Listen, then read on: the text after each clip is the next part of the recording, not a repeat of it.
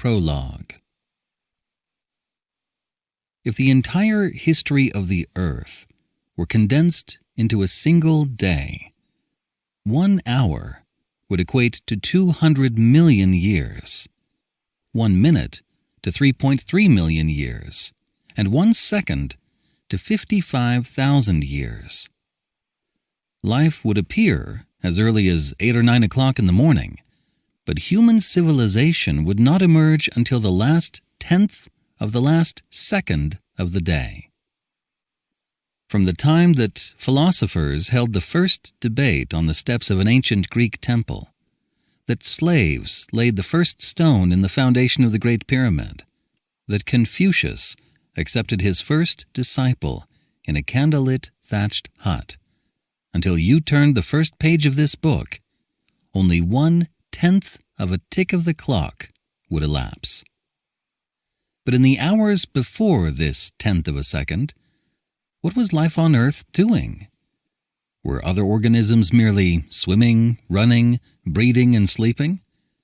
Were they always so very stupid for billions of years?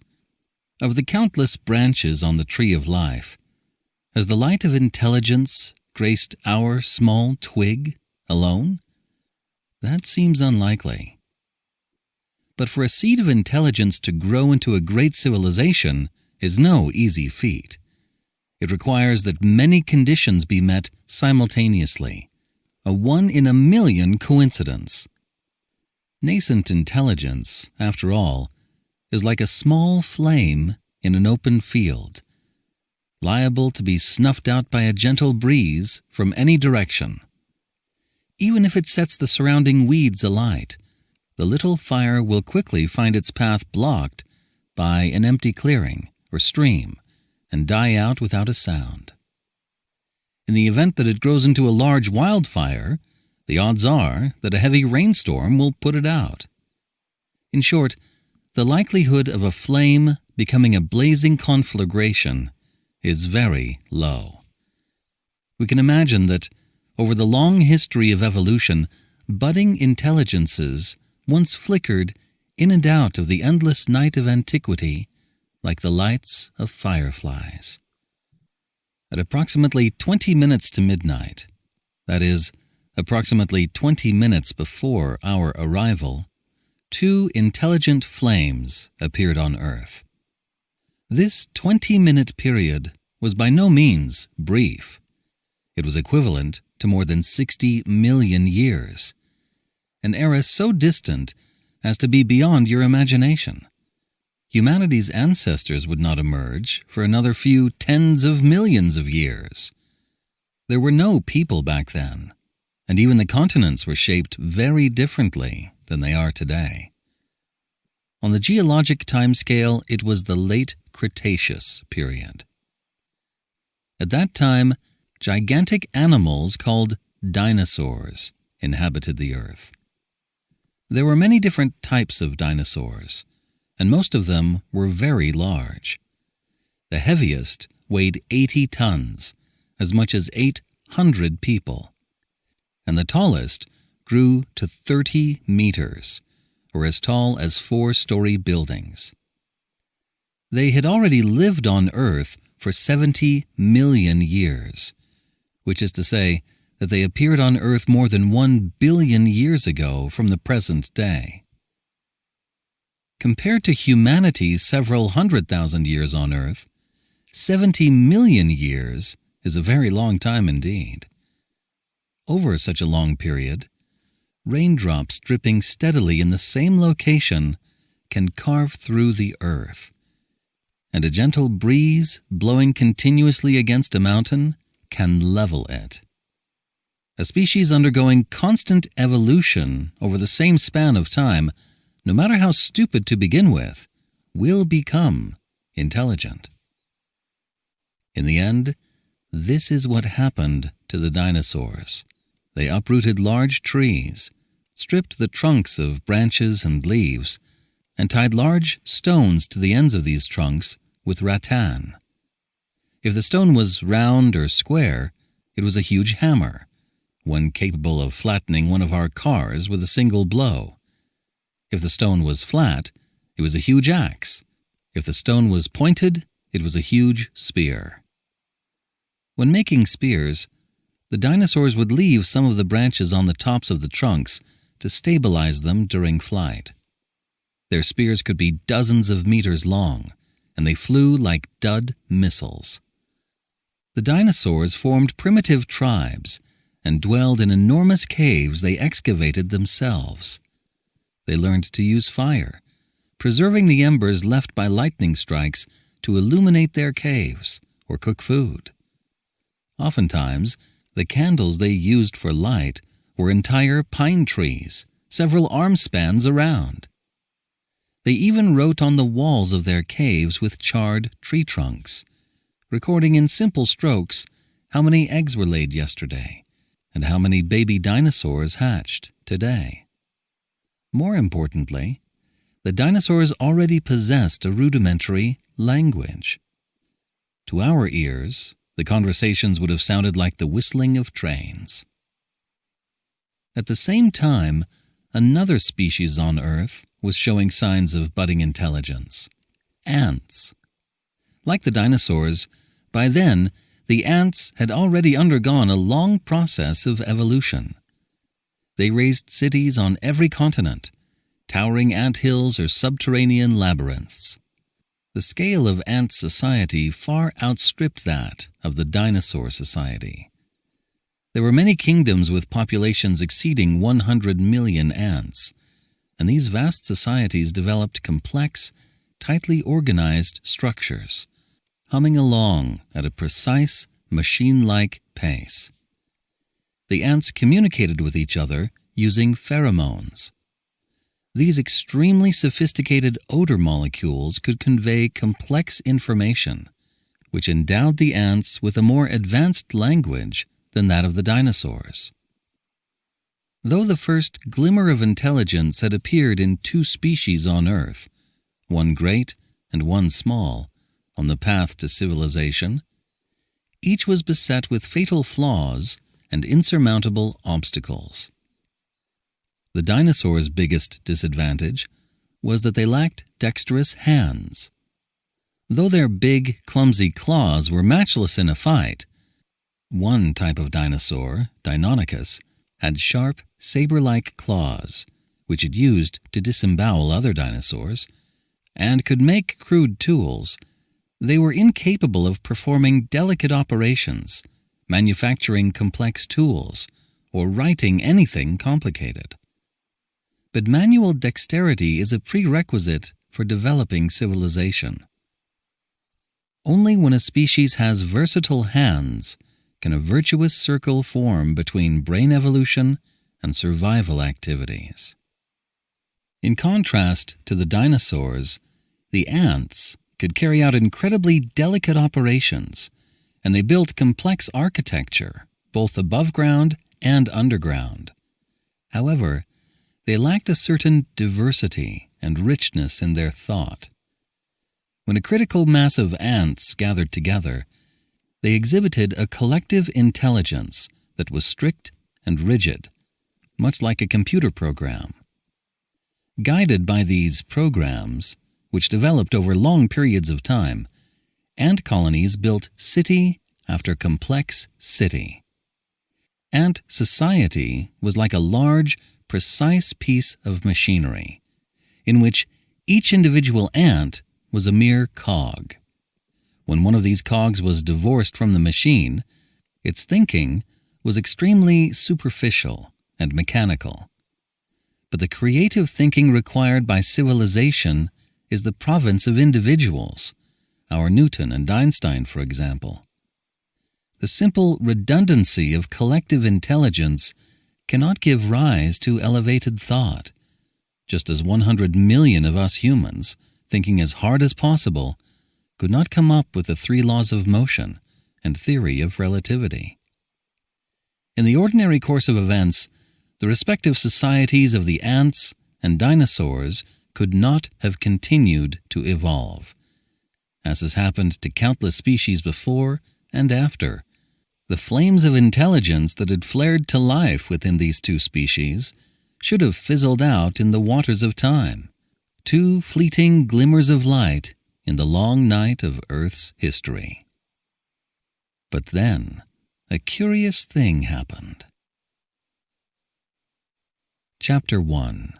The First Encounter. It was an ordinary day in the late Cretaceous. It is impossible to determine the exact date, but it was truly an ordinary day, and Earth was at peace. Let us examine the shape of the world that day. At that time, the shape and position of the continents differed radically from their present forms. Antarctica and Australia formed a single landmass, larger than either continent is today.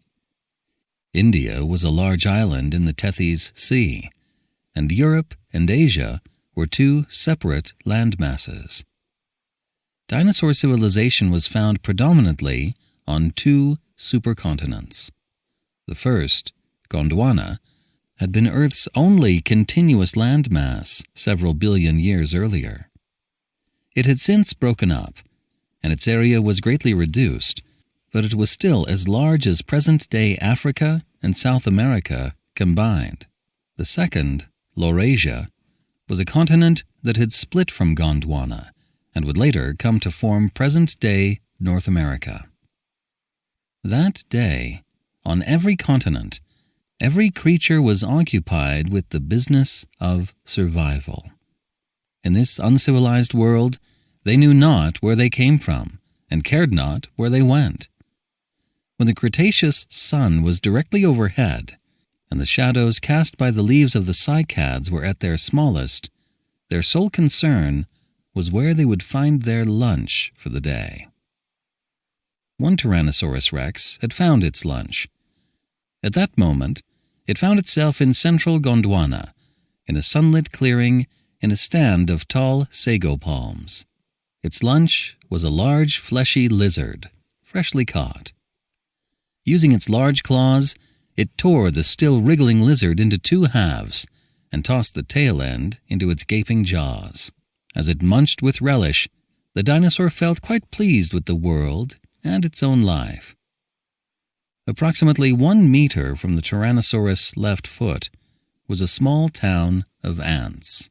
Most of the town lay underground, providing a home for over 1,000 ants.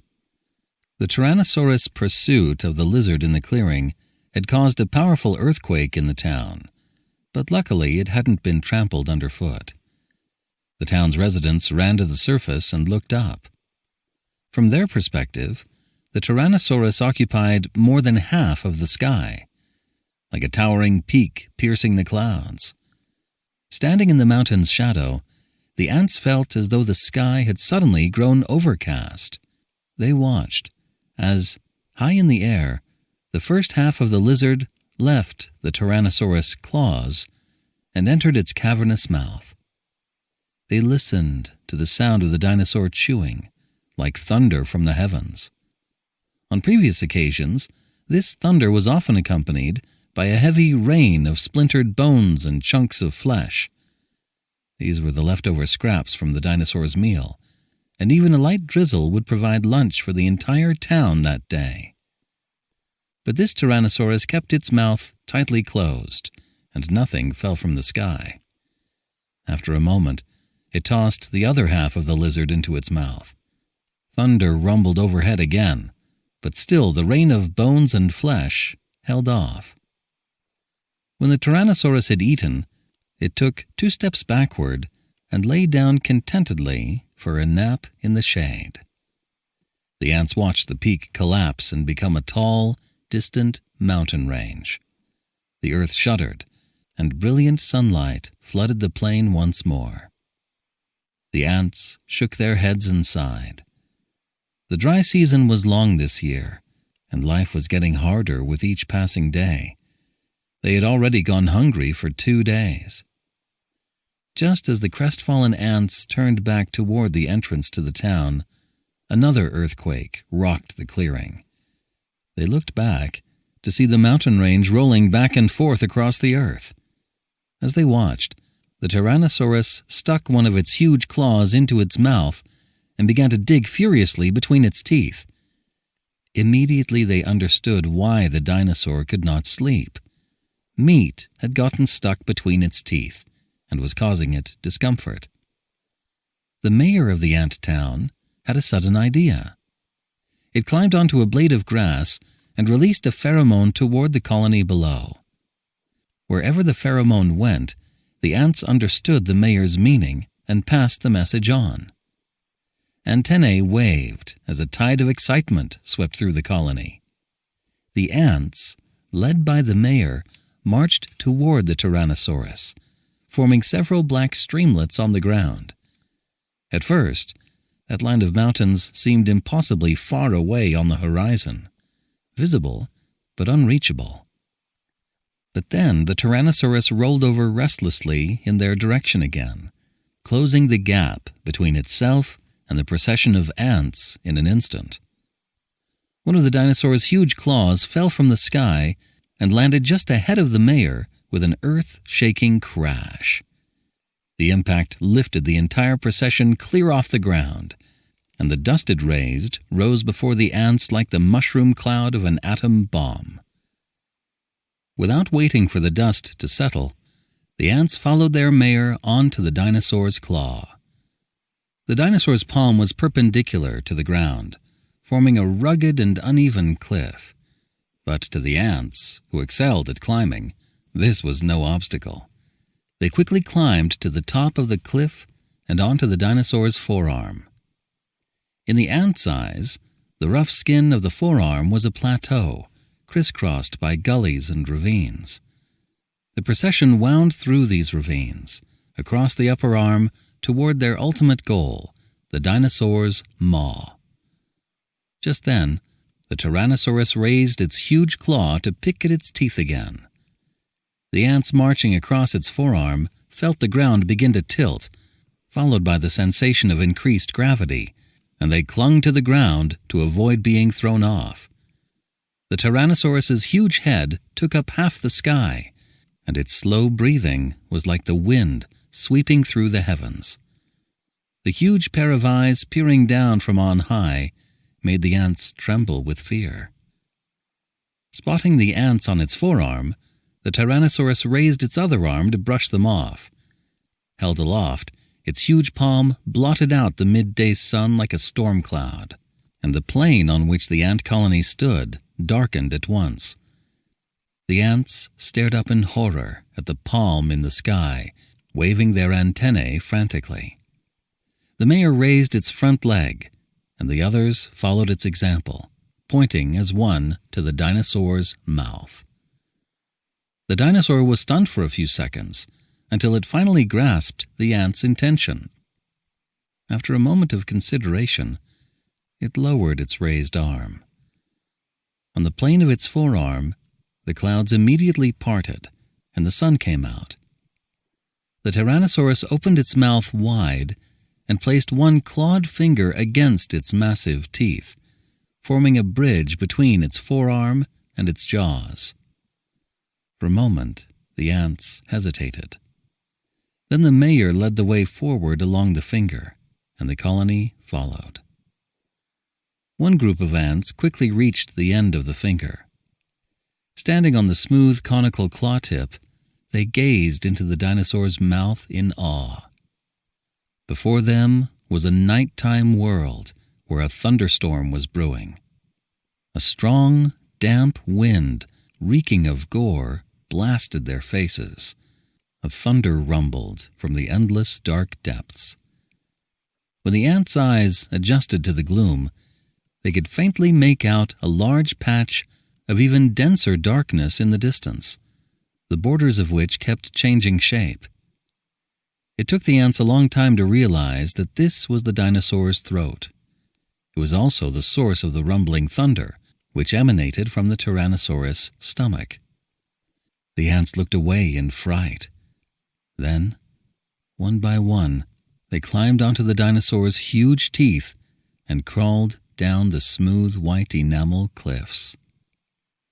In the wide crevices between the teeth, they began to tear at the pink lizard flesh, that was lodged there with their powerful mandibles. Now and then, an ant looked up as it chewed at the two enormous teeth piercing the sky on either side of it. Above them, on the dinosaur's palate, another row of teeth gleamed in the sunlight, slanting into its mouth, seeming as though they might come crashing down at any moment. The Tyrannosaurus had already moved its finger to its upper jaw, and an unbroken stream of ants continued to climb onto its teeth to devour the meat in between them, creating a mirror image of the scene on its lower jaw. Over 1,000 ants bustled about the dozen or so crevices between the dinosaur's teeth. Soon, the scraps of meat were picked clean. The discomfort between the Tyrannosaurus' teeth vanished. The dinosaur was not yet evolved enough to say thank you, so it merely let out a long sigh of satisfaction. A sudden hurricane scoured the 2 rows of teeth, blowing every last ant out. The colony drifted through the air like a cloud of black dust. Because their bodies were incredibly light, they landed unscathed about a meter from the Tyrannosaurus' head. With full stomachs, the ants walked back to the entrance of the town, thoroughly satiated. The Tyrannosaurus, having eliminated the discomfort between its teeth, rolled over into the cool shade and fell into an easy sleep. And that was that. As the earth turned quietly, the sun slid silently toward the west. The shadows of the cycads grew longer. The butterflies and small insects flitted through the trees. In the distance, the waves of the primeval ocean lapped against the shores of Gondwana. Unbeknownst to all, in this tranquil moment, Earth's history had veered sharply in another direction. Chapter 2. The Dawn of Civilization. 2 days after the encounter between the ants and the dinosaur, on an equally sweltering afternoon, the inhabitants of the ant town felt another quake above them. When they came to the surface, they were greeted by the towering figure of a Tyrannosaurus. They recognized it straight away as the same one from 2 days ago. The Tyrannosaurus crouched down and hunted about on the ground. When it found the colony, it lifted a claw and gestured to the 2 rows of huge teeth in its gaping mouth. The ants understood the dinosaur immediately, and all 1,000 of them waved their antennae excitedly. The Tyrannosaurus put one of its forelimbs flat on the ground and allowed the ants to climb on. And just like that, the scene from 2 days ago replayed itself. The colony made a meal of the meat stuck between the dinosaur's teeth, and the dinosaur was relieved of a slight pain. For a time after that, the Tyrannosaurus routinely sought out the town of ants so they could pick its teeth. The ants could feel its footfalls from 1,000 meters away and accurately distinguish them from those of other dinosaurs. They could even tell by the sound what direction the Tyrannosaurus was moving. If it was coming toward the town, the ants rushed eagerly to the surface, with the knowledge that their food for the day was assured. Little by little, the cooperation between the enormous creature and the tiny creatures became more practiced and understood. One day, the town's residents heard the sounds of footsteps through the earthen ceiling once again. But this time was different. The footsteps they knew were mingled with unfamiliar vibrations. When the ants rushed to the surface, they saw their partner had brought along 3 other Tyrannosaurus rex and a Tarbosaurus bata. All 5 dinosaurs pointed to their teeth with their claws, requesting the ants' help. The mayor, recognizing that its forces alone were not up to the task, sent several drones post-haste to contact other ant towns in the area. Soon, 3 streams of ants came out of the trees and converged on the clearing. Over 6,000 ants assembled in total. Each dinosaur required the service of 1,000 ants, or rather, the meat between its teeth could satisfy 1,000 ants. The next day, 8 dinosaurs came to have their teeth cleaned by the ants. Over the next few days after that number increased to 10, most of them large carnivores. The dinosaurs trampled the surrounding cycads, enlarging the clearing significantly. At the same time, they also solved the food problems of a dozen ant towns in the vicinity. However, the foundation for cooperation between the two species was by no means secure. First, compared to the myriad hardships faced by the dinosaurs, hunger when prey was scarce, thirst when water was nowhere to be found, injuries sustained in fights with their own kind or other kinds of dinosaurs, as well as a host of fatal diseases, getting meat stuck between their teeth was a piddling discomfort.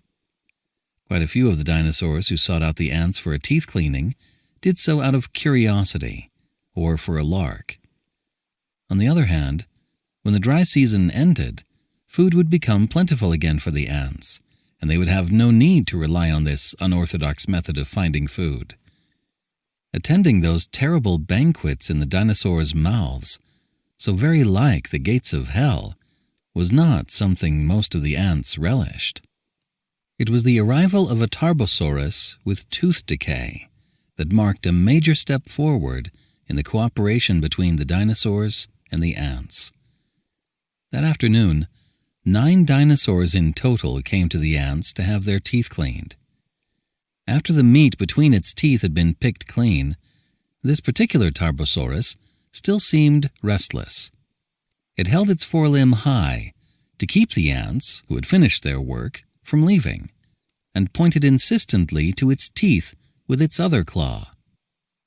The mayor in charge of this colony let a few dozen ants back into the dinosaur's mouth and searched the row of teeth carefully. They quickly discovered several cavities in the smooth enamel walls, each large enough to admit 2 or 3 ants side by side. The mayor went first into one of these holes, and several ants crawled in after it. They closely scrutinized the walls of the passage. The dinosaur's teeth were very hard, and anything that could tunnel through material like this was indisputably a digger that rivaled the ants themselves. As the ants felt their way forward, a black worm, twice their size, suddenly erupted from a branch passage. It had a pair of large, sharp mandibles, and with a click, it bit off the mayor's head. At the same time, more worms burst in from out of nowhere, dividing the line of ants in the tunnel, and launched a ferocious attack against them. The ants were too exhausted to defend themselves, and more than half were slaughtered in an instant. The remaining survivors struggled to break through the encirclement, but after rushing past the black worms, they became lost in the labyrinthine passages. Only 5 ants escaped the cavity, one of whom was carrying the mayor's head. An ant's head retains life and consciousness for a relatively long time after being separated from its body. Thus, when the 5 ants carried the mayor's head from the dinosaur's mouth, it explained the situation in the teeth to the 1,000 ants still standing on the forearm, and issued a final command before it died. Soon, a minuscule army of 200 soldier ants marched into the dinosaur's mouth. They cleared out the tooth the mayor had entered first. Though the soldier ants were skilled at fighting, the black worms were many times their size. Owing to their familiarity with the structure of the tunnels, the worms successfully checked the soldier ants' attack, killing a dozen ants and forcing them to retreat from the tunnel. Just as the ant army's morale began to flag, reinforcements from another town arrived. These troops were a different type of soldier ant. Though they were smaller, they could deliver devastating attacks with formic acid. The newly arrived soldier ants rushed into the tunnel, then promptly turned around, aimed their posteriors at the enemy, and ejected a fine spray of formic acid droplets. Dark smoke poured from the bodies of the worms as they were reduced to scorched black masses in an instant. Soon another detachment of reinforcements arrived. These soldier ants were also relatively small, but their mandibles were so venomous that a tiny bite could cause a black worm to twitch twice and drop dead. As the battle moved into full swing, the ant army moved from tooth to tooth in the Tarbosaurus' mouth, rooting out the black worms. Acidic smoke leaked from every cavity in its teeth. A team of worker ants carried the bodies of the black worms out of the dinosaur's mouth and deposited them on a leaf in its palm. Soon the leaf was piled high with dead black worms, those that had been burned with acid still issuing smoke. Several other dinosaurs gathered around the Tarbosaurus, looking on in amazement. Half an hour later, the battle was over, and the black worms had been purged from its teeth. The Tarbosaurus' mouth was filled with the strange taste of formic acid, but the dental complaint that had troubled it for most of its life was gone. It began to roar excitedly, telling the miracle to all the dinosaurs present. The news spread quickly through the forest, and the number of dinosaurs visiting the ants suddenly spiked. Some of them still wanted their teeth picked, but most came seeking treatment for dental ailments, as tooth decay was prevalent among carnivores and herbivores alike. On the busiest days, as many as several hundred dinosaurs congregated in the clearing. Accordingly, the number of ants come to service them also saw a sharp increase. Unlike the dinosaurs, the ants, once arrived, rarely left. A large city of more than 1 million ants gradually rose up there, and this city, called the Ivory Citadel, became the first gathering place of ants and dinosaurs on Earth. Every day, colossal dinosaurs strode across the floor of the clearing in between streams of ants. It was a bustling, prosperous scene. With the increase in business and the end of the dry season, the ants were no longer satisfied with the scraps of meat between the dinosaurs' teeth. The dinosaurs paid them for their medical services with fresh bones and meat. Since the ants of the Ivory Citadel no longer needed to forage for food, they became professional dentists. This specialization led to rapid advances in the ants' medical technology. In their battles to clear out the toothworms, the ants often traveled along the cavities to the roots of the dinosaurs' teeth. At the junction of the teeth and gums, they found thick, translucent pipes. When these pipes were touched during combat, violent earthquakes would shake the dinosaurs' mouths. Over time, the ants gradually came to understand that stimulating these pipes caused the dinosaurs pain. Later, they would call these structures nerves. The ants had known for a long time that consuming the roots of a certain two-leaved herb would numb their limbs and put them to sleep, sometimes for several days. During this time, an ant would feel no pain, even if one of its legs were torn off. Therefore, they applied the juice of this herb to the nerves in the roots of the dinosaurs' teeth, and thereafter, contact with the nerves no longer triggered earthquakes. Oftentimes, the gums of dinosaurs suffering from dental diseases were septic, but the ants knew of another herb whose juice could improve wound healing. So they spread the juice of this herb on the ulcers on the dinosaurs' gums, which closed up quickly. The introduction of these two pain and inflammation reduction techniques not only enabled the ants to cure dinosaurs of toothworms, but also equipped them to treat other ailments not caused by the worms, such as toothaches and periodontitis. However, the real revolution in the ants' medical technology was brought about by the exploration of the dinosaur body. The ants were natural explorers.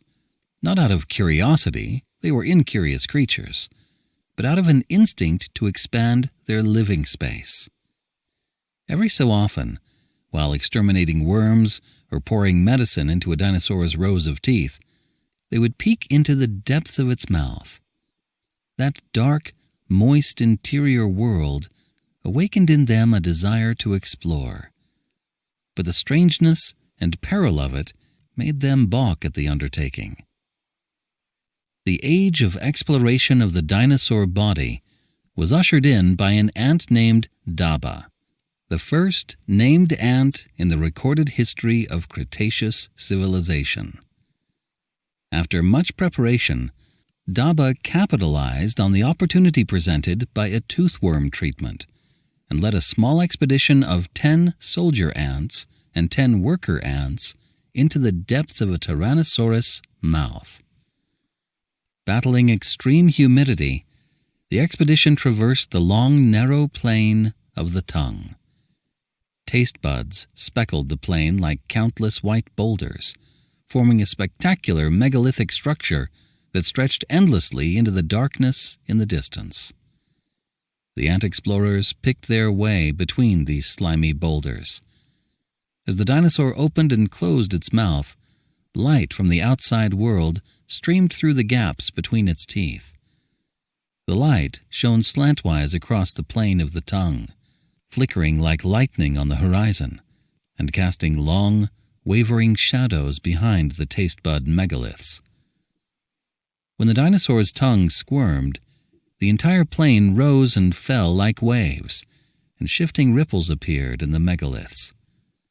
The nightmarish sight struck terror into the ants, but they pressed on. Sometimes, when the dinosaur swallowed, viscous floodwaters suddenly gushed in from both sides, submerging the entire plane in an instant.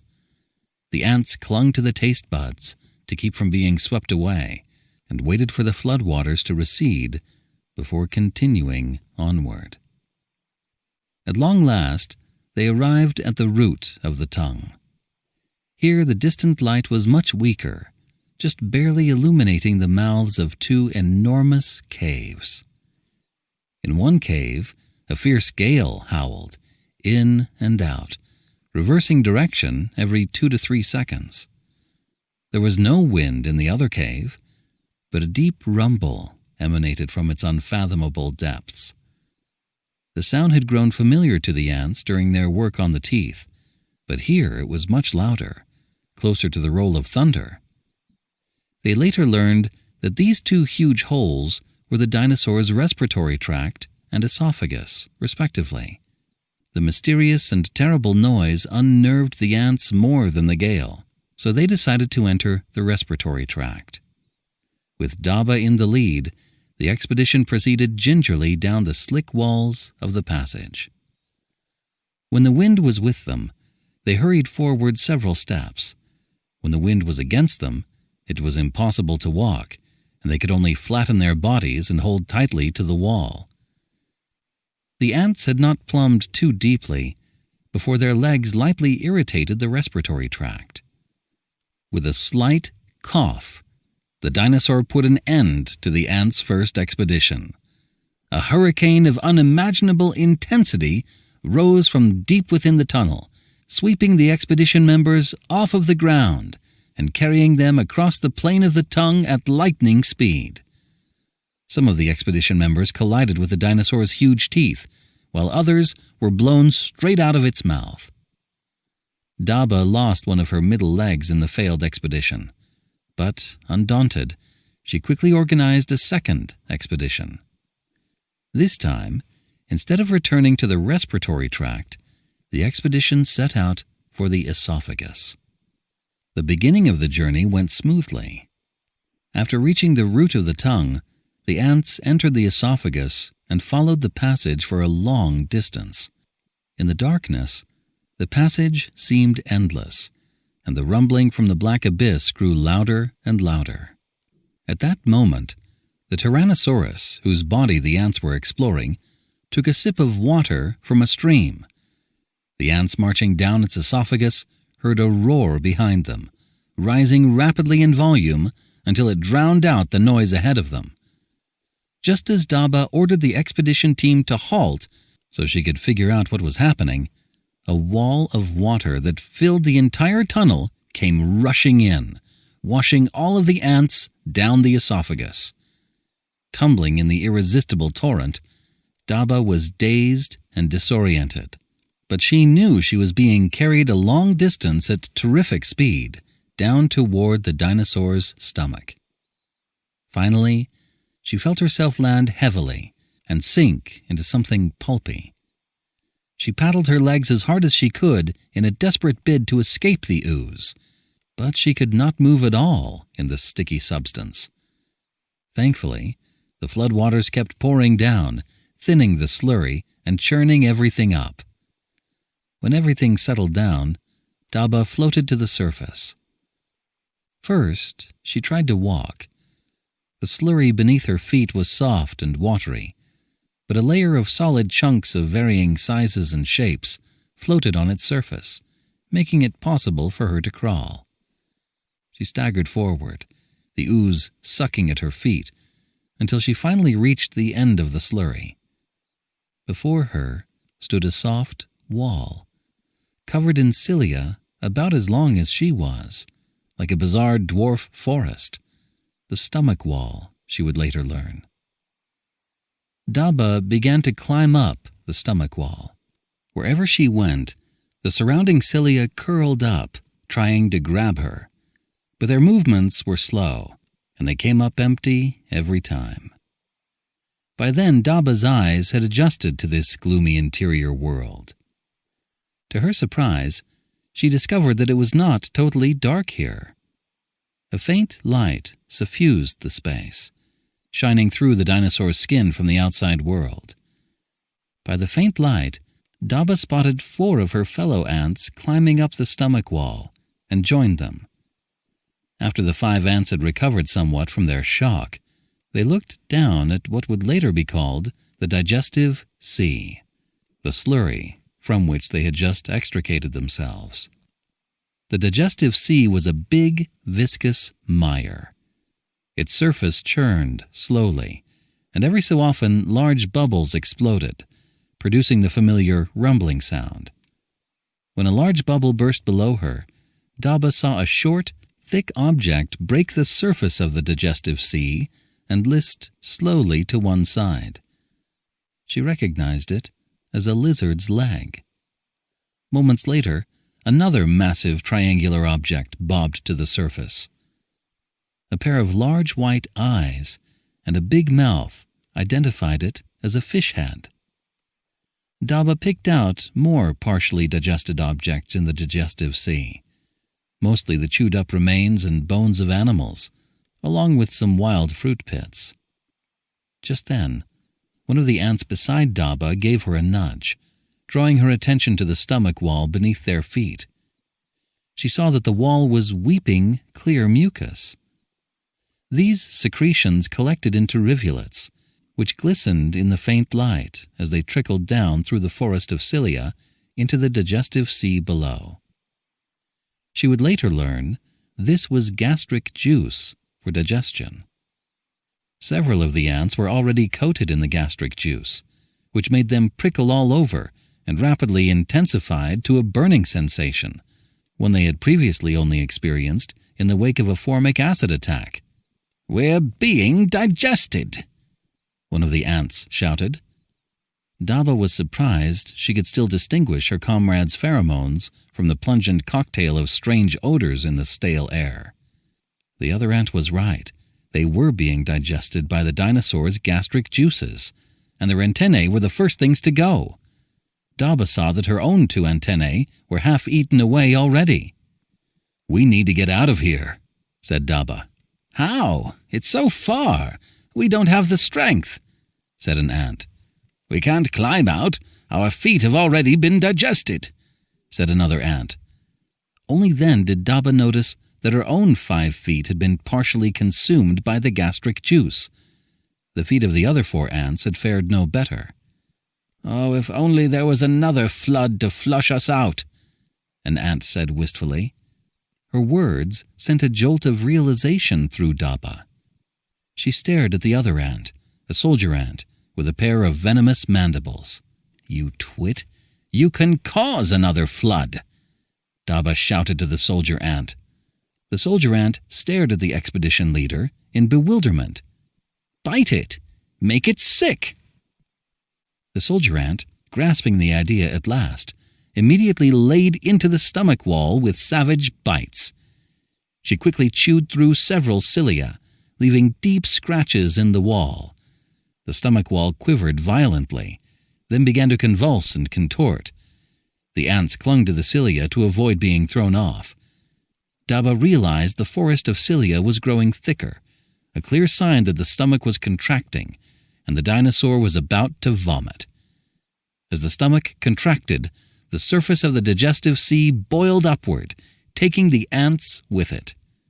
Carried along by the rapidly rising sea, in a very short space of time, the 5 ants passed through the long esophagus, swept over the plain of the tongue, and crossed over the 2 rows of teeth into the wide world outside, landing heavily in the grass. When the 5 expedition members extricated themselves with great difficulty from the large pile of vomit, they were greeted by a sea of ants, a crowd of several 100,000, come to cheer for the great explorers. The age of exploration of the dinosaur body had begun in earnest. This era was as important to ant civilization as the age of discovery was to humanity. Following Daba's pioneering feat, one ant expedition after another plumbed the depths of dinosaur bodies via the esophagus. They discovered that when a dinosaur ate or drank, riding the water or chewed up food was the fastest way in. The ants knew that a dinosaur was made up of at least 2 systems: the digestive system, which they had probed many times, and the respiratory system, which they had never visited. After Daba recovered from her injuries, the 5-legged, stumpy feelered ant led yet another expedition through a dinosaur's windpipe. This time, the expedition team was comprised of smaller ants, and they marched at widely spaced intervals to minimize the irritation to the dinosaur's respiratory tract and prevent a disastrous cough. Compared to the esophagus, the journey through the respiratory tract was grueling, as there was no food or water on which they could hitch a ride, and they had to march against the gale. Only the strongest ants stood a chance of making the journey. But the great explorer and her team triumphed again when they entered a dinosaur's respiratory system for the first time. Unlike the damp, suffocating digestive system, the respiratory system was a domain of fierce winds and currents. In the dinosaur's lungs, the ants witnessed the awe-inducing sight of air dissolving into the bloodstream in the vast, 3-dimensional labyrinth formed by the air sacs. That river of blood, flowing from some unknown source, told them of the existence of other worlds inside the dinosaurs. Much later, they came to learn that dinosaur bodies contained not only a circulatory system, but a nervous system and an endocrine system as well. The third stage of exploration entailed surveying the dinosaurs' craniums. Initially, the ants attempted to enter through the nostrils, but the irritation caused their dinosaur subject to sneeze. The resulting expulsion of air traveled much faster than the coughs they had encountered in the respiratory tract, shooting the ants from the nostrils like bullets from a gun. Most of the expedition members were torn to shreds. Later cranial survey expeditions entered through the ears with more success. The ants explored the dinosaur's visual and auditory organs and observed these delicate systems. They even reached as far as the brain, though they were mystified as to the organ's purpose. It was many years later before they realized its significance. Thus, the ants gained a detailed understanding of dinosaur anatomy, laying the foundation for the medical revolution that followed. The ants often saw sick dinosaurs, They were mere skeletons, their eyes dull and heavy, their movements slow and feeble, moaning continually with pain. Many of these dinosaurs would die shortly thereafter. Ant expeditions entered the bodies of these sick dinosaurs on numerous occasions. By comparing them to healthy dinosaurs, they easily ascertained the position of diseased internal organs and lesions. The ants envisioned many different methods of treating internal diseases in dinosaurs, but not a single one could be put to the test. The treatment of internal diseases was a mammoth undertaking, but the ants had always entered the dinosaurs' bodies without the latter's knowledge. If the dinosaurs knew that the ants wanted to burrow into their stomachs or brains, the vast majority would refuse, even if the ants' intent was to cure them of disease. An epoch-making breakthrough occurred with a hadrosaurus named Elijah, the earliest known named dinosaur in the history of Cretaceous civilization. One day, the dinosaur Elijah trudged into the ivory citadel. One glance at his frail state told the ants he was ill. When a group of approximately 500 ants went forward to greet him and offer assistance, just as they did for other dinosaur patients, Elijah opened his mouth and pointed inside with his claw. The gesture was unnecessary. Dinosaurs only came here to get their teeth worked on.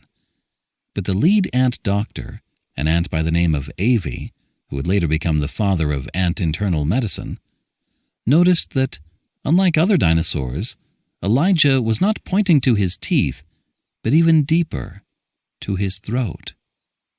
Then the dinosaur pointed to his stomach, grimaced to show that it hurt, and pointed to his throat again.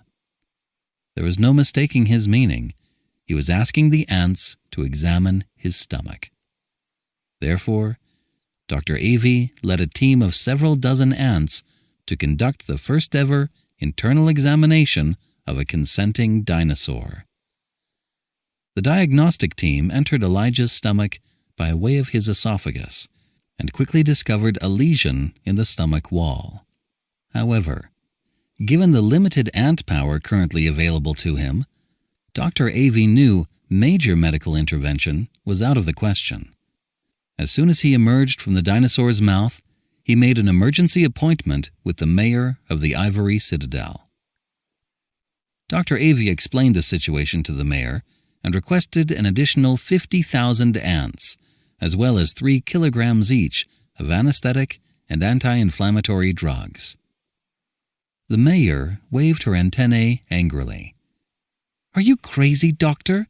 We have a full load of dinosaur patients today.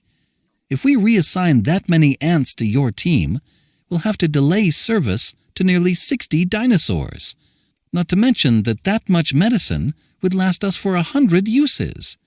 That Hadrosaurus is sickly. It's too weak to find bones and meat. How will it pay for this super treatment?" "You must take the long view, Madam Mayor," Dr. Avi replied. "If this intervention is successful, ants won't just be able to treat dental diseases.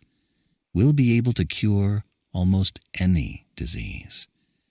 Our business with the dinosaurs will increase tenfold, 100-fold. We'll earn more bones and meat than we can count, and your city will grow prodigiously." The mayor was persuaded and gave Avi the ants, drugs, and authority he had asked for. A huge group of 50,000 ants was soon assembled, and 2 piles of drugs were hauled in. The sick Hadrosaurus lay flat on the ground as the army of ants marched into its open mouth in massive, streaming columns, each ant carrying a tiny knapsack filled with drugs. Hundreds of giant dinosaurs gathered around in a circle, gaping at this grand undertaking. "The idiot's letting all those bugs crawl right into his stomach," huffed a Tarbosaurus. "So what? Don't we already let them into our mouths?" a Tyrannosaurus said dismissively. "I let them on my teeth, but my stomach is different," the Tarbosaurus replied. But if they can really cure his illness, a squat stegosaurus behind them began, craning her neck to see. You'd let them crawl into your stomach just for that? Next they'll be crawling into our noses, ears, eyes, even our brains. Who knows what will happen then? The Tarbosaurus glared at the Stegosaurus. Who cares? Think how easy life would be if every disease could be cured, said the Tyrannosaurus, stroking his chin. Yeah, life would be so easy. Getting sick is terrible. The surrounding dinosaurs chimed in agreement.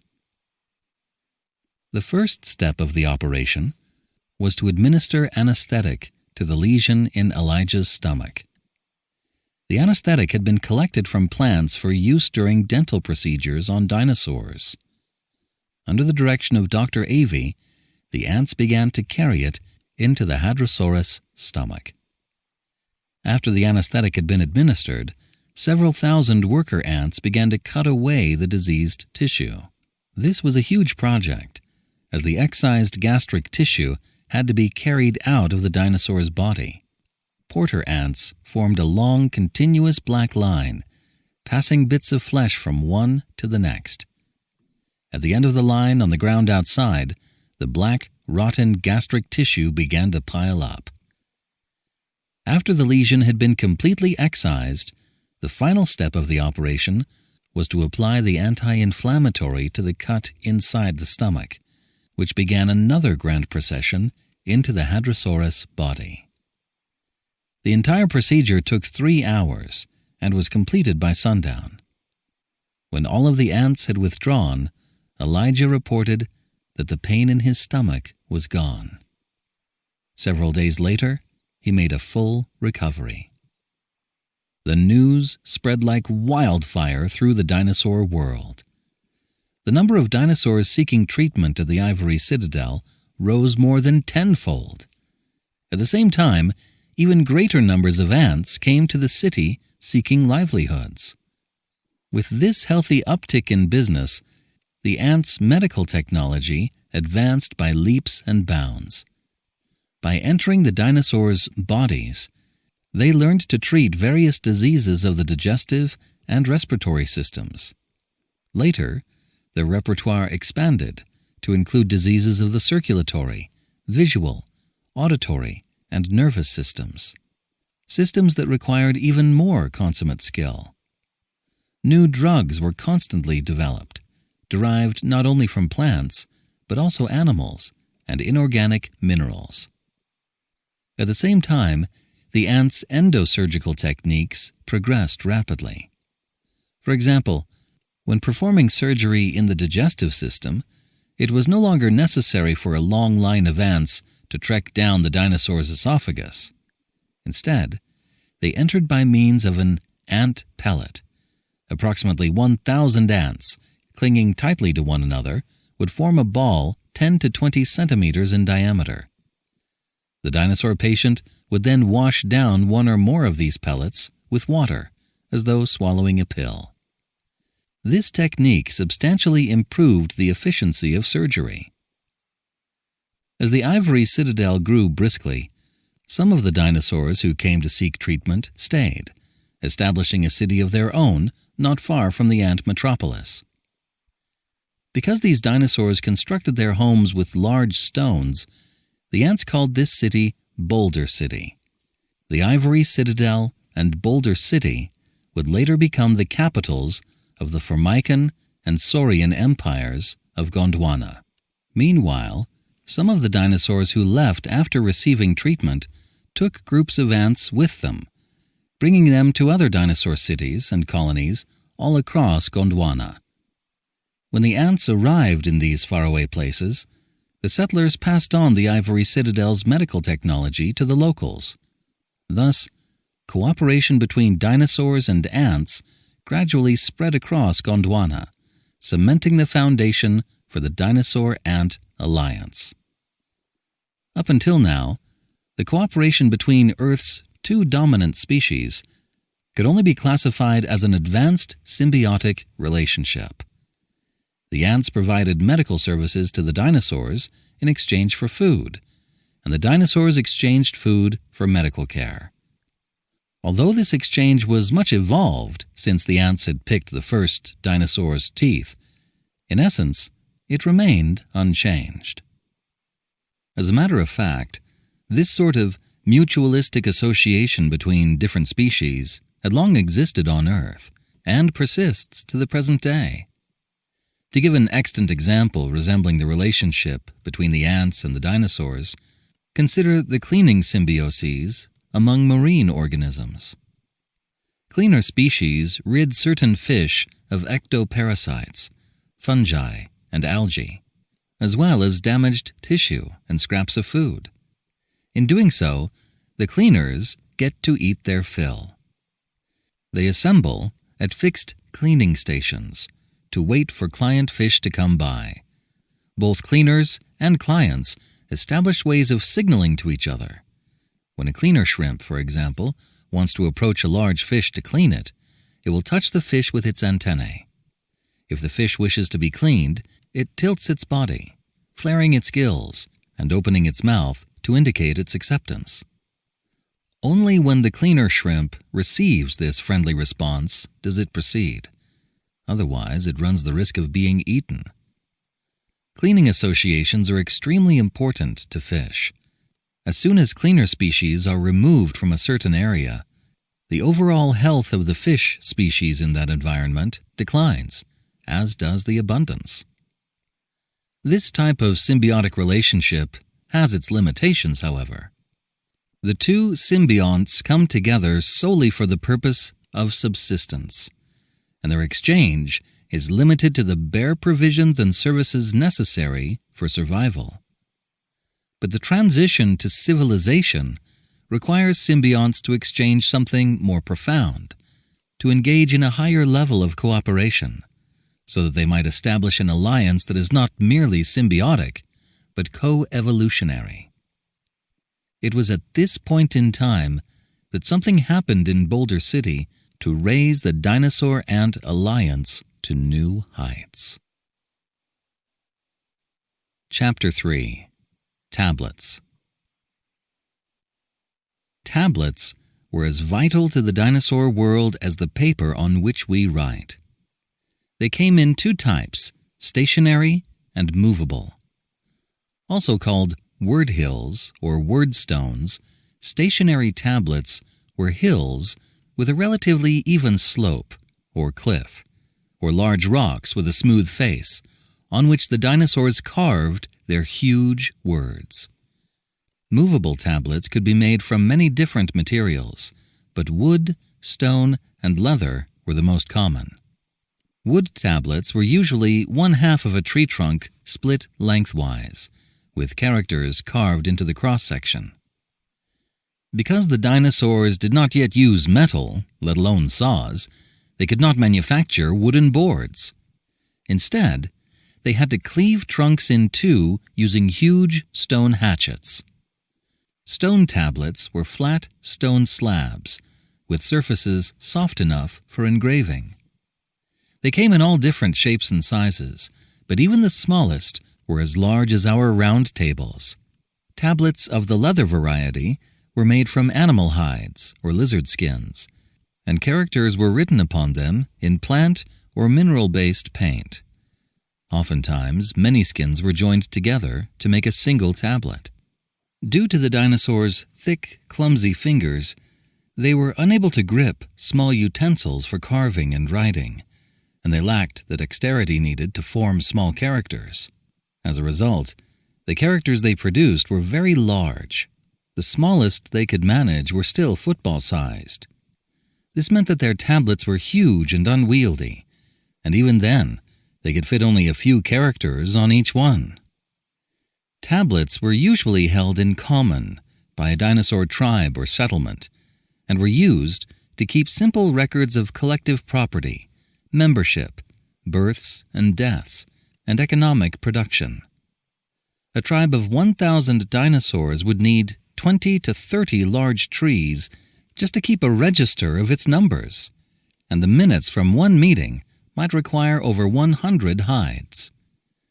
The manufacture of tablets placed a significant drain on the dinosaurs' means of subsistence and production. And when tribes or settlements relocated, a frequent occurrence during the hunting era, transporting libraries of tablets proved an even heavier burden. For this reason, although dinosaur society had possessed a written language for 1,000 years, its cultural development was painfully slow and had nearly come to a standstill in the last few centuries. Until now, the dinosaurs' script had remained extremely crude.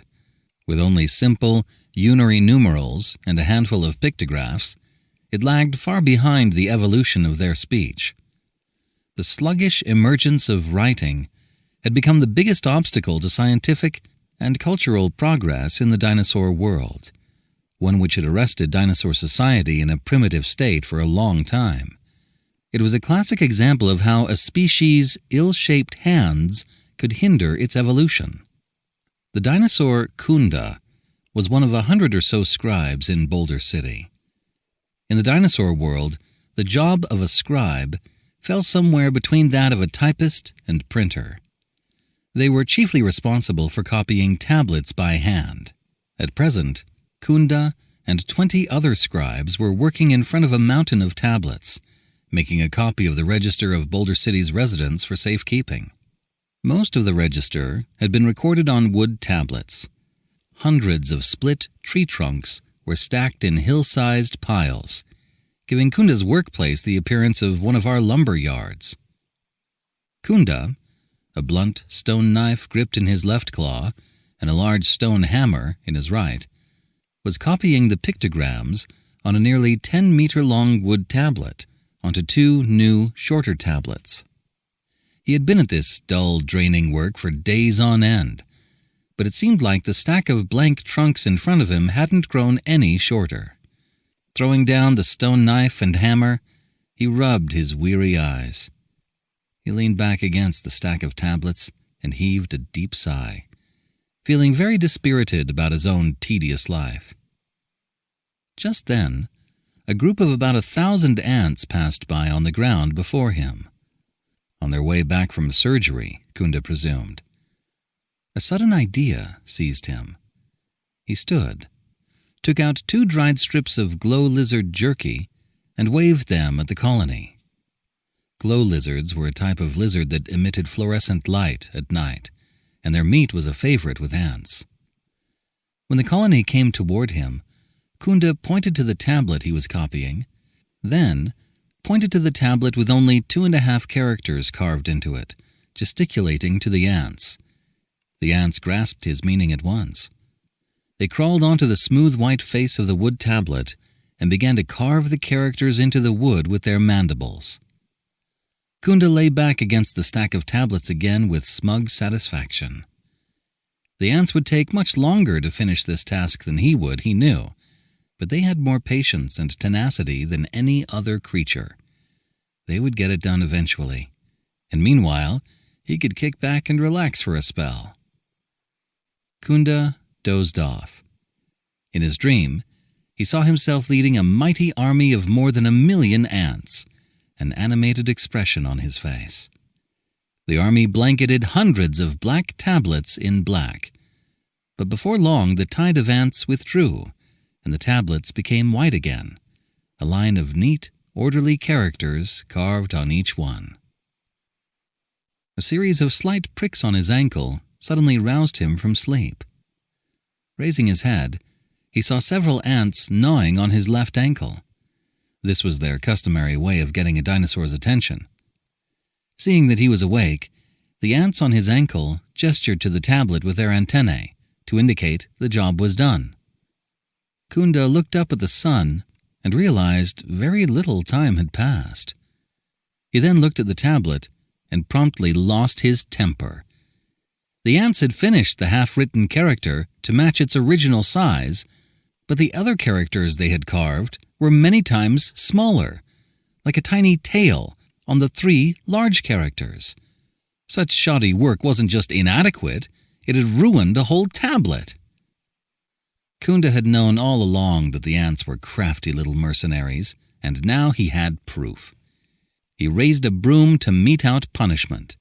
But after a second inadvertent glance at the panel, a sudden revelation flashed through his mind.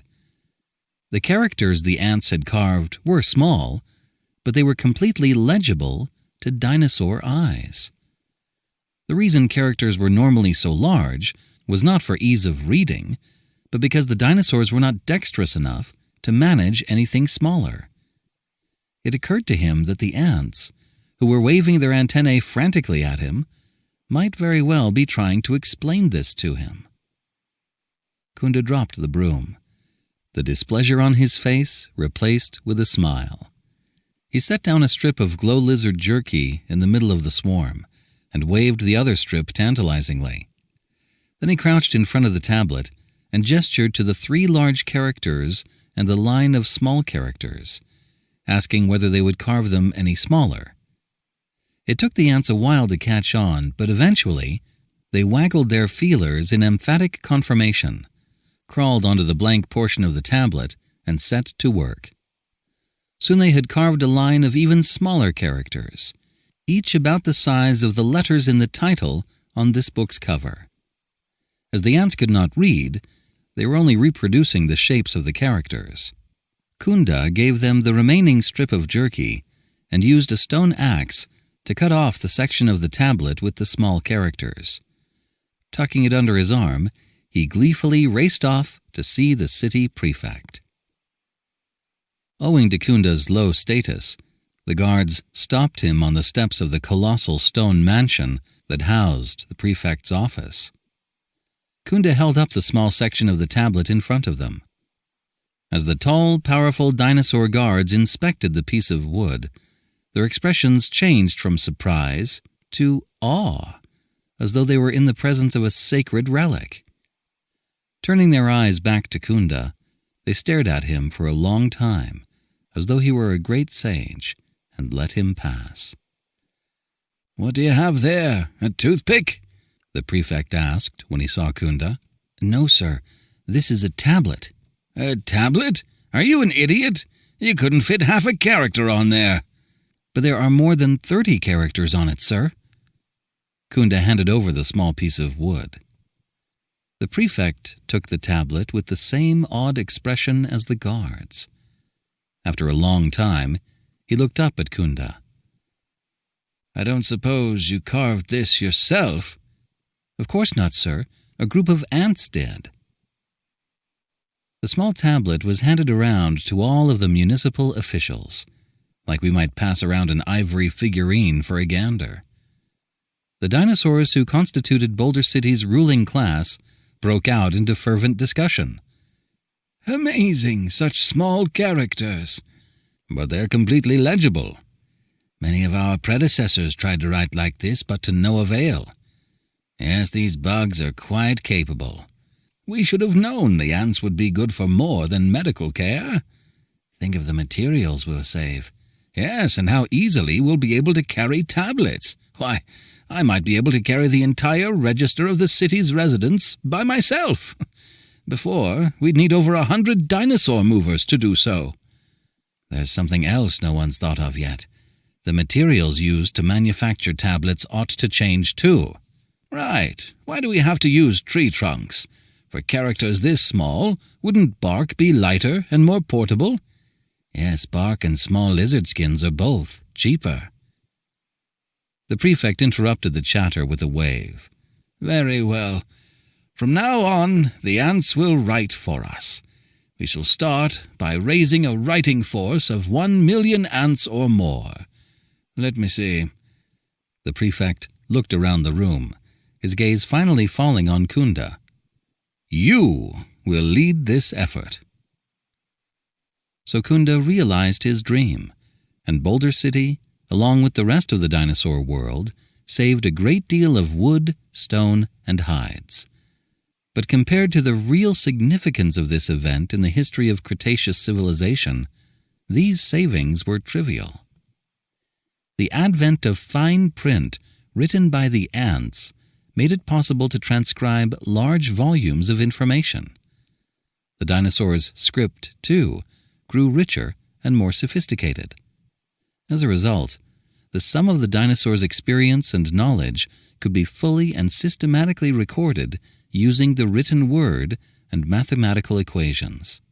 In addition, this information could be widely disseminated through writing, whereas before it could only be preserved in memory and oral tradition. This remarkable advancement gave fresh impetus to Cretaceous science and culture, sending the long-stagnant Cretaceous civilization into a period of breakneck development. Meanwhile, new applications for the ants' fine motor skills were found in all sectors of the dinosaur world. Take timekeeping technology as an example. Dinosaurs had invented the sundial long ago, but because they used a large tree trunk as a gnomon and drew rough hour lines around it, this type of crude sundial was necessarily fixed in place. Thanks to the introduction of the ants' skills, sundials could be made smaller, the hour lines more precise, allowing dinosaurs to carry them around. Later, dinosaurs would invent the hourglass and the water clock, and though they might have been able to make the containers these devices required themselves, only ants could bore the crucial holes. The manufacture of mechanical clocks was even more dependent upon ant labor, as even a grandfather clock taller than a dinosaur still contained numerous small parts that could only be machined by ants. However, the area in which the ants' skills made the most meaningful contribution to the growth of civilization, besides writing, was scientific experimentation. Thanks to the ants' capacity for delicate work, it was now possible to take precise measurements that had once eluded dinosaurs, allowing scientific experimentation in the dinosaur world to shift from qualitative to the quantitative. Experimental research, once thought impossible, became reality, leading to rapid strides in Cretaceous science. Ants were now an integral part of the dinosaur world. Dinosaurs of high standing were never without a miniature ant nest. Most of these nests resembled a wooden sphere and housed several hundred ants. When a dinosaur needed to write, it would unfold a piece of bark or hide parchment on the table and set its ant nest beside it. The ants inside would crawl onto the parchment and etch the words dictated to them by the dinosaur. The ants wrote very differently than we do. They employed a concurrent method of writing. Large numbers of ants carved many characters at the same time, allowing them to far outstrip our handwriting speed. Naturally, this pocket-sized ant nest also came in handy for many other tasks requiring a delicate touch. For their part, the ants received far more than bones and meat from the dinosaurs. After this new partnership between the dinosaurs and ants began, the first invaluable asset the ant world received from the dinosaur world was written language. The ant world had never had a written language before, and even after they began to write for the dinosaurs, they remained illiterate. As a result, they were limited to simple reproduction work, copying the dinosaurs' large tablets onto paper. Even then, their efficiency was slow, as they could only copy one stroke at a time. But the dinosaurs were in dire need of ants who could take dictation like secretaries, and the ants, who were well aware of the importance of written language to society, were eager to learn. Thanks to a concerted effort on both sides, the ants quickly mastered the dinosaurs' script and borrowed it for use in their own society. For Cretaceous civilization, the greatest significance of the ants' mastery of the dinosaurs' written language was as a bridge between their respective worlds.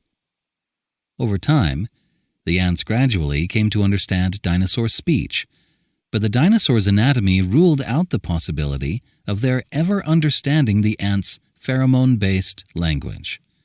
Consequently, only simple exchanges took place between the two worlds. But, with the ants' mastery of written language came a fundamental change in the situation. The ants could communicate with the dinosaurs through writing. To facilitate this communication, they invented an astounding method of writing. Within a square area, thousands of ants would quickly arrange themselves to form lines of text. This drill composition technique grew more polished by the day. Eventually, the transition between drill formations was so swift that the block of ants resembled the instantaneous output displayed by a computer screen.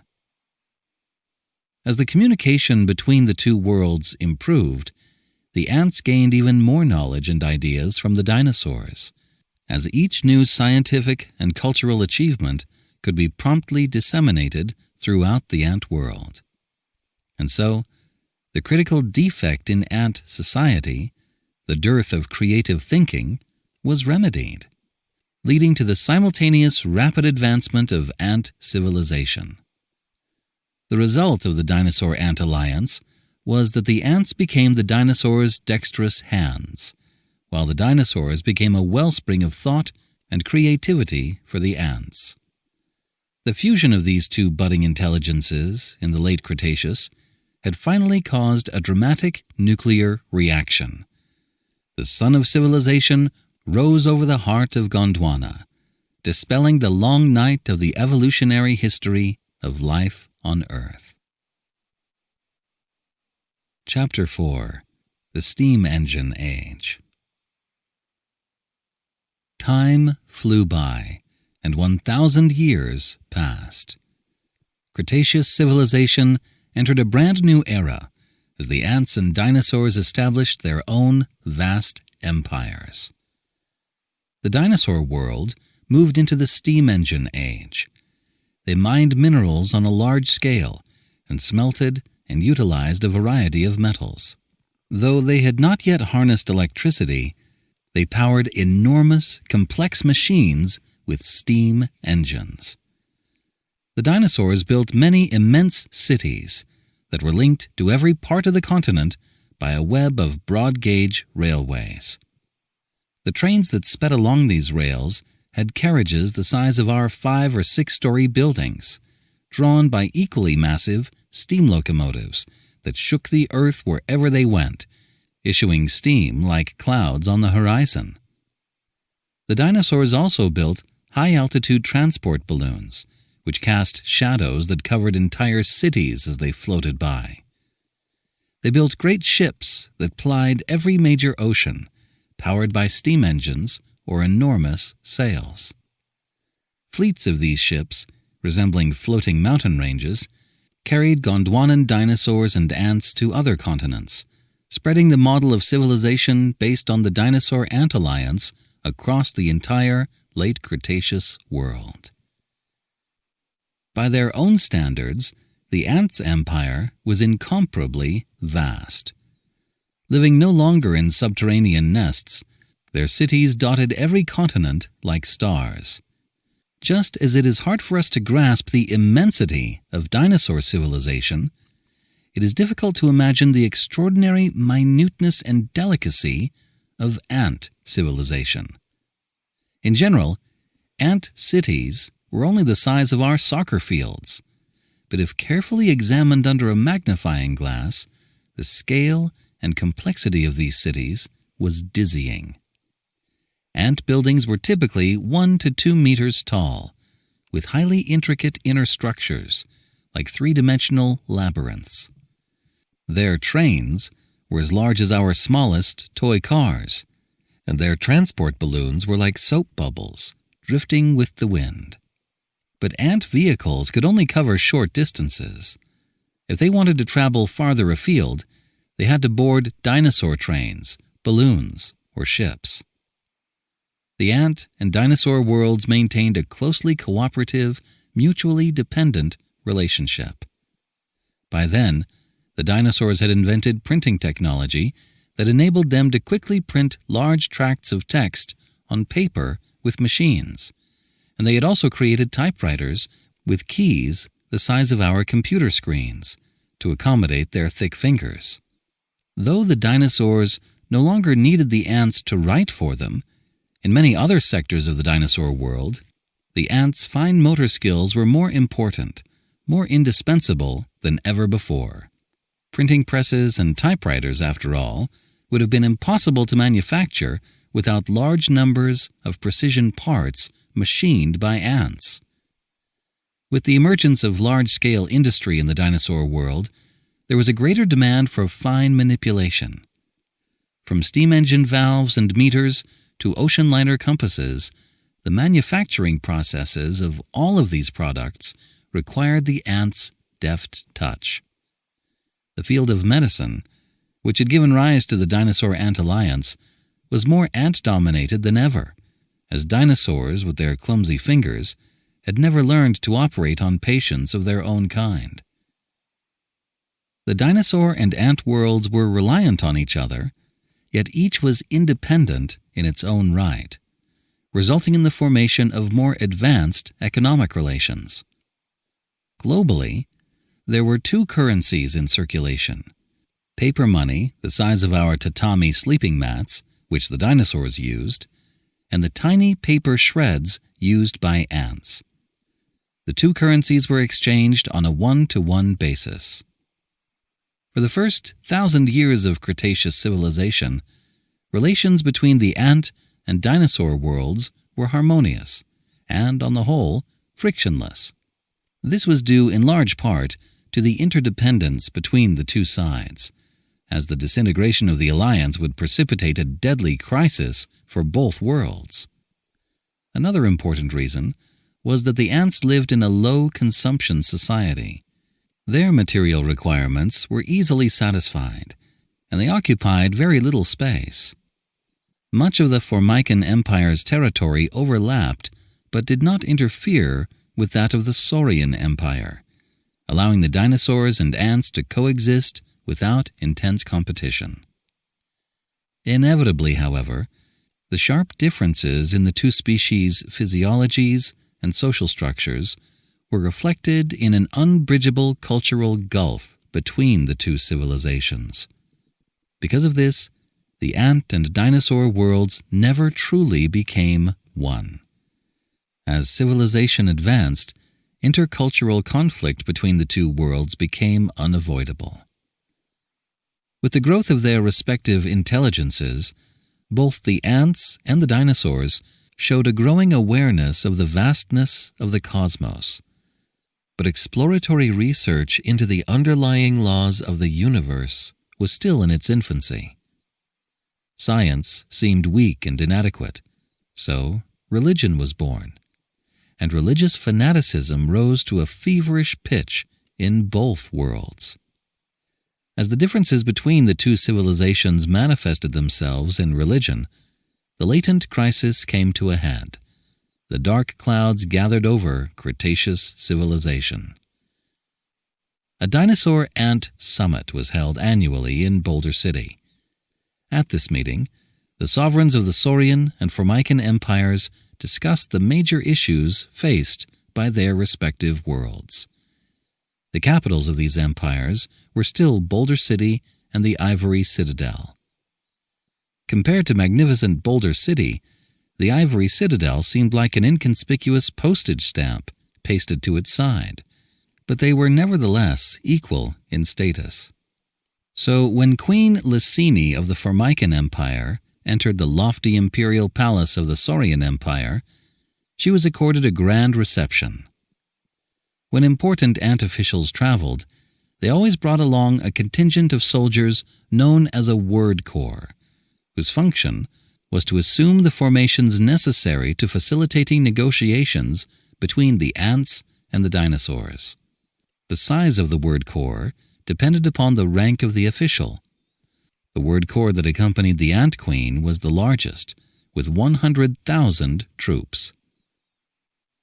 Amid a fanfare of bugle calls by a dinosaur honor guard, a phalanx of 100,000 ants followed the queen into the hall. The 2-square-meter black square moved slowly across a floor as smooth and bright as a mirror, halting before the dinosaur emperor, who had come to receive the queen.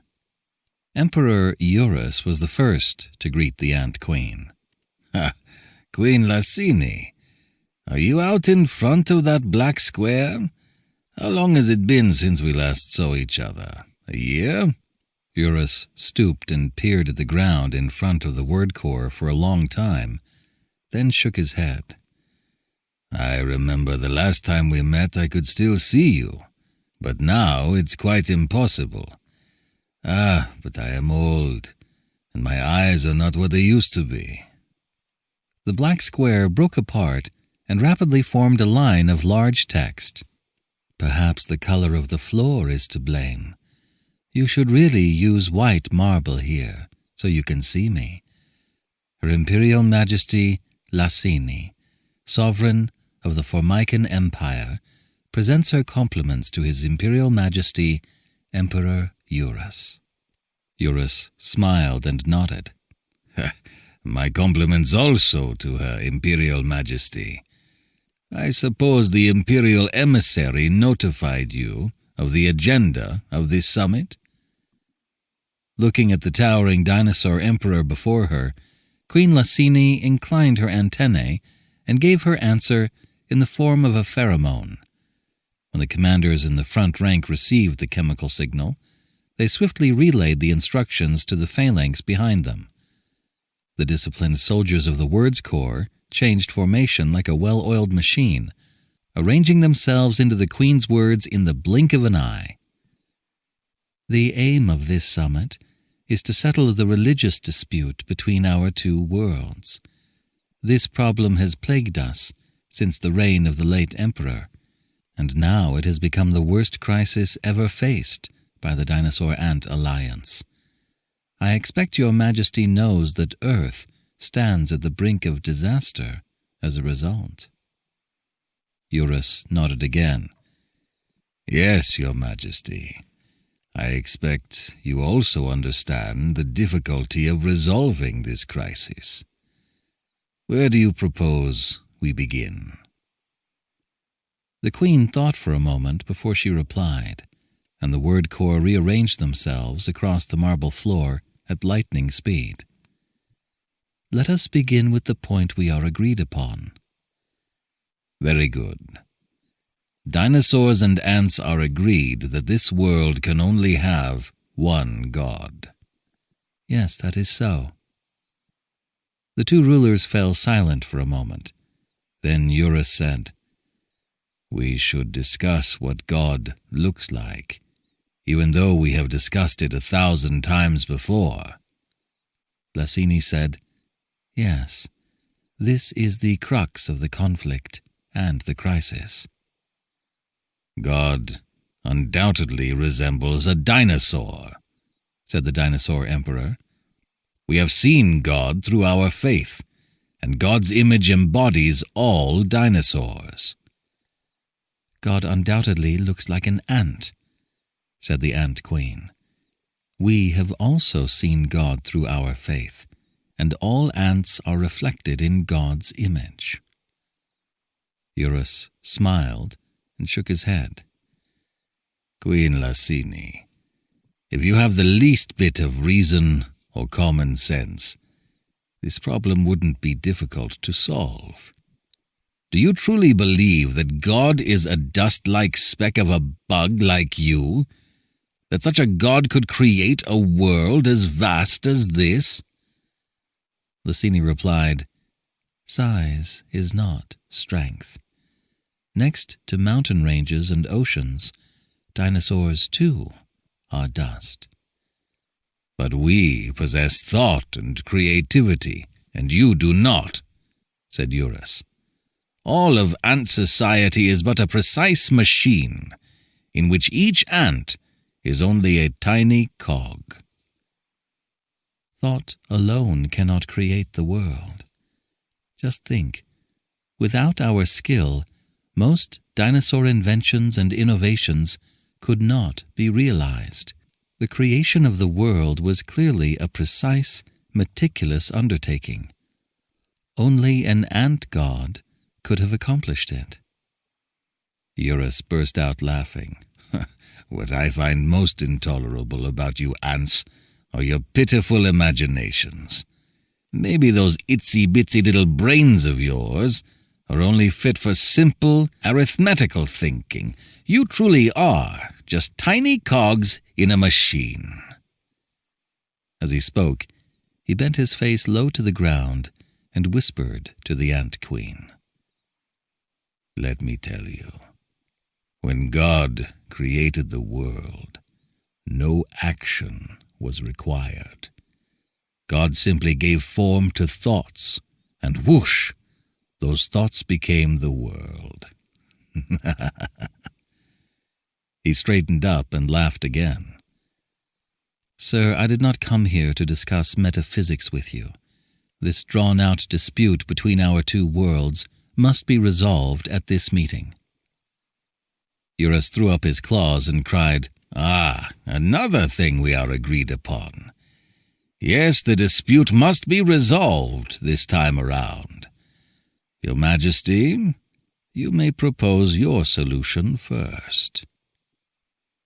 Licini gave her answer without hesitation. In order to convey her solemnity, the word core added a border around her words. "The Saurian Empire must immediately demolish all churches consecrated to a dinosaur god." Eurus and the other ministers in the room looked at each other, then erupted into laughter. "Ha ha! Big words from a tiny bug." Licini continued, "The ants will suspend all work in the Saurian Empire and withdraw completely from all dinosaur cities. We will not return and resume work until your churches have been demolished in accordance with our demands." "I will also deliver an ultimatum from the Saurian Empire. The Formican Empire must demolish all churches consecrated to an ant god by week's end. When time runs out, the Imperial Army will stomp flat any ant city in which a church to an ant god still stands," said Eurus. "Is this a declaration of war?" Licini asked calmly. "I hope it will not come to that. What a disgrace it would be for dinosaur troops to face off against you little bugs." The ant-queen did not answer, but turned and walked away. The ranks of the word corps parted to let her pass and closed immediately behind her. Then they followed their queen out of the palace. Just then a stir went through the dinosaurs. They watched as ants emerged from the miniature nests that were hung about their persons or placed on the tables before them. Although the dinosaur printing industry had already been mechanized, individual dinosaurs still relied on ants to transcribe their words. They all carried small nests with them, just as we carry pens. These nests varied in size, and some were veritable works of art. Among dinosaurs, they had become a must-have personal ornament as a symbol of wealth and status. But the ants inside the nests were not the dinosaurs' personal property. They had to be hired from the Formican Empire, and ultimately they answered only to their queen. Crawling down from the tables and the dinosaurs' bodies, these ants streamed across the floor to join the departing phalanx. "Good grief! If you all go, how am I to draft and review documents?" cried a dinosaur minister. Eurus waved his claw. "They'll be back to work before long," he said contemptuously. "The ant world cannot survive without us. We'll show these little bugs who truly has the power of God on their side." At the door, Licini turned around and spoke, and the word core swiftly formed a line of text. "That is exactly what the Formican Empire intends to show you." Chapter 5. The Ants' Weapons. "What? We are going to war with the dinosaurs? But that's madness! They are so big, and we are so small!" an ant minister exclaimed. In the imperial palace in the Ivory Citadel, the Imperial High Command had just heard the Queen's retelling of the dinosaur ant summit. "The Empire has come a long way. Anyone who still takes size as a measure of strength is an idiot," said Marshal Don Lira, Commander-in-Chief of the Imperial Army. She turned to the Queen. "Please rest assured, Your Majesty, that the Imperial Army is strong enough to defeat those clumsy beasts." "Talk is cheap," the minister said to the Marshal. "It's true that you have personally led the army into countless battles, and have sailed on dinosaur ships to wage war on other continents, but you were only fighting against uncivilized ant tribes then. In a war against animals many times larger than ourselves, I doubt one of your divisions could beat even a lizard." The Queen dipped her antennae to the Marshal. "Yes, Don Lira, I do not want empty talk, but detailed strategy and tactics. In 1 week we will go to war. Tell me, how will the Imperial Army wage it?" "After more than a millennium of medical service, we are intimately acquainted with dinosaur anatomy. The Imperial Army will penetrate the dinosaurs' bodies and attack their vitals. For this kind of warfare, our small size is to our advantage." Another minister asked, "How will you enter them? While they are sleeping?" The Marshal waved her antennae in disagreement. "No. From a moral standpoint, we cannot be the ones to start the war. This attack against the dinosaurs will be carried out on the battlefield." "Easier said than done. On the battlefield, the dinosaurs will be awake and running. Will your soldiers be able to climb them? Even if they stood still and let you onto their feet, how long would it take to reach their noses and mouths? By the time your army gets inside them, they'll have already trampled our capital."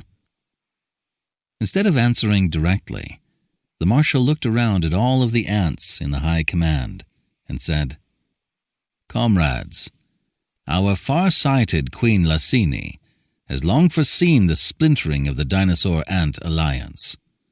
Early in her reign, she ordered the Imperial Army to begin preparing for war with the dinosaurs.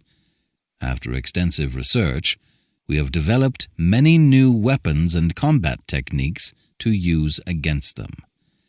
Now, if everyone will step outside, we will demonstrate 2 key pieces of equipment."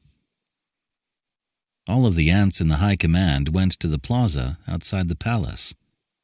24 soldier ants carried forward a peculiar piece of equipment, a small slingshot fixed to a long base. The soldier ants drew the slingshot's elastic cord taut and hooked the pocket on a mechanism at the far end of the base. Then they climbed into the pocket and clung tightly to each other, forming a black projectile. A soldier ant beside the base pulled a small lever, releasing the pocket from the mechanism and launching the black projectile a full 20 meters into the air with a twang. When the projectile reached its maximum height, it swiftly disintegrated, and the 24 soldier ants went fluttering through the air overhead, their glossy black bodies glittering in the sunshine. This piece of equipment is called the Formican catapult, and it is the solution to the problems put forth by the Honorable Minister," explained Marshal Don Lira. Looks like useless acrobatics to me," said one of the assembled ministers deprecatingly. Another minister said, "The strategic foundation of the Imperial Army is offense. In the past, you stated that the operational objective was to attack, attack, attack.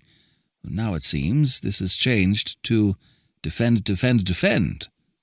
"No, offense is still the strategic foundation of the Imperial Army," replied the Marshal. "But how? Even if these little gadgets of yours really work, we obviously can't use them to attack Boulder City. We'll have to wait for the dinosaurs to attack our capital." "Right. Next we'll demonstrate a weapon that can be used to attack dinosaur cities." The Marshal waved her antennae, and several soldier ants brought over yellow pellets, resembling grains of rice. One soldier ant turned around and sprayed a drop of formic acid on one of the pellets. After a minute, the pellet caught fire in a flash of blinding white light. The violent blaze lasted for 10 or so seconds and then died out. This weapon is called a mine grain. It's a type of timed incendiary bomb with a fuse that is activated by formic acid. The delay can last anywhere from a few seconds to a few hours. Once the formic acid eats through the outer shell, the mine combusts, producing temperatures high enough to ignite all kinds of flammable materials. The assembled officials shook their antennae in disbelief. "It's a child's toy," a minister cried. "Even if one of these things went off on the forehead of the dinosaur emperor himself, it would do him no worse than a cigarette burn. This thing can destroy Boulder City?" "You shall see its power yet," the marshal said confidently. Chapter 6. The First Dinosaur-Ant War. After heavy rain the night before, the dark clouds parted to reveal a bright, sunny morning. The sky was cloudless, and the air was clear. In the light of the rising sun, the land seemed sharp and vivid, as though nature had set the stage for the battle that would decide the fate of Cretaceous civilization. The battle unfolded on the broad plain between Boulder City and the Ivory Citadel. Looking in opposite directions, the respective imperial capitals of the ants and the dinosaurs were just barely visible in the distance. 2,000 dinosaur soldiers formed a phalanx facing the Ivory Citadel. To the ants in the capital, it seemed like a staggeringly tall wall had been raised on the horizon. Unlike in past battles against their own kind, the dinosaur soldiers were not wearing armor and carried no weapons. They had been told that all they needed to do during the attack was march across the ant city in formation. Opposite the dinosaurs, 10 million ants from the Ivory Citadel were massed in more than 100 phalanxes, carpeting the ground in black. A Tyrannosaurus stationed at the head of the dinosaur phalanx broke the silence. It was Major General Ixta, and his voice was like a sudden clap of thunder on the horizon. "Little bugs, there are only 10 minutes left until the Empire's deadline. If you return to the Ivory Citadel now to destroy your churches, and then to Boulder City to resume work, I can grant you more time. Otherwise, the Imperial Army will begin its assault. Take a look at the 2,000 soldiers before you. They represent less than 1,000th of the Imperial Army's total strength, but they are more than capable of flattening the capital of the Formican Empire. The cities our children build from wooden blocks are bigger than your Ivory Citadel. They could flood your whole city just by pissing on it." A deathly silence settled over the battlefield. The Cretaceous sun quietly rose higher, and 10 minutes soon passed. "Attack!" General Ixta ordered in a loud voice. The dinosaur phalanx began to advance.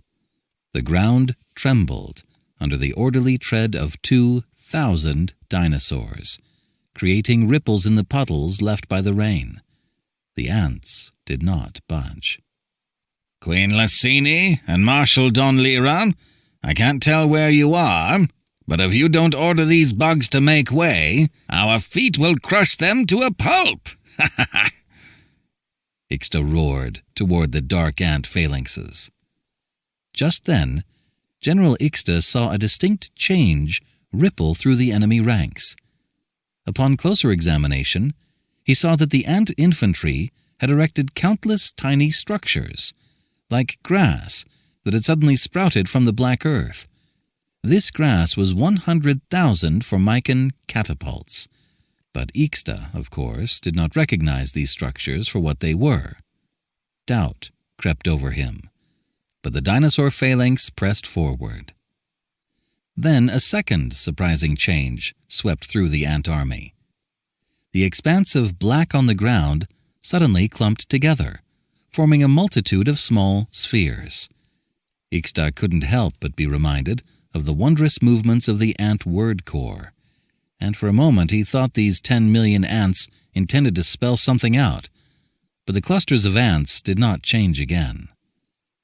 The dinosaur phalanx continued to advance until it was just 10 meters from the ants' front line. At that distance, Ixta could clearly make out the shape of the Formican catapults.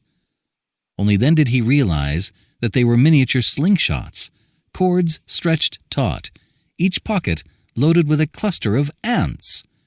There was a soft pitter-patter, like the sound of heavy rain hitting the surface of water, as 100,000 ant projectiles were fired into the air, like a cloud of flies startled into flight.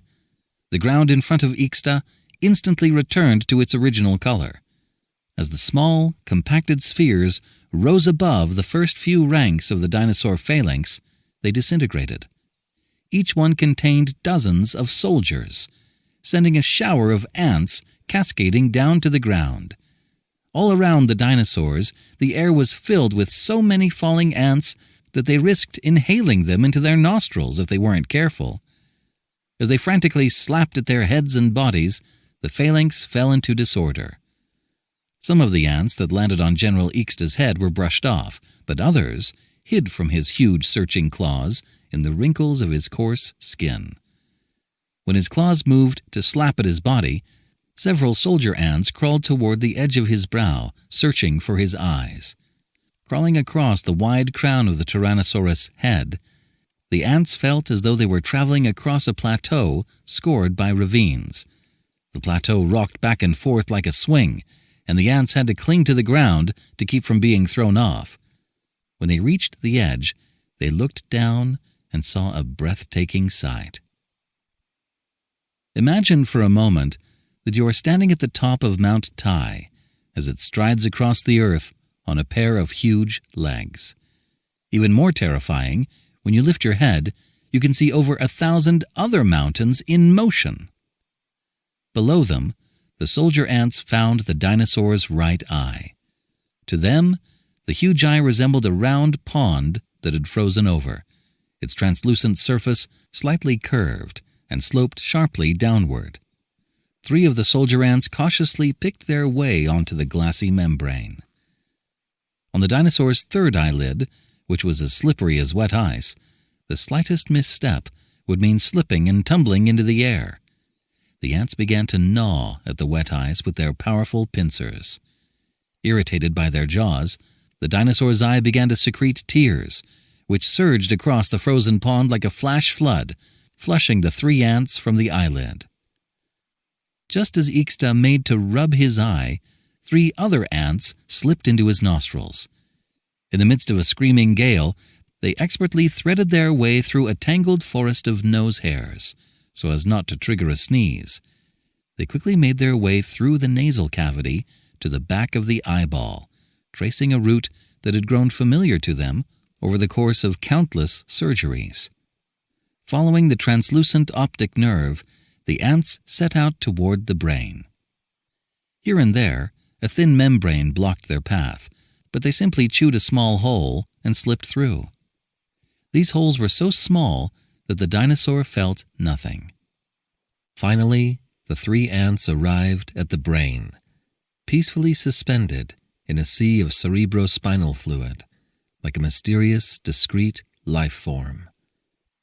After some careful searching, they soon found the thick cerebral artery, the main pipeline that supplied blood to the brain. Through the translucent pipe wall, they could see dark red blood coursing past with a low rumble. At the moment, Ixta's brain was working overtime to process the huge quantities of battlefield information being sent from the optic and auditory nerves, and this torrent of blood was supplying it with the necessary energy and oxygen. The 3 ants were neurosurgical techs, and they had come to this place countless times before to clear clogged cerebral blood vessels, saving untold dinosaur lives. Now, however, they would do the opposite. They began to saw at the artery walls with their sharp mandibles, working with care and skill. When the 3 deep scratches made a closed circle, the ants rapidly withdrew the way they came. They had no wish to witness the end result. As veteran surgical techs, they knew exactly what was about to happen. Under the high blood pressure, droplets of blood welled from the scratches on the artery wall. Then, like glass scored by a glass cutter, the lesion ruptured, and the little circular section of the artery wall came loose, creating a round hole. A flood of blood gushed from the hole, and tendrils of crimson blood curled through the brain fluid, staining it red. Deprived of its blood supply, the brain quivered and grew pale. On the chaotic battlefield, Ixta was shouting commands, attempting to regroup the dinosaurs in attack formation, when everything suddenly went dark in front of his eyes. As the fog descended, the world began to spin. The 3 ants racing through his nasal cavity felt a sensation of weightlessness, followed by a shuddering crash. The world around them rolled several times and then stopped. They knew the dinosaur had fallen to the ground. Then the gale of breath in his nostrils ceased, and the distant, low thump of his heart disappeared. The Tyrannosaurus Ixta, general of the Imperial Saurian army, had been killed in action, felled by a cerebral hemorrhage. One by one, the dinosaurs on the battlefield toppled. In addition to those killed in the same manner as their commander, still more were killed by ruptured coronary arteries or paralyzed by severed spinal cords. The ants had entered their enemies' bodies through their ears, noses, and mouths. Following this offensive, the dinosaur casualties numbered more than 300. The battlefield was littered with massive bodies and echoed with the wails of dying dinosaurs. The surviving dinosaur soldiers, scared witless by this nightmarish scene, fled pell-mell from the battlefield. But inside many of these dinosaurs, ant soldiers were still carrying out attacks, and along the way they continued to drop to the ground. At the same time as the attack against the Ivory Citadel was beaten back, the Formican Empire began another major military operation. In Boulder City, the war against the ants had not seriously disrupted daily life in the imperial capital. In the short term, the ants' departure had been less than devastating. The loss of the ants' services was more of an inconvenience in the dinosaurs' lives than anything else. As for the war, the dinosaur public was utterly unconcerned. They trusted that the mighty Imperial Saurian army could defeat those nearly microscopic little bugs as easily as lifting a clawed finger. It almost seemed like overkill to mobilize 2,000 dinosaur soldiers to crush that toy sandbox of a city, but they rationalized it as the Emperor's way of demonstrating the Empire's strength to the ants. That morning, the imperial capital came to life as it did every day. At the bus terminal by the city's eastern gate, more than 1,000 mammoth buses rolled into the streets. In this era, Cretaceous civilization had not yet begun to extract and exploit oil. Like their trains, the dinosaurs' buses were powered by huge, ponderous steam engines. Each bus looked like a huge locomotive, billowing steam from its roof as it drove. During the day, the streets of Boulder City were filled with steam, through which countless vehicles the size of our multi-story buildings came and went. Today, in addition to dinosaur riders, these buses transported another group of passengers who had stowed away during the night.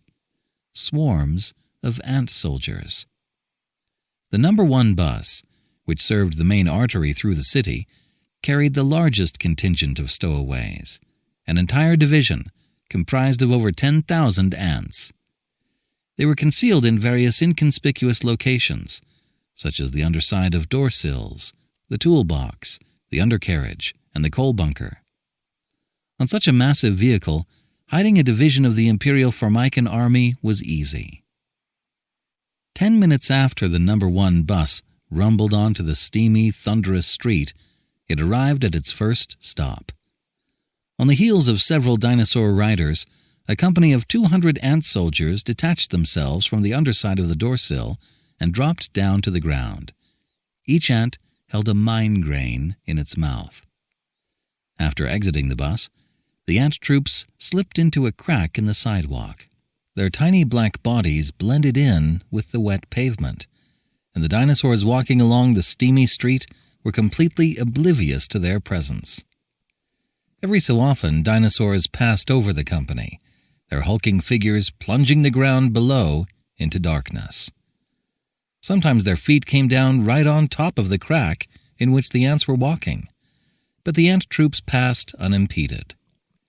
Eventually, they came to a building so tall that even its front door seemed to rise high into the clouds, its upper half hidden from view by steam. The ant troops stole through the gap beneath the door and entered the building. All dinosaur architecture was extremely tall. To the ants, each building was its own world, and being indoors was no different than standing outside in an open field. This particular building was a warehouse, and the ants crawled across the wide floor between piles of goods. It was a gloomy world, the only sun a small, high-set window that let in a little light. The ants quickly found their destination, a row of tall wooden casks. Since the dinosaur world had not yet entered the electric age, they lit oil lamps at night. The casks towering above the ants contained kerosene for lighting. Searching carefully, the soldier ants found several patches of moisture on the floor where the casks had leaked slightly. They stuck the mine grains in their mouths to these oily patches. Soon, over 100 mine grains had been put in place. The soldiers aimed their posteriors at the mines and, at the first lieutenant's command, sprayed a droplet of formic acid on each one. The acid began to slowly eat through the shell of each mine grain, activating the ignition fuse. The delay had been set for 6 hours, scheduling ignition for 2 o'clock that afternoon. Meanwhile, at every stop made by the 1,000 buses driving through Boulder City, detachments of concealed ant troops alighted and slipped into the city.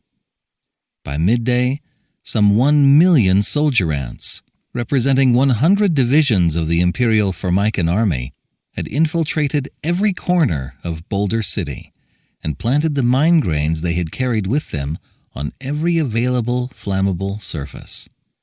Millions of mine grains speckled Boulder City's government offices, marketplaces, schools, libraries, and residential buildings, each one set to ignite at 2 o'clock in the afternoon. In the imperial palace of the Saurian Empire, Emperor Eurus was roused from sleep by several dinosaur military officers who had abandoned the offensive against the Ivory Citadel and retreated from the battlefield. The emperor had wined and dined several governors from Laurasia all night and hadn't gone to bed until the early morning. When he learned from the officers that General Ixta was dead, along with over half of the Imperial Saurian army, his first thought was that he was being fed a fantastic cock-and-bull story, and he was seized with uncontrollable rage. He was ready to court-martial the good-for-nothing derelicts, when something happened that opened his eyes to the threat posed by the ants.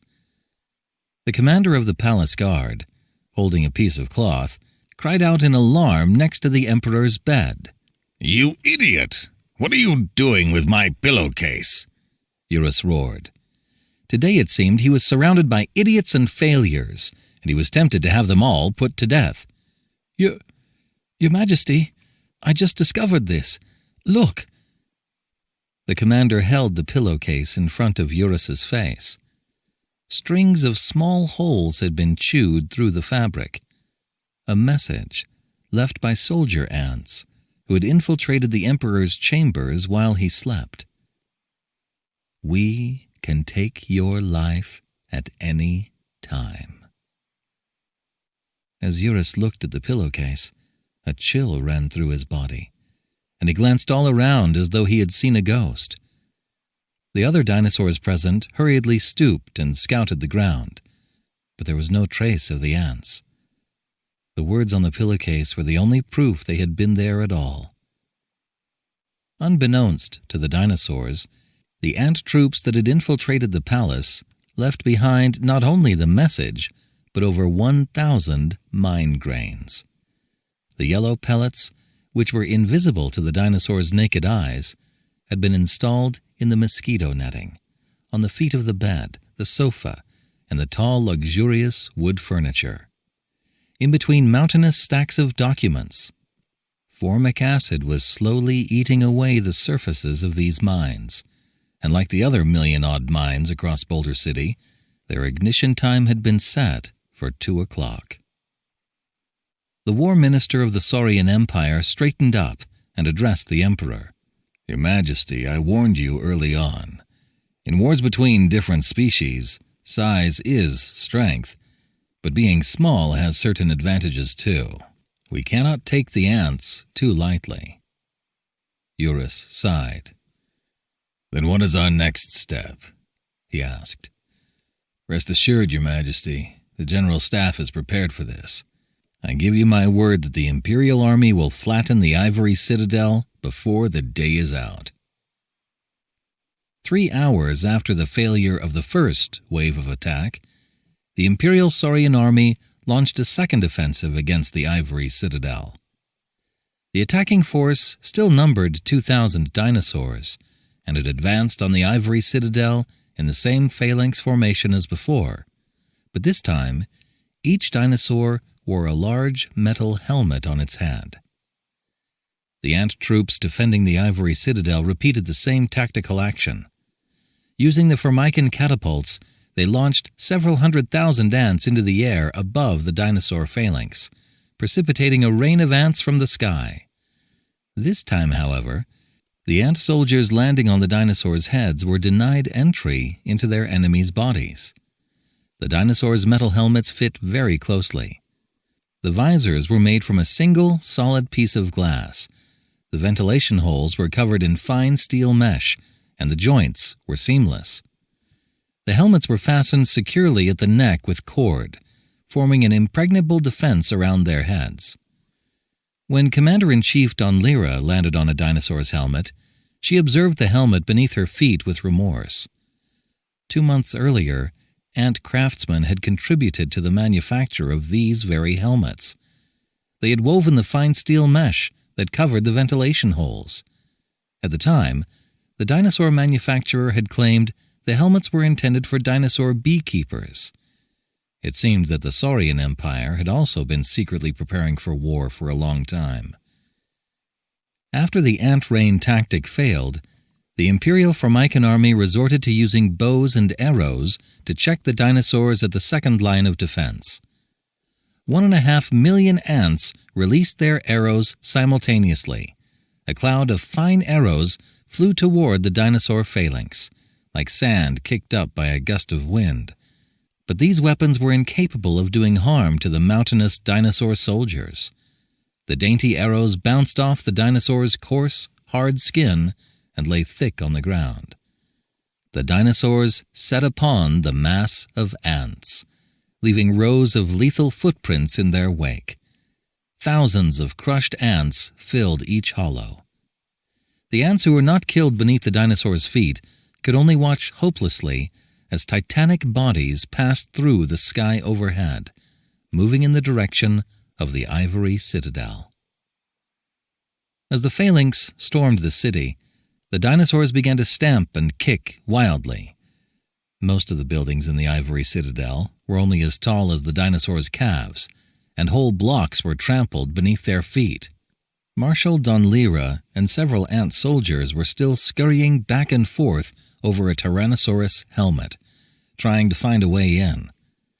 Looking down, they saw only ruins where the dinosaurs had been. fires still burning in some places.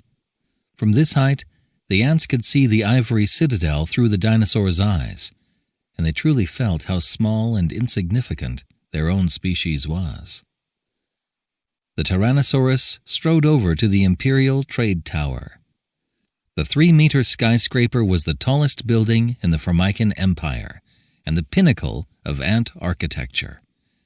But it only came up to the beast's hips. The Tyrannosaurus dropped to its haunches.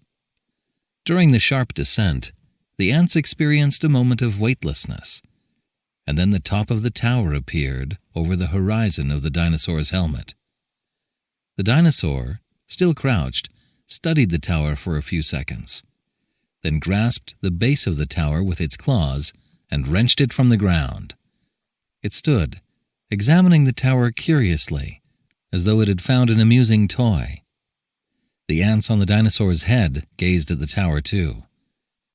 They could see blue sky and white clouds reflected on the tower's sleek navy blue surface, its countless glass windows sparkling in the sunlight. They still remembered how, on their very first day of school, they had followed their teacher to the top of the tower for a bird's-eye view of the ivory citadel. As the Tyrannosaurus turned the tower about in its claws, the long structure suddenly broke into 2 pieces. The dinosaur cursed and flung both pieces away, one after another. The pieces of the tower sailed in a high arc through the air and landed amid a far-off cluster of buildings where they shattered on impact, knocking many of the other buildings down. Under the feet of 2,000 dinosaurs, who were so large that they did not all fit in the ivory citadel at once, the capital of the Formican Empire was reduced to fine rubble within minutes. Amid the cloud of yellow dust rising above the ruins of the ivory citadel, the dinosaur soldiers began to cheer. But their triumphant cries were suddenly cut short as the dinosaurs turned to stare numbly in the direction of Boulder City. Columns of black smoke were rising from the capital of the Saurian Empire.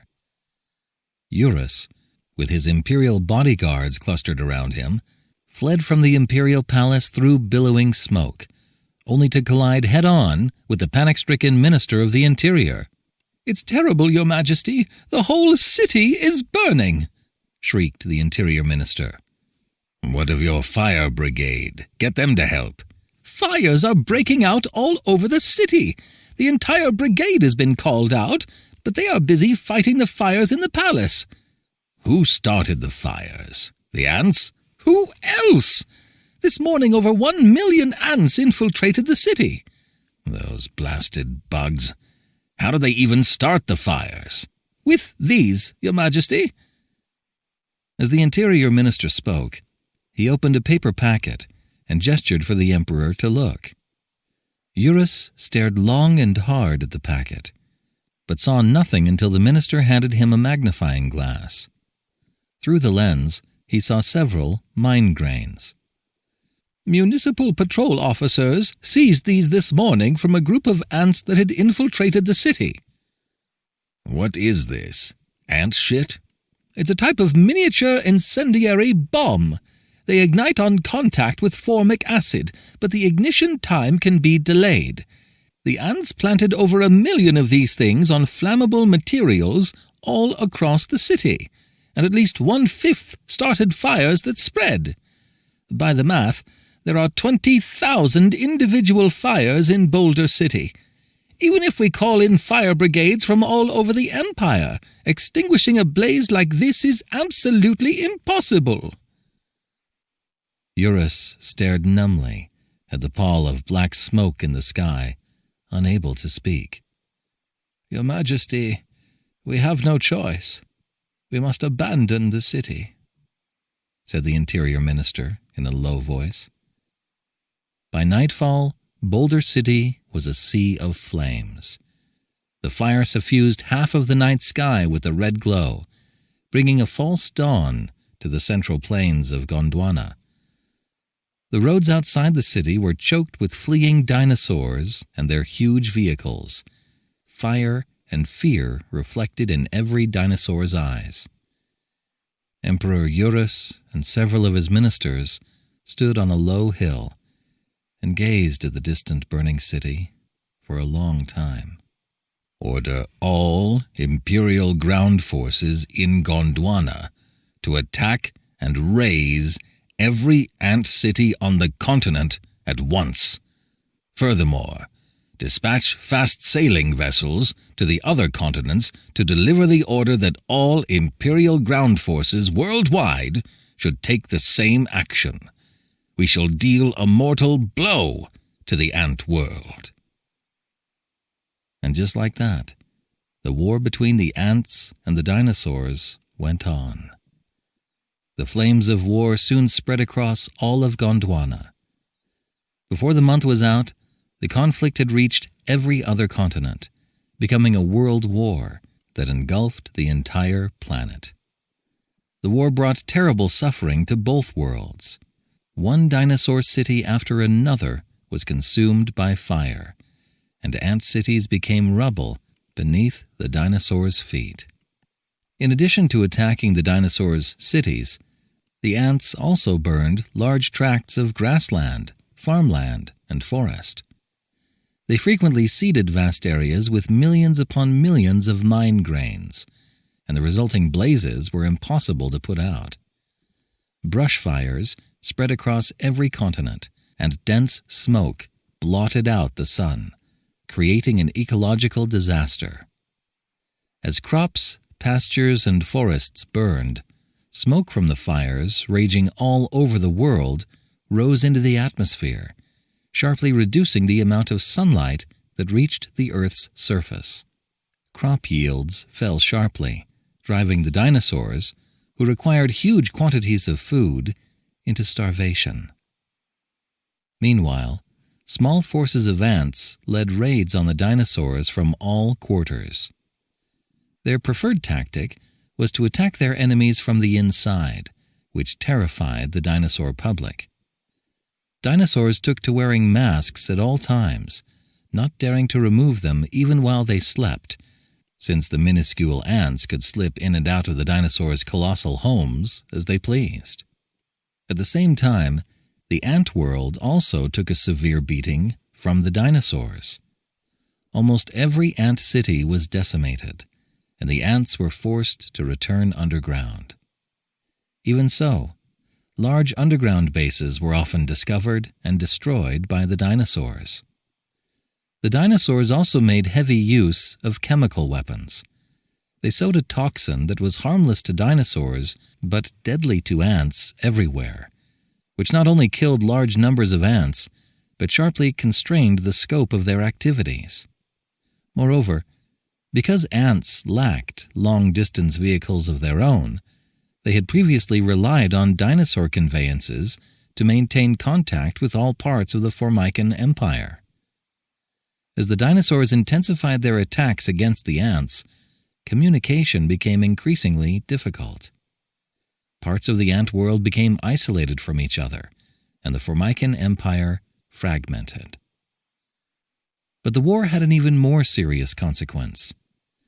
Because Cretaceous civilization was based on the dinosaur-ant alliance, when this alliance crumbled, civil societies in both worlds felt the pernicious effects. Social progress ground to a complete halt, and signs of regression began to appear. The survival of Cretaceous civilization hung in the balance. Though the ants and dinosaurs gave their all to the global war effort, neither side could achieve absolute supremacy on the battlefield, and the fighting devolved into a protracted war of attrition. Eventually, the high commands of both empires came to recognize the reality of the situation. They were fighting a war without victors, and the final result would be the destruction of the great Cretaceous civilization. In the 5th year of the war, the two belligerent parties began armistice negotiations, the most pivotal of which was the historic meeting between the Emperor of the Saurian Empire and the Queen of the Formican Empire. The meeting was held in the ruins of Boulder City, on the former site of the imperial palace, where 5 years earlier the fateful summit that had triggered the war had taken place. Only broken walls remained of the once grand imperial palace after the fire. Through the cracks in its high walls, the smoke-blackened skeletons of buildings were visible in the distance. In the last 5 years, weeds and creeping vines had overtaken the ruined city, and it seemed the surrounding forest would soon swallow it up. The sun dipped in and out of the smoke from a distant forest fire, dappling the wide palace ruins with shifting light and shadow. "I can't quite make you out, but it seems you are not Queen Lassini," Eurus said, peering at the ant-queen by his feet. "She is dead. We ants lead brief lives. I am Lassini, the second of her name," said the queen of the Formican Empire. On this occasion, she had brought just 10,000 word corps soldiers with her, and Eurus had to stoop to read her response. "I think it's time to put an end to this war," said Emperor Eurus. "I agree," said Lassini II. Eurus continued. "If the war continues, the ants will return to scavenging meat from animal carcasses and dragging dead beetles back to your tiny lairs. If the war continues, the dinosaurs will return to prowling hungrily through the forests, tearing apart your own kind and devouring them," said Lassini II. Well then, does your Majesty have a specific recommendation for ending this war?" Eurus asked. "Perhaps we should begin with the reason we went to war in the first place. Many dinosaurs and ants alike have forgotten it." "I recall it had to do with the appearance of God. Does God look like an ant or a dinosaur?" "During these last few years, the Saurian Empire's foremost scholars have devoted themselves to this question, and now they have drawn a new conclusion. God does not look like an ant or a dinosaur.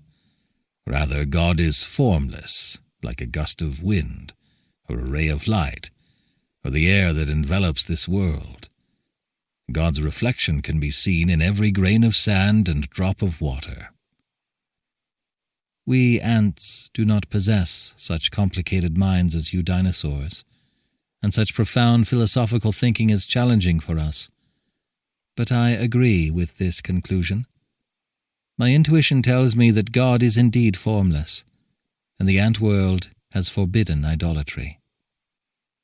"The Saurian Empire has also forbidden idolatry.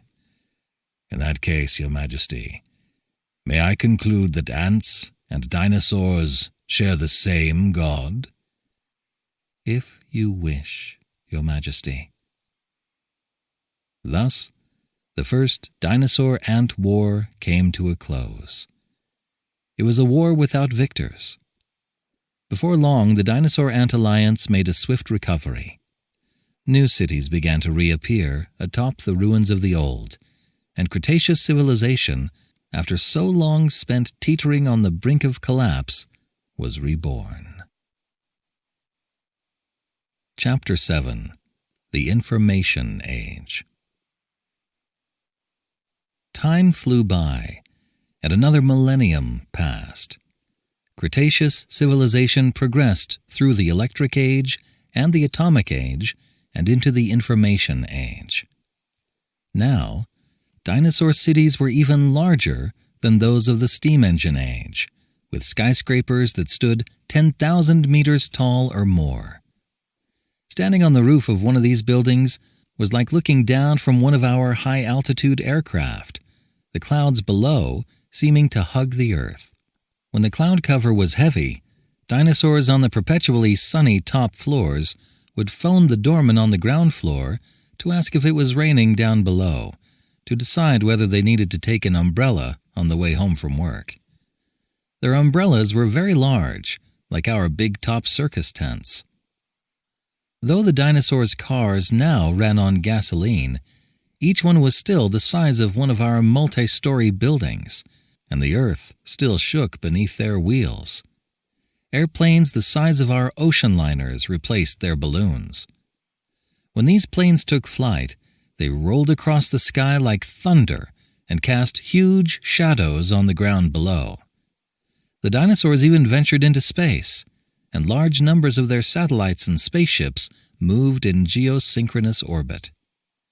Like their other vehicles, these spacecraft were colossal constructs, large enough that their shapes could be seen from the Earth's surface. The global dinosaur population had increased more than tenfold since the steam engine age. Because they ate a lot, and the goods they used were large, dinosaur society consumed goods and materials in astronomical quantities. This consumption was met by a large number of massive farms and factories. Their factories operated large nuclear-powered machines, and the skies above them were perpetually obscured by dense smoke. Owing to the sheer scale of material production, the circulation of energy resources, raw materials, and finance was extremely complex and had to be coordinated by computers. A vast and sophisticated network of computers linked every part of the dinosaur world, and the machines that formed this network were enormous too. Every key on their keyboards was as large as one of our computer screens, and their screens were as wide as our walls. At the same time, the ant world also entered an advanced information age. The ants obtained energy from completely different sources than the dinosaurs. They did not use oil or coal, but harvested wind and solar power instead. Ant cities were cluttered with wind turbines, similar in size and shape to the pinwheels our children play with, and their buildings were surfaced with a shiny black material, solar cells. Another important technology in the ant world was bioengineered locomotor muscle. Locomotor muscle fibers resembled bundles of thick electric cables, but when injected with nutrient solution, they could expand and contract at different frequencies to generate power. All of the ants' cars and airplanes were powered by these muscle fibers. The ants had computers of their own, rice-sized round granules that, unlike dinosaur computers, used no integrated circuitry at all. All computations were performed using complicated organic chemical reactions.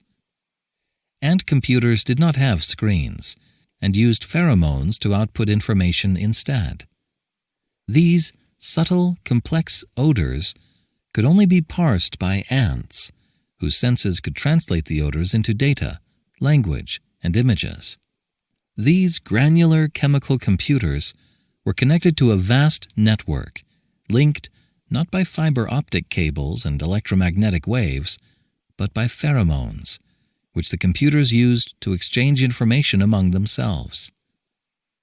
The structure of ant society in those days was very different from the ant colonies we see today, bearing a closer resemblance to that of human society. Due to the adoption of biotechnology in embryo production, ant queens played a trivial role in the reproduction of the species, and they enjoyed none of the societal status or importance that they do today. Following the end of the First Dinosaur-Ant War, no major war broke out between the two worlds again. The Dinosaur-Ant alliance endured, contributing to the steady development of Cretaceous civilization. In the Information Age, the dinosaurs were more reliant on the ants' fine motor skills than ever.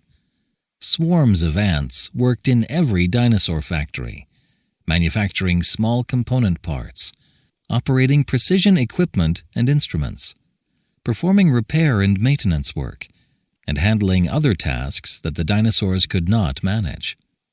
Another important sector of dinosaur society in which ants played a critical role was medicine. All dinosaur surgeries were still performed by ant physicians, who physically entered the dinosaurs' enormous organs to operate on them from the inside.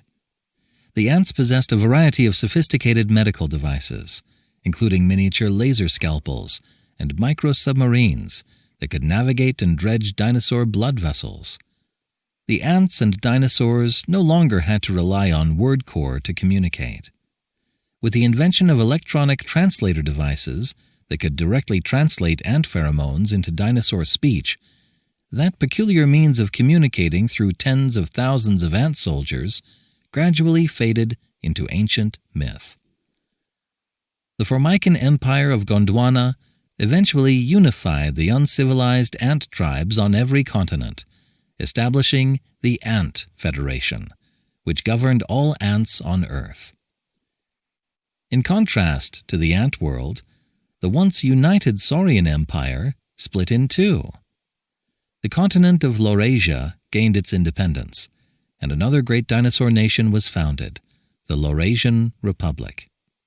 Following a millennium of conquest, the Gondwanan Empire came to occupy Proto-India, Proto-Antarctica, and Proto-Australia, while the Laurasian Republic expanded its territory into the lands that would become Asia and Europe. The Gondwanan Empire was mainly populated by Tyrannosaurus rex, while the dominant group in the Laurasian Republic was Tarbosaurus bata. During this long period of territorial expansion, the two nations engaged in near-constant warfare. In the late steam engine age, the militaries of these two great empires crossed the channel separating Gondwana from Laurasia in massive fleets to attack each other. Over the course of many great battles, millions of dinosaurs were slain on the wide, open plains, leaving mountains of corpses and rivers of blood. Later, as the dinosaur world entered the Electric Age, many more continent-spanning wars broke out between the dinosaurs. In the wake of each war, most cities lay in flames or ruins. But in the last 2 centuries, since the arrival of the Nuclear Age, the wars had stopped. This was due entirely to nuclear deterrence. Both nations had built up large stockpiles of thermonuclear weapons. If war were ever to break out between them, these missiles would transform Earth into a lifeless furnace. The fear of mutual destruction kept the planet balanced on the knife's edge of a terrifying peace. As time went on, the scale of dinosaur society on Earth expanded dramatically. Their population mushroomed, every continent became overcrowded, and the dual threat of environmental pollution and nuclear war grew more severe with each passing day. A rift re-emerged between the ant and dinosaur worlds, and a veil of ominous clouds shrouded Cretaceous civilization. Chapter 8.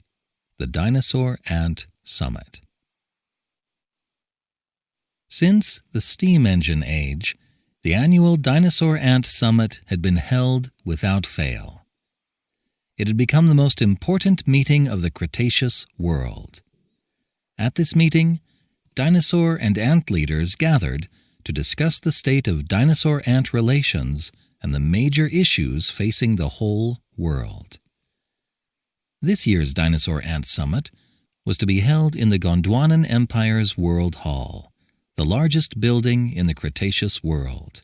Its interior was so large that it had developed its own microclimate. Clouds often formed on the domed ceilings, precipitating rain and snow, and temperature differences in different areas of the hall gave rise to gusts of wind. This phenomenon had not been anticipated by the dinosaur architects during the design stage. The interior microclimate made the hall meaningless, since being inside the hall was roughly the same as standing outdoors.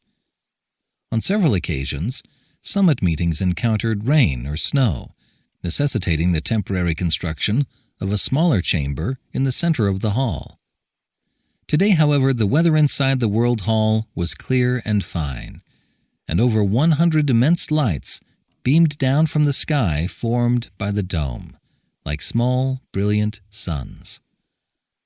The 2 dinosaur delegations, headed by the Emperor of Gondwana and the President of the Laurasian Republic, took their seats around a large round table in the center of the hall. Though the round table was the size of a human soccer field, it paled in comparison to the open expanse of the hall's interior.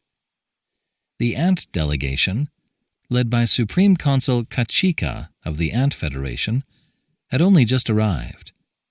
Their aircraft drifted like graceful white feathers toward the center of the round table. As they passed over the edge of the table, the dinosaurs blew air at the aircraft, sending the feather-like vehicles whirling through the air. The dinosaurs all roared with laughter at this. It was a traditional joke played at the summit. Some of the ants tumbled from the aircraft onto the table. Though the lightness of their bodies prevented them from coming to any harm, they still had to trudge all the way to the center of the round table. The rest of the ants managed to steady their aircraft and landed on a crystal platter in the center of the table, their seat at the summit.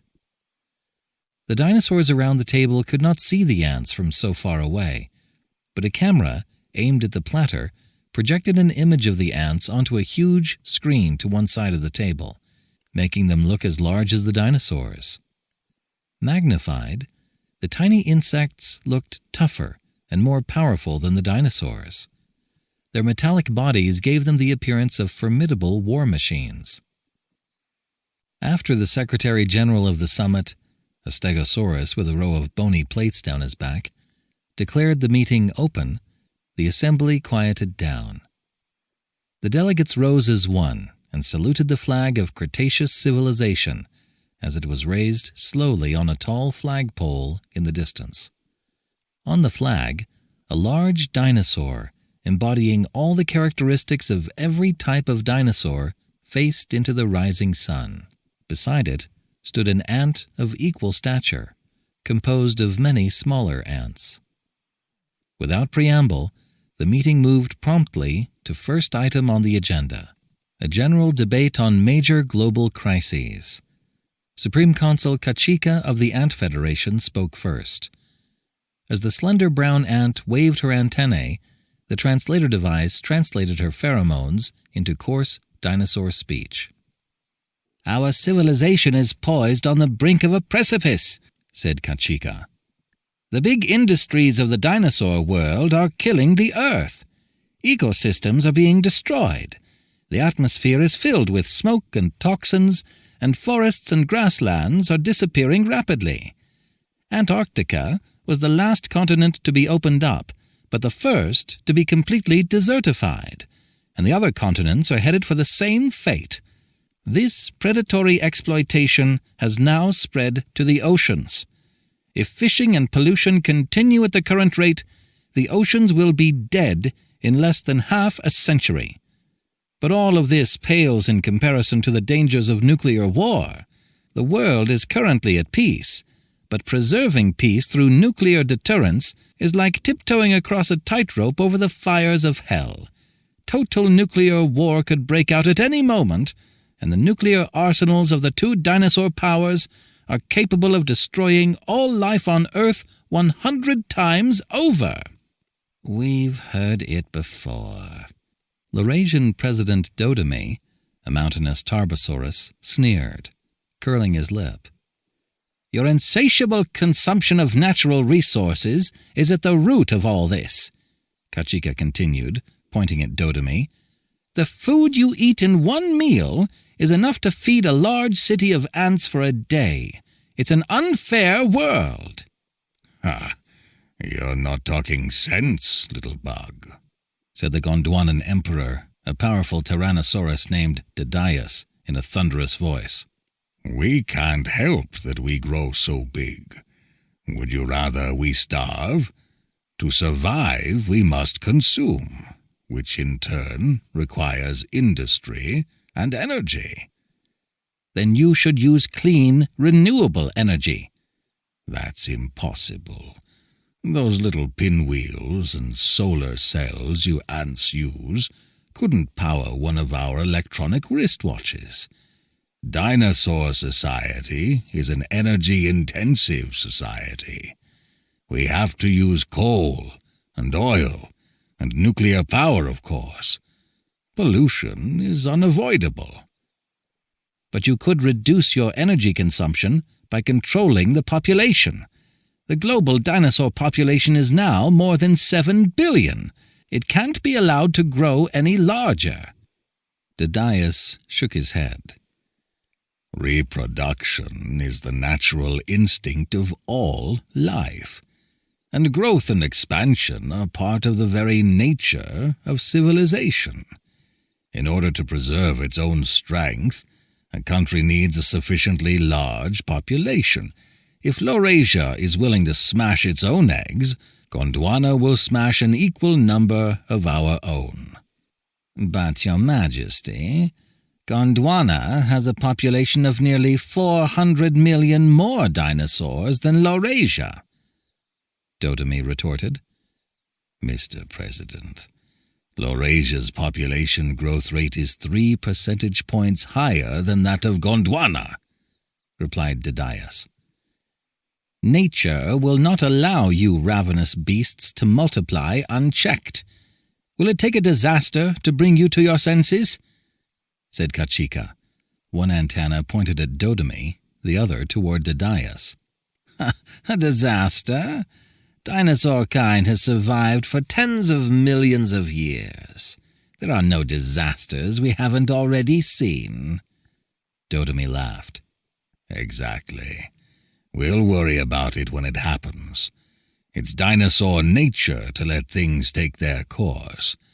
Our kind takes things as they come, and fears nothing," Didaius said, waving his claws.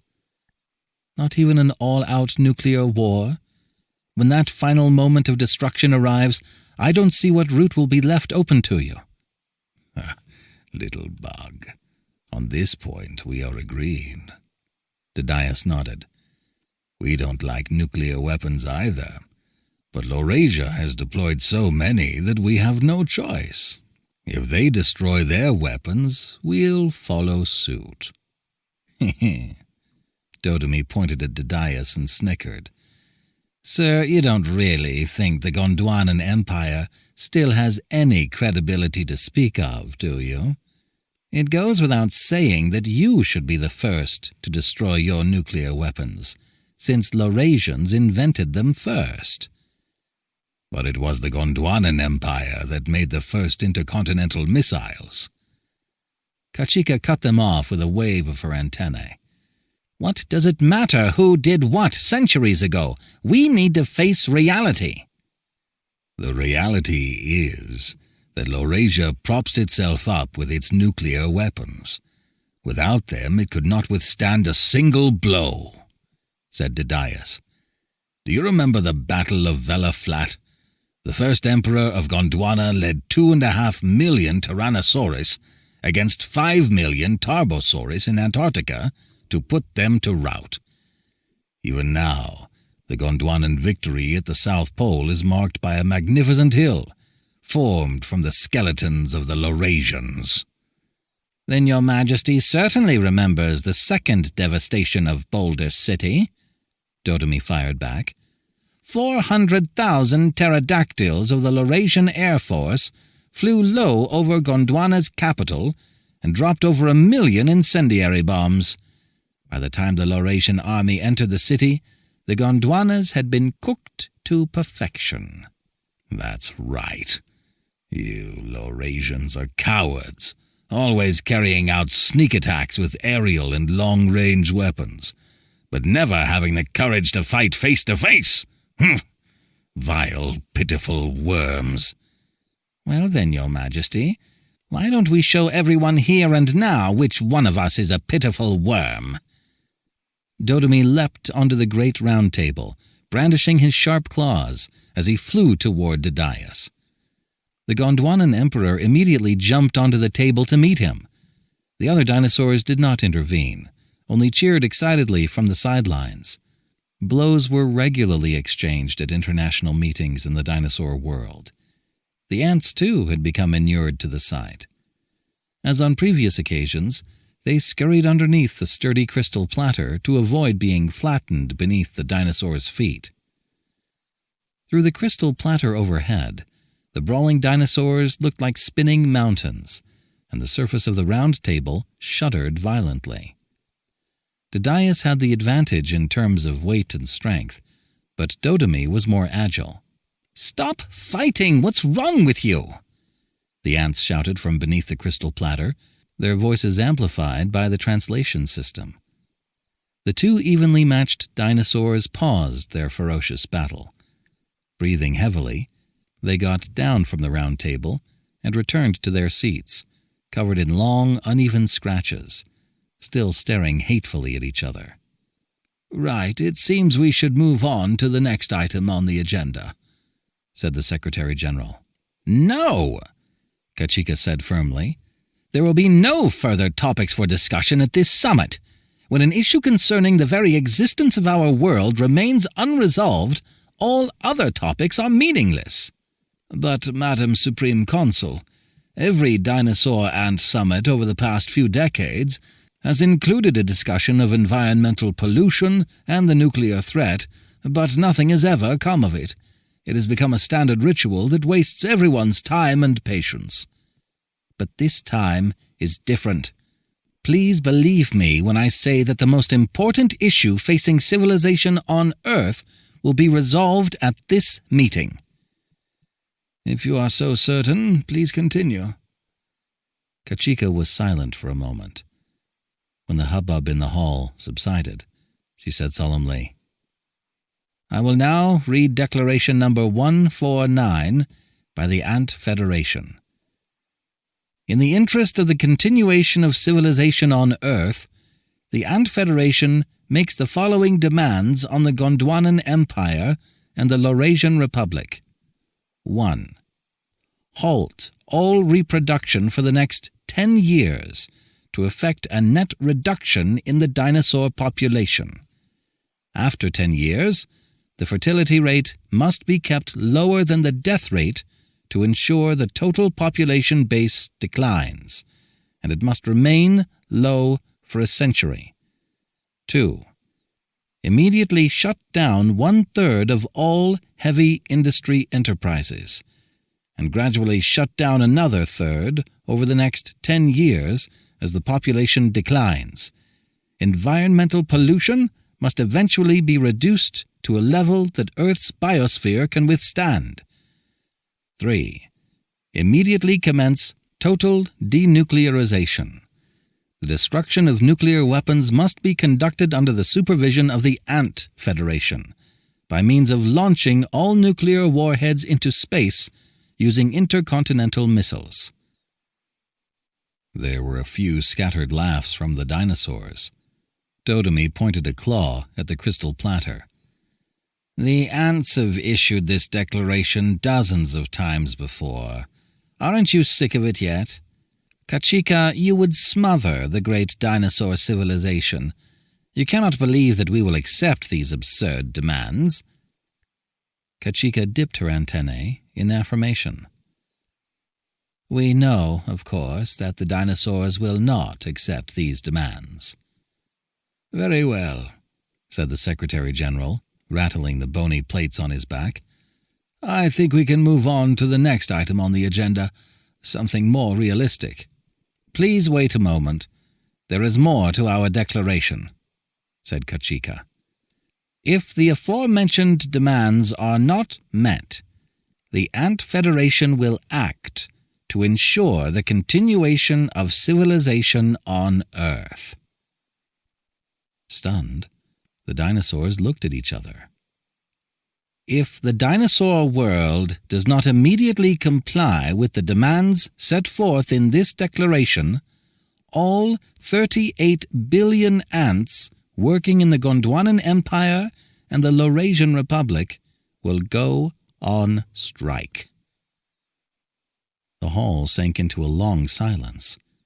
Thin clouds had formed in the domed sky, floating like fine gauze, casting shifting patterns of light and shadow on the broad plain of the hall floor. "Supreme Consul Kachika, surely you're joking?" asked Dodemy, breaking the silence. "This declaration was jointly drafted by all 1,145 member states of the Ant Federation. Our resolution cannot be shaken." "Consul, I trust that you and your fellow ants understand." Didaius paused to rub his left eye, which appeared to have been scratched in the fight with Dodomy. "That the dinosaur-ant alliance has lasted 3 millennia. It has become the cornerstone of civilization on Earth. Over the course of history, our two worlds have gone to war with each other, but this has never shaken the foundation of our alliance."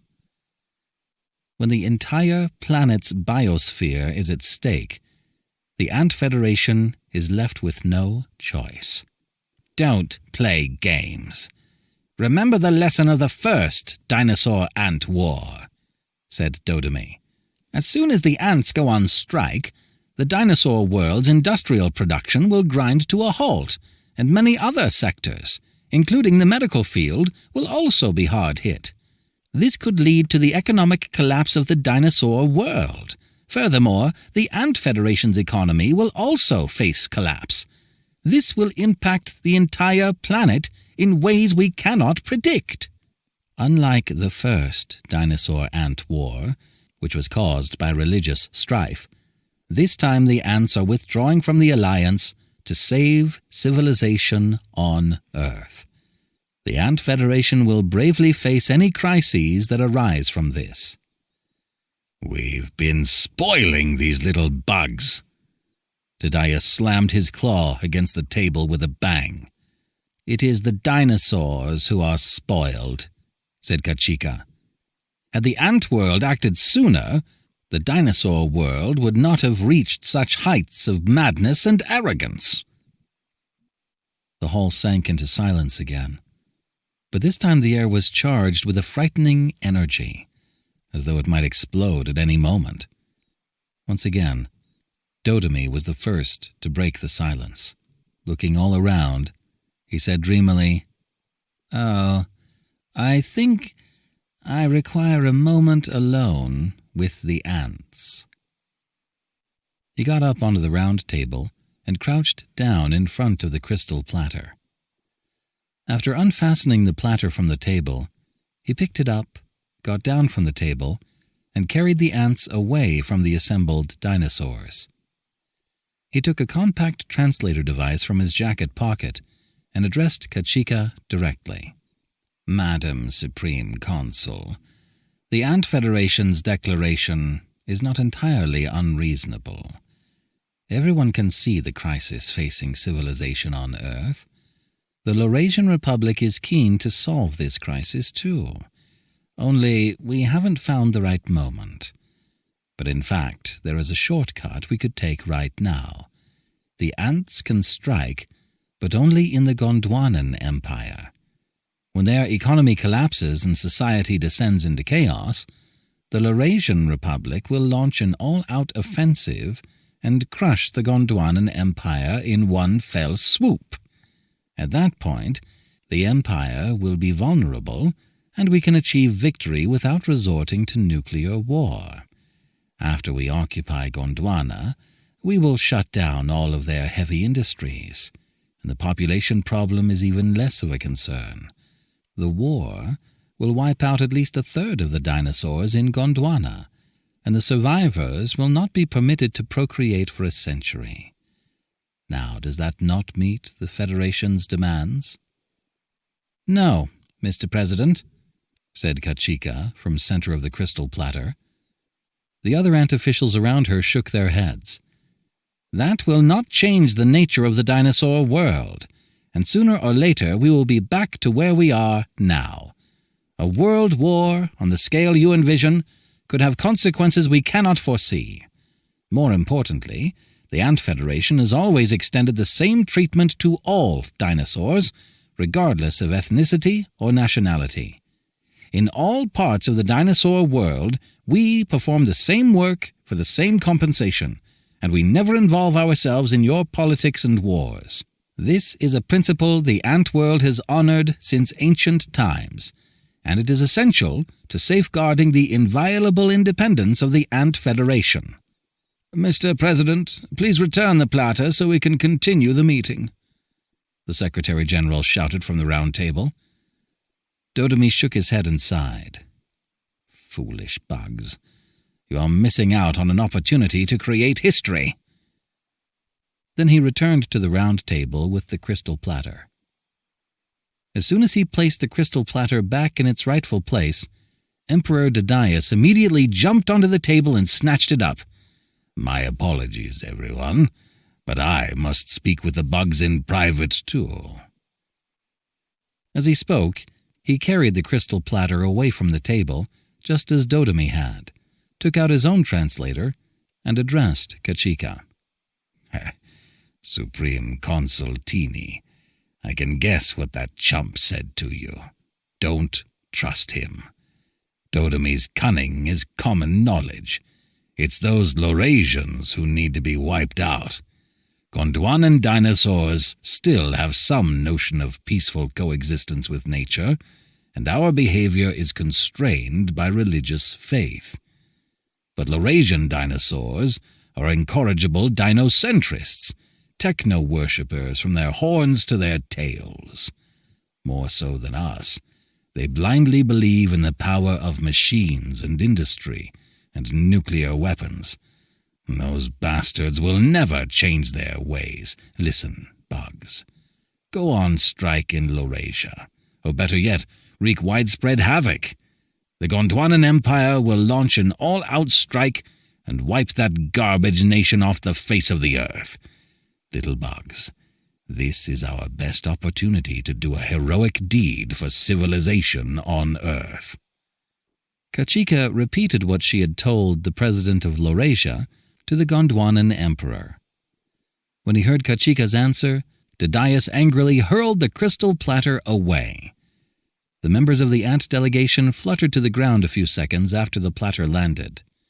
"What right do you puny little bugs have to look down on the great dinosaur civilization? Know that we rule the earth, not you. You're nothing more than living specks of dust."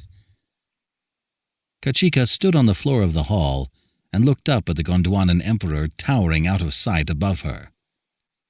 "Your Majesty, in times such as these, judging the strength of a civilization by the size of its individuals is the height of naivety.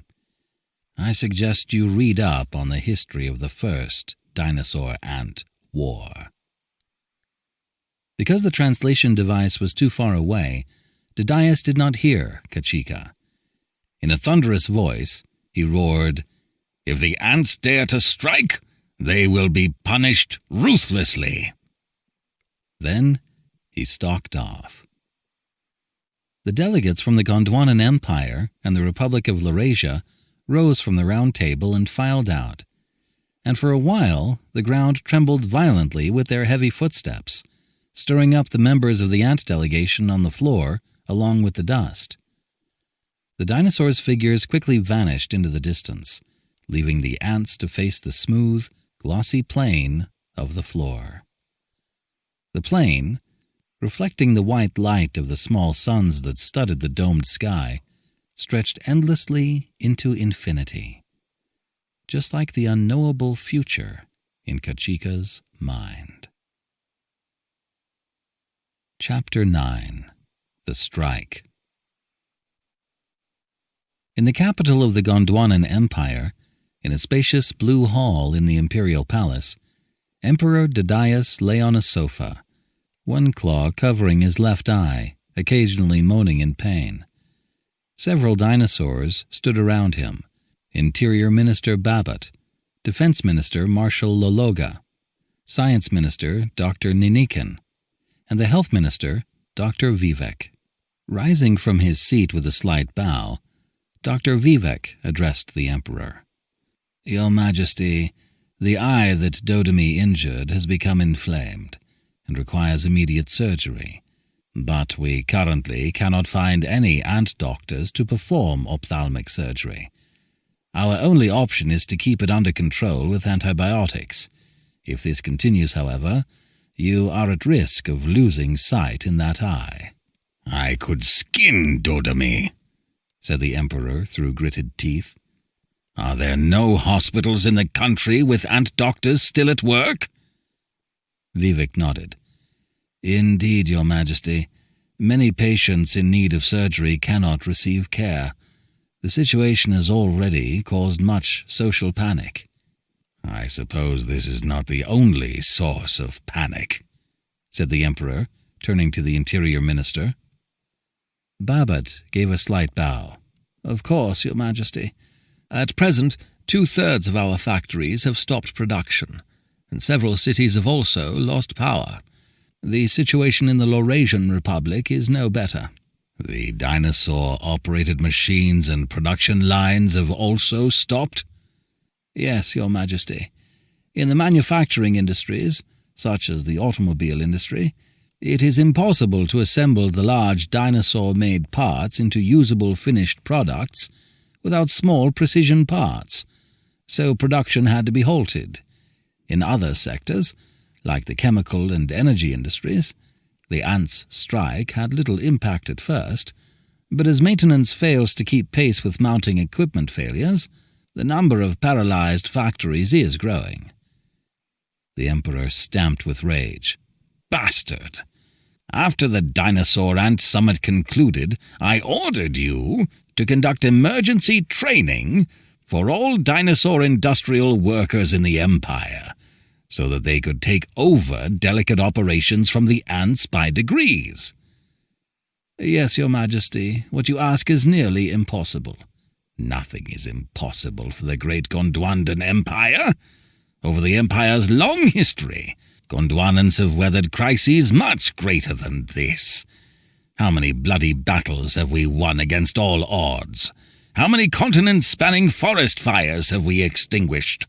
How many volcanic eruptions in the wake of tectonic shifts have we survived? But, sir, this time is different. Different how? If we put our minds and backs to it, dinosaurs can have dexterous hands too. Our world will not be blackmailed by those little bugs. Allow me to demonstrate the difficulty of this matter. The Interior Minister opened his claws and set 2 red cables on the sofa. Sir, can you please attempt the most basic task of machine maintenance, connecting these 2 leads? Each of Emperor Dadius' clawed fingers was a half-meter long and thicker than a teacup. To his eyes, the 2 cables, each a mere 3 millimeters in diameter, appeared finer than strands of hair do to us. Peering intently at the sofa, he attempted to pinch the wires between his claws, but try as he might, his huge conical claws were as smooth as artillery shells, and the wires kept slipping between their tips. Stripping and joining the wires was out of the question. The Emperor huffed and swept the cables to the floor with an impatient wave of his claws. Your Majesty, even if you were to master the art of wiring, you would still be incapable of performing maintenance work. Our bulky fingers simply cannot fit inside machines sized for ants. Science Minister Nenikin gave a long sigh and lamented. 800 years ago, the late Emperor recognized the danger posed by the dinosaur world's reliance on the ants' fine motor skills. He made tremendous efforts to research new technologies and equipment to free us from this dependency. But with all due respect, over the last 2 centuries, including Your Majesty's reign, these efforts have all but ceased. We have been lounging in a bed made for us by the ants, and we have forgotten to be vigilant in times of peace. I haven't been lounging in anyone's bed, the Emperor shouted angrily, raising both his claws. In fact, the same danger the late Emperor saw haunts my nightmares. He jabbed a thick finger at Nenikin's chest.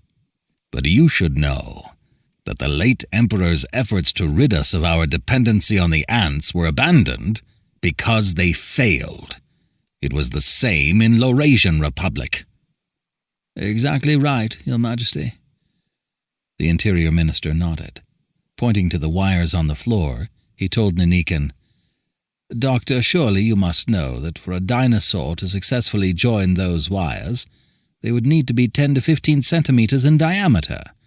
And if they were that large, we could not imagine a mobile phone with wires as thick as saplings, or a computer, for that matter. In the same vein, if we wanted our machines to be operated and maintained by dinosaurs, half of them would need to be at least 100 times larger than they are now, if not several hundred times larger. In turn, our consumption of resources and energy would increase 100-fold or more. There is no way our economy could withstand such a development." The Science Minister nodded in acknowledgement. Yes. More importantly, certain equipment parts cannot be scaled up. For example, in optical and electromagnetic communications equipment, the wavelength of electromagnetic waves, including light waves, dictates that the components used to modulate and process them cannot be any larger. Without small components, how can we even imagine computers and networks? It's much the same for research and production in the fields of molecular biology and genetic engineering. The Health Minister said, "Because our internal organs are relatively large, it is feasible for dinosaur doctors to perform surgery in certain cases. But the ants' surgical techniques have the advantage of being non-invasive. They are safer and more effective. According to historical records, there have been cases of dinosaur physicians performing invasive surgery, but this technique has since been lost. To recover it, one would need to master a whole host of other techniques, like general anesthesia and wound suturing. There's also the matter of expectations and habits. After enjoying several millennia of ant medical care, the idea of being cut open during surgery is absolutely unacceptable to most dinosaurs. So at least for the foreseeable future, our medicine can't do without the ants." The dinosaur-ant alliance is an evolutionary choice with profound implications. Without this alliance, civilization could not exist on Earth. We absolutely cannot allow the ants to destroy this alliance, the Science Minister concluded. "But what recourse do we have?" the Emperor asked, spreading his claws. Defense Minister Lologa finally broke his silence. "Your Majesty, the Ant Federation admittedly has many advantages on its side, but we also have a power of our own. The Empire should make use of this power." The Emperor nodded. "Very well. Give the order to the General Staff to formulate an action plan," he said to the Marshal. "Marshal," the Interior Minister held Lologa back just before he could leave. "It is crucial that you coordinate with Laurasia on this." "Yes," the Emperor nodded. "We must act in unison with them, lest Dodemy play the good dino and win the ants over to Laurasia's side." Chapter 10. The Second Dinosaur-Ant War. The Ivory Citadel, which had been rebuilt atop the ruins of the first Dinosaur-Ant War, had by this time become the largest ant city in the world. It was the political, economic, and cultural center of the Ant Federation on the continent of Gondwana, and it had a population of 100 million ants, covering an area roughly equivalent to 2 soccer fields. The Ivory Citadel bristled with high-rises, including the Federal Trade Tower, which at 5 meters was the tallest building in the ant world. Ordinarily, streams of ants moved continuously through the winding streets.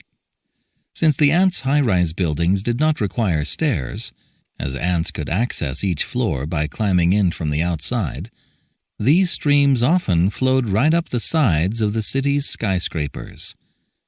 The city's airspace, too, was normally filled with drones, their thin, transparent wings glinting in the sunlight.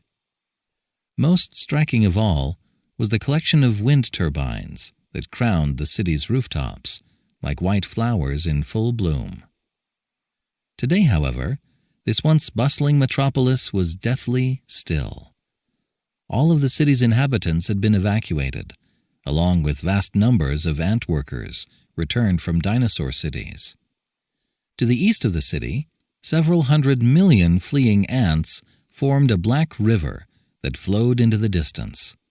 To the west, a chain of towering metallic mountains had erupted from the once boundless plain, 10 Gondwanan bulldozers. The bulldozers' huge blades were lined up side by side, like a skyscraping steel wall in the distance. The Gondwanan Empire had issued an ultimatum to the Ant Federation. If the strikers did not return to work within 24 hours, the bulldozers would level the Ivory Citadel. Now, as the sun sank below the western horizon, their long shadows fell over the city. Early the next morning, the Second Dinosaur Ant War began. A breeze cleared away the morning mist, and the newly risen sun shone upon a battlefield that seemed impossibly vast to the ants and claustrophobic to the dinosaurs. On the western border of the Ivory Citadel, ant artillery units fanned out in an awesome 20-meter-long line. Several hundred large-caliber guns glittered in the rising sun, as large as our firecrackers. Set back from the front line, over 1,000 guided missiles stood by in their launchers, each missile about the size of one of our cigarettes. A covey of Ant Air Force reconnaissance planes circled the sky, like small leaves caught in a whirlwind. In the distance, the 10 Gondwanan bulldozers started their engines, and an almighty rumbling filled the earth and the sky. As the vibrations traveled through the ground, the Ivory Citadel shook as though rocked by an earthquake, rattling the glass windows of its high-rises in their frames. Next to the bulldozers stood several dinosaur soldiers. To the ants, they looked like towering giants. An officer in their midst raised a megaphone and shouted toward the Ivory Citadel. "Listen up, little bugs. If you don't go back to work, we'll drive these bulldozers over there. Your city will be flattened. In fact, we don't even need to do that much. I once read a quote by an ancient dinosaur general in a book about the first dinosaur ant war. This city of yours is smaller than one of our children's toy sandboxes. They could flood it just by pissing on it. Ha ha ha!" There was no answer from the Ivory Citadel, not even to remind the officer of the unfortunate end that dinosaur general had met in the first dinosaur ant war. "Forward!" With a wave of the dinosaur officer's claw, the bulldozers began to slowly roll forward, gradually picking up speed. A soft, hissing sound rose up from the Ivory Citadel, just faintly audible beneath the roar of the bulldozers, like air escaping from a balloon. Thousands of superfine white threads shot out of the city and lengthened rapidly, as though the city had sprouted hair. These were the smoke trails of the ants' missiles. The barrage of missiles soared over the open field separating the bulldozers and the city, raining down on the huge machines and the dinosaurs behind them. The dinosaur officer who had just spoken caught a missile in his claw. It exploded in his palm with a low puff of smoke, and he yelped in pain and flung the fragments away. When he opened his claw to look, only a small flap of skin on his palm had been torn away. Several dozen more missiles struck his bulk, exploding with sharp pops. Swatting at his sides, the dinosaur burst into laughter. "Oh, your missiles are just like mosquitoes. I'm itching all over." The ant artillery began its bombardment. The line of guns flashed with fire, as though someone had tossed a lit string of firecrackers on the Ivory Citadel's doorstep.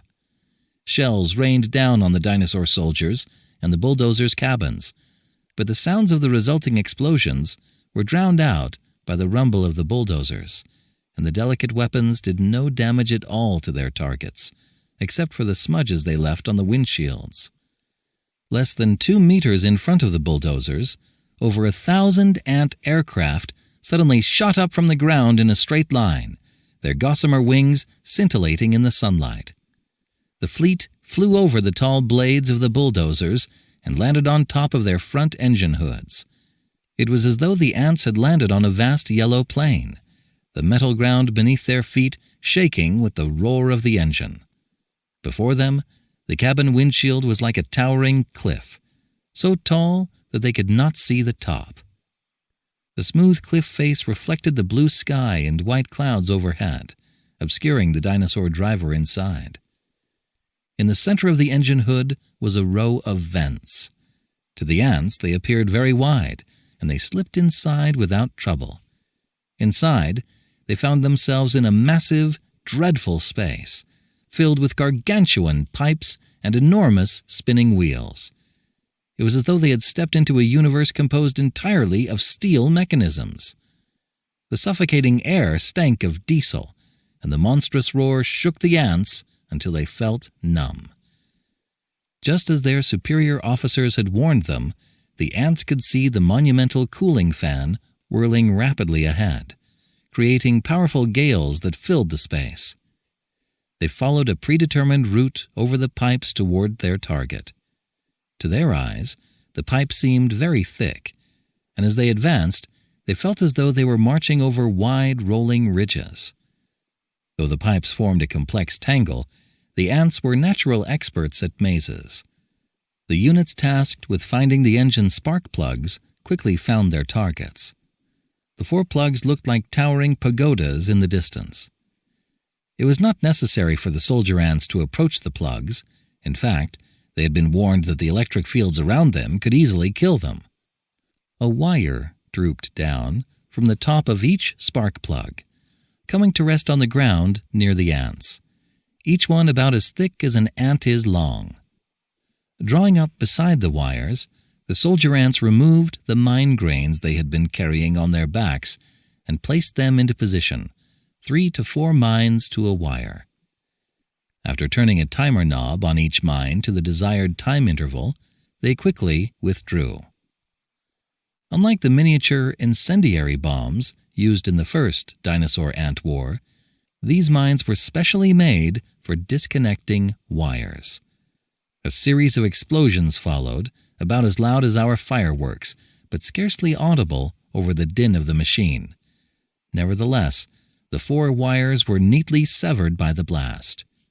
Where their broken ends touched the metal casing, there were showers of brilliant electric sparks. Inside the engine cylinders, the disconnected spark plugs could no longer ignite the fuel. The loss of motive power brought the bulldozers to an abrupt halt, and inertia threw several ants off the pipes. While all of this was happening, another contingent of ants found the fuel line. It was much thicker than the spark plug wires, and through the clear plastic wall, the ants could clearly see fuel coursing through the tube. They climbed on top of the fuel line and placed a dozen mine grains in a ring around it. Then they fell back, having completed their mission.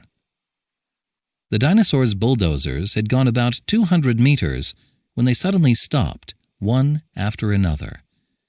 After 2 or 3 minutes, 6 of the bulldozers burst into flames, and the dinosaur drivers hopped from the cabs and fled. Before they had gone far, 4 of the burning bulldozers exploded. From the perspective of the ants standing guard around the ivory citadel, thick smoke and roaring flames obscured most of the sky. After the explosions died down, the drivers of the 4 bulldozers that had not caught fire went back to their vehicles. Buffeted by the heat coming off of the neighboring bulldozers, they lifted the hoods to check the engines. They soon found the source of the problem. One of the dinosaurs instinctively pulled a signal rod from his pocket. This device was capable of emitting ant pheromones, which the dinosaurs usually used to summon ant maintenance technicians. The driver stared at the flashing signal rod for a long time before he remembered that the ants no longer worked for him. Cursing, he stooped to reconnect the wires himself, But like the other 3 dinosaurs, his bulky claws were too large to fit inside the machine to pull the wires out. One of the drivers had the bright idea of using a tree branch to pick out the wires, but his clumsy fingers could not rejoin the wires, and after a few times they slipped from his grasp again. The drivers were forced to come away from their bulldozers, looking on helplessly as flames from the neighboring vehicles spread to their own vehicles. The ants dissolved into cheers, but Marshal Jolie of the Ant Federation Army, who had directed the battle from an armored car, calmly gave the order to retreat. In fact, the artillery and the missile units were already long gone. As the remaining ant troops winged their way east, the ivory citadel became a true ghost town. Looking at the row of blazing bulldozers, the dinosaur's shame turned to fury. The officer shouted, "You loathsome little pests! Did you really think you could win? We brought those bulldozers along for fun. Just watch how we take care of your toy city." About 10 minutes after the dinosaurs retreated, a Gondwanan bomber flew low over the ivory citadel. When its massive shadow engulfed the city, it dropped a bomb the size of one of our tanker trucks, which emitted a shrill scream as it fell toward the city's central plaza. There was an earth-shaking boom, and a huge, dark column of dust rose 100 meters into the sky.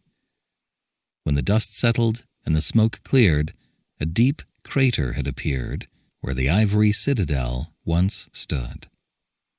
Turbid groundwater began to well up from the bottom of the crater, washing away any traces of the ant world's largest city. Greenstead, the Ant Federation's hub city in Laurasia, was destroyed by the dinosaurs at almost the same instant. The beautiful ant metropolis was reduced to a mudflat by the high-pressure hose of a Laurasian fire engine. Chapter 11. The Medical Team. The day after the destruction of the ivory citadel, Supreme Consul Kachika of the Ant Federation led a team of doctors to Boulder City and requested an audience with Emperor Didaius.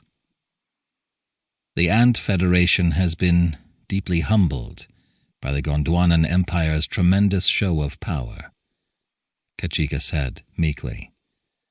Didaius grew excited. "Ha, Kachika! Finally some sense out of you. This is not the first time dinosaurs and ants have gone to war, and you ants no longer have the capacity for waging it that you once did. You cannot start fires in our cities and forests anymore, as the fire alarms and automatic extinguishers we have installed will put out any flame larger than a cigarette butt. As for that barbaric, senseless tactic of sneaking into dinosaurs' nostrils, even during the first dinosaur-ant war, we had ways of putting a stop to that. It's more troublesome than anything else." "Just so, Your Majesty. The purpose of my visit is to request that the Gondwanan Empire immediately suspend all attacks against other cities in the Ant Federation. The ants will end the strike and resume all work in the Empire. The Ant Federation has expressed the same wish to the Laurasian Republic. Right now, on every continent, tens of billions of ants are returning to dinosaur cities." Didaius nodded repeatedly in approval. "This is as it should be. The disintegration of the Dinosaur-Ant Alliance would be disastrous for both our worlds. At least this incident showed you ants who the true rulers of Earth are." Kachika dipped her antennae. It was a vivid lesson indeed. In order to express the Ant Federation's sincere respect for the rulers of Earth, I have brought our most distinguished medical team to attend to Your Majesty's eye. Didaius was very pleased. His eye injury had been troubling him for the past 2 days, but his dinosaur physicians had been unable to help beyond prescribing him some medicine, saying that they needed ants to operate. The medical team began the surgery right away. Some of the ants operated on the outer surface of the emperor's eyeball, while the rest passed through his nostril to work on the back. "Your Majesty, the first step of the operation is to remove the infected and dead tissue from your eyeball and administer an injection," Cixin explained. "The second step is to repair the wound with the latest therapeutic agent, living tissue cultivated through bioengineering. It will completely heal your eyeball, leaving your vision and the appearance of your eye unaffected." 2 hours later, the operation was complete. Cixin and the ant medical team departed. Interior Minister Babbitt and Health Minister Dr. Vivek entered the chamber, followed by several dinosaurs pushing a large, complicated machine. The Health Minister pointed to the machine and explained, "Your Majesty, this is a high-precision, three-dimensional scanner." "What do you plan to do with it?" asked Didaius, his left eye swathed in bandages, his right eye narrowed in suspicion. "For your Majesty's safety, we need to perform a full scan of your head," the Interior Minister said gravely. "Is this necessary?" "When dealing with those devious little bugs, it's best to be cautious." Didaius stepped up onto a small platform on the machine, and a very thin beam of light passed slowly over his head. During the scan, the Emperor grew impatient. "You're being rather paranoid. The ants won't dare lay a claw on me. If they were found out, the Imperial Army would demolish all of their cities in 3 days' time. The ants are devious, but they are also the most rational of all bugs. Their way of thinking is like a precise computer. There's no room for emotion that might move them to settle the score." When the scan was complete, no abnormalities were detected in Didaius' skull. At that moment, the Emperor received a report that the ants were filing back into dinosaur cities, and normalcy was quickly being restored. "I'm still not convinced, Your Majesty. I know the ants," the Interior Minister told the Emperor in a low voice. Didaius smiled at him. "Your vigilance is commendable, and you should remain watchful. But know, also, that we have bested them." "From now on, all high-ranking officials, leading scientists, and key personnel must undergo regular scans like this, with Your Majesty's approval, of course," said the Health Minister.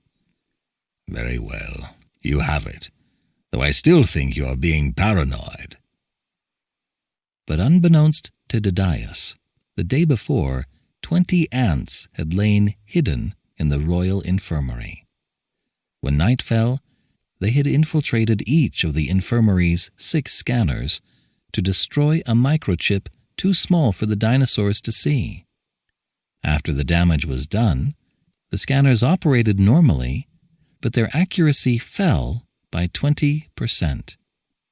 It was this 20% reduction in accuracy that caused the scanner to miss something in Didaius' skull.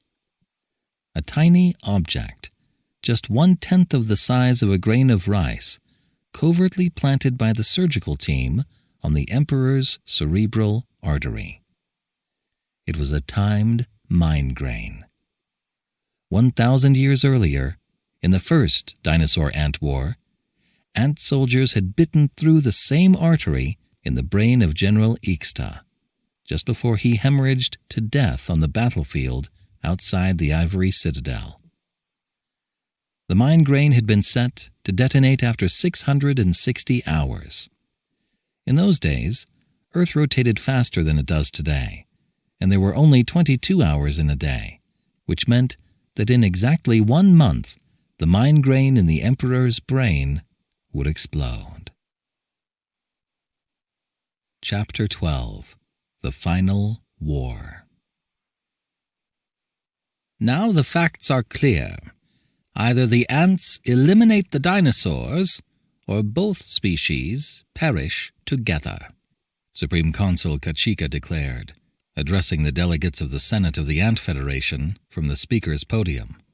I agree with the Supreme Consul, said Senator Berube, waving her antennae from her seat. If the current trends continue, one of two fates awaits Earth's biosphere.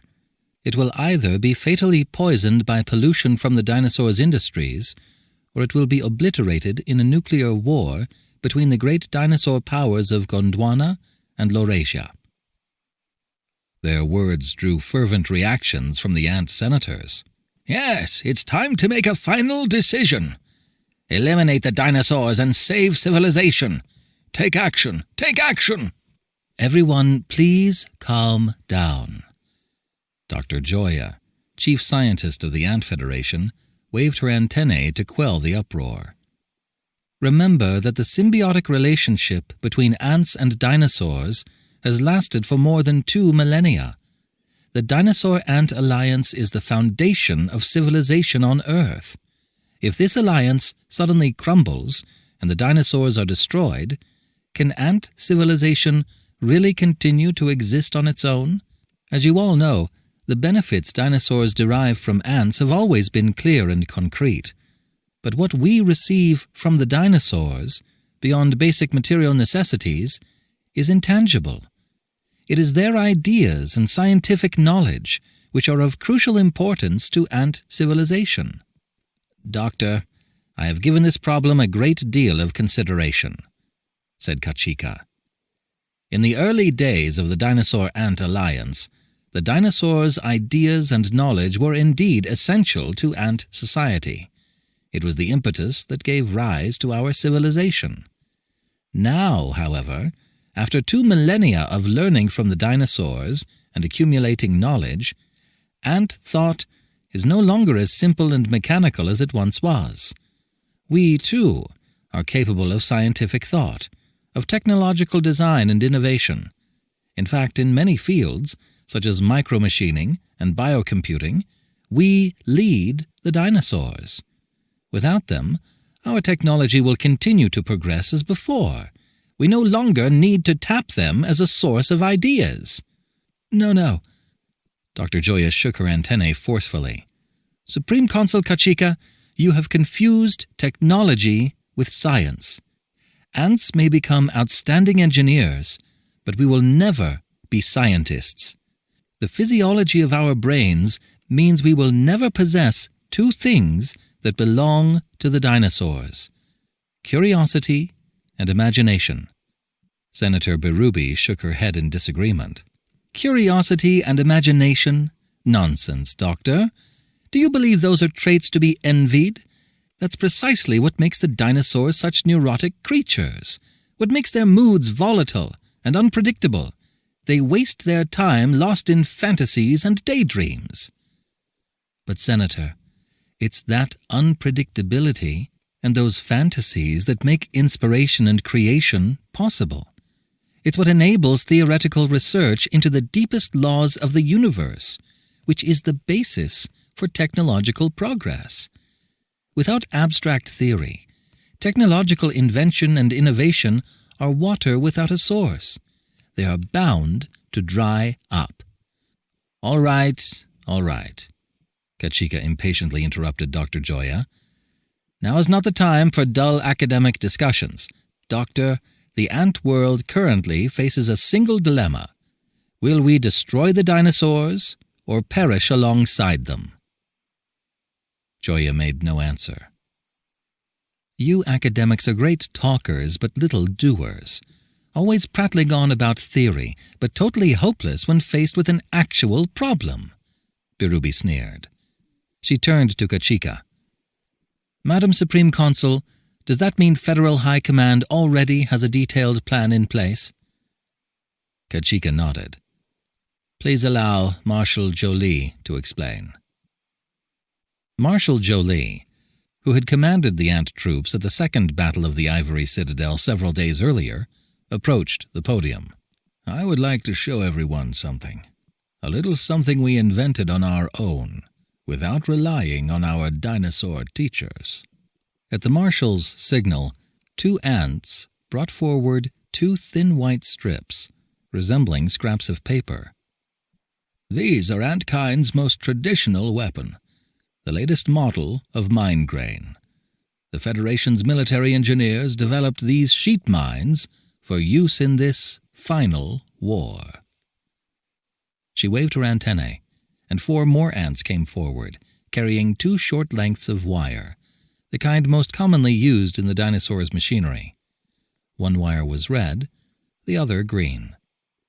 The ants set the wires on a frame, then wound the 2 white strips tightly around the middle of each wire, like pieces of white adhesive tape. Then something miraculous occurred. The 2 white strips suddenly began to change color, taking on the hue of the wire they were wrapped around, one turning red, the other green. Soon they blended in perfectly with the wires, all but indistinguishable. This is the Federation's newest weapon, chameleon mine grains. Once they are fixed in place, it is absolutely impossible for dinosaurs to detect them. Approximately 2 minutes later, the mine grains exploded with 2 sharp cracks, neatly severing the 2 wires. When the time comes, the Federation will deploy an army of 100 million ants. One part of this army has already resumed work in the dinosaur world. The other part is infiltrating the dinosaur world as we speak. This army of millions will affix 200 million chameleon mine grains to the wiring of the dinosaur's machines. We have called this campaign Operation Disconnect. Wow! A truly magnificent plan! Senator Berube exclaimed in admiration, eliciting sincere praise and agreement from the other senators. The other campaign to be conducted in parallel is just as magnificent. The Federation will deploy another army of 20 million ants to penetrate the skulls of 5 million dinosaurs and affix mine grains to their cerebral arteries. These 5 million dinosaurs comprise the elite echelon of the billions of dinosaurs on Earth. They include, among others, their national leadership, scientists, and key technicians and operators. Once these dinosaurs have been eliminated, dinosaur society will be without a brain, so we have dubbed this campaign Operation Decapitate. This plan seems more complicated than the first, said Berube. To the best of my knowledge, all key personnel in dinosaur society are routinely subjected to high-precision 3-dimensional scans. The Gondwanan Empire was the first to adopt this practice, and the Laurasian Republic quickly followed suit. In the Gondwanan Empire, even Emperor Didaius himself regularly undergoes examination. The first mine grain of Operation Decapitate has already been laid, said Kachika with a smug expression. It lies in Didaius' brain, and it was put there by the medical team I led. The Emperor has undergone a series of examinations since then, yet that mine grain is still safely stuck to his cerebral artery. You mean we have developed a new model of mine grain that can escape detection by high-precision 3-dimensional scanning? Dr. Joya asked. Kachika shook her head. We tried, but all our efforts failed. The high-precision 3-dimensional scanner is one of the most important joint technological accomplishments of ants and dinosaurs in recent years. It can detect and identify the slightest abnormalities in the dinosaurs' brains. Of course, mine grains installed in other parts of the dinosaur's body are not easily detected. But to kill a dinosaur, or at least cause it to lose consciousness and the ability to think, with a single mine grain can only be done by deploying the mine on the cerebral artery. The dinosaurs are well aware of this, so they only scan their brains. Joya pondered this for a long while, and then shook her antennae, confused. Forgive me, Supreme Consul. I don't see how that mine grain can escape detection. I was the ant in charge of the scanner project, so I know just how powerful these instruments are. Jolie wore the same smug expression as Kachika. My dear doctor, you always overthink things. We simply sent a detachment of troops to infiltrate the Royal Infirmary and sabotage all 6 of the infirmary's scanners. Destroying a single microchip reduced the scanner's accuracy by 20%, preventing them from detecting the mind grain. And after that, don't you plan to mine the skulls of 5 million dinosaurs? That will never— Joya gasped in realization. You can't possibly be thinking of sabotaging every scanner in the dinosaur world. Precisely. Compared to Operations Disconnect and Decapitate, this is an easy task. Recall that the dinosaur world has only 400,000 of these machines at present. An army of 5 million ants should be able to take care of it. That's an insane plan, said the chief scientist, shocked.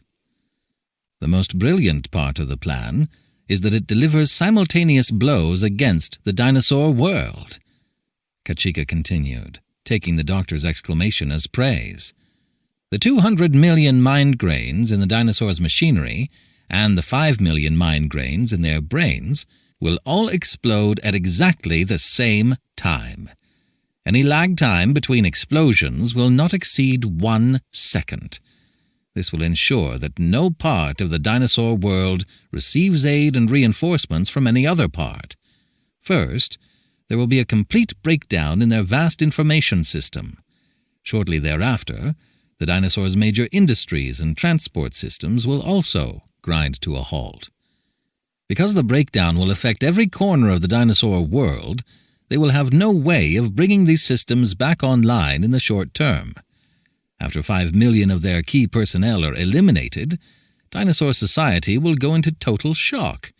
It will sink swiftly, like a ship with its bottom torn out in the middle of the ocean. It's common knowledge that dinosaur cities are characterized by staggering levels of consumption. According to our computer simulations, as soon as the information, industrial, and transportation systems that supply these cities collapse, 2/3 of dinosaurs in urban centers will perish from hunger and thirst in less than a month.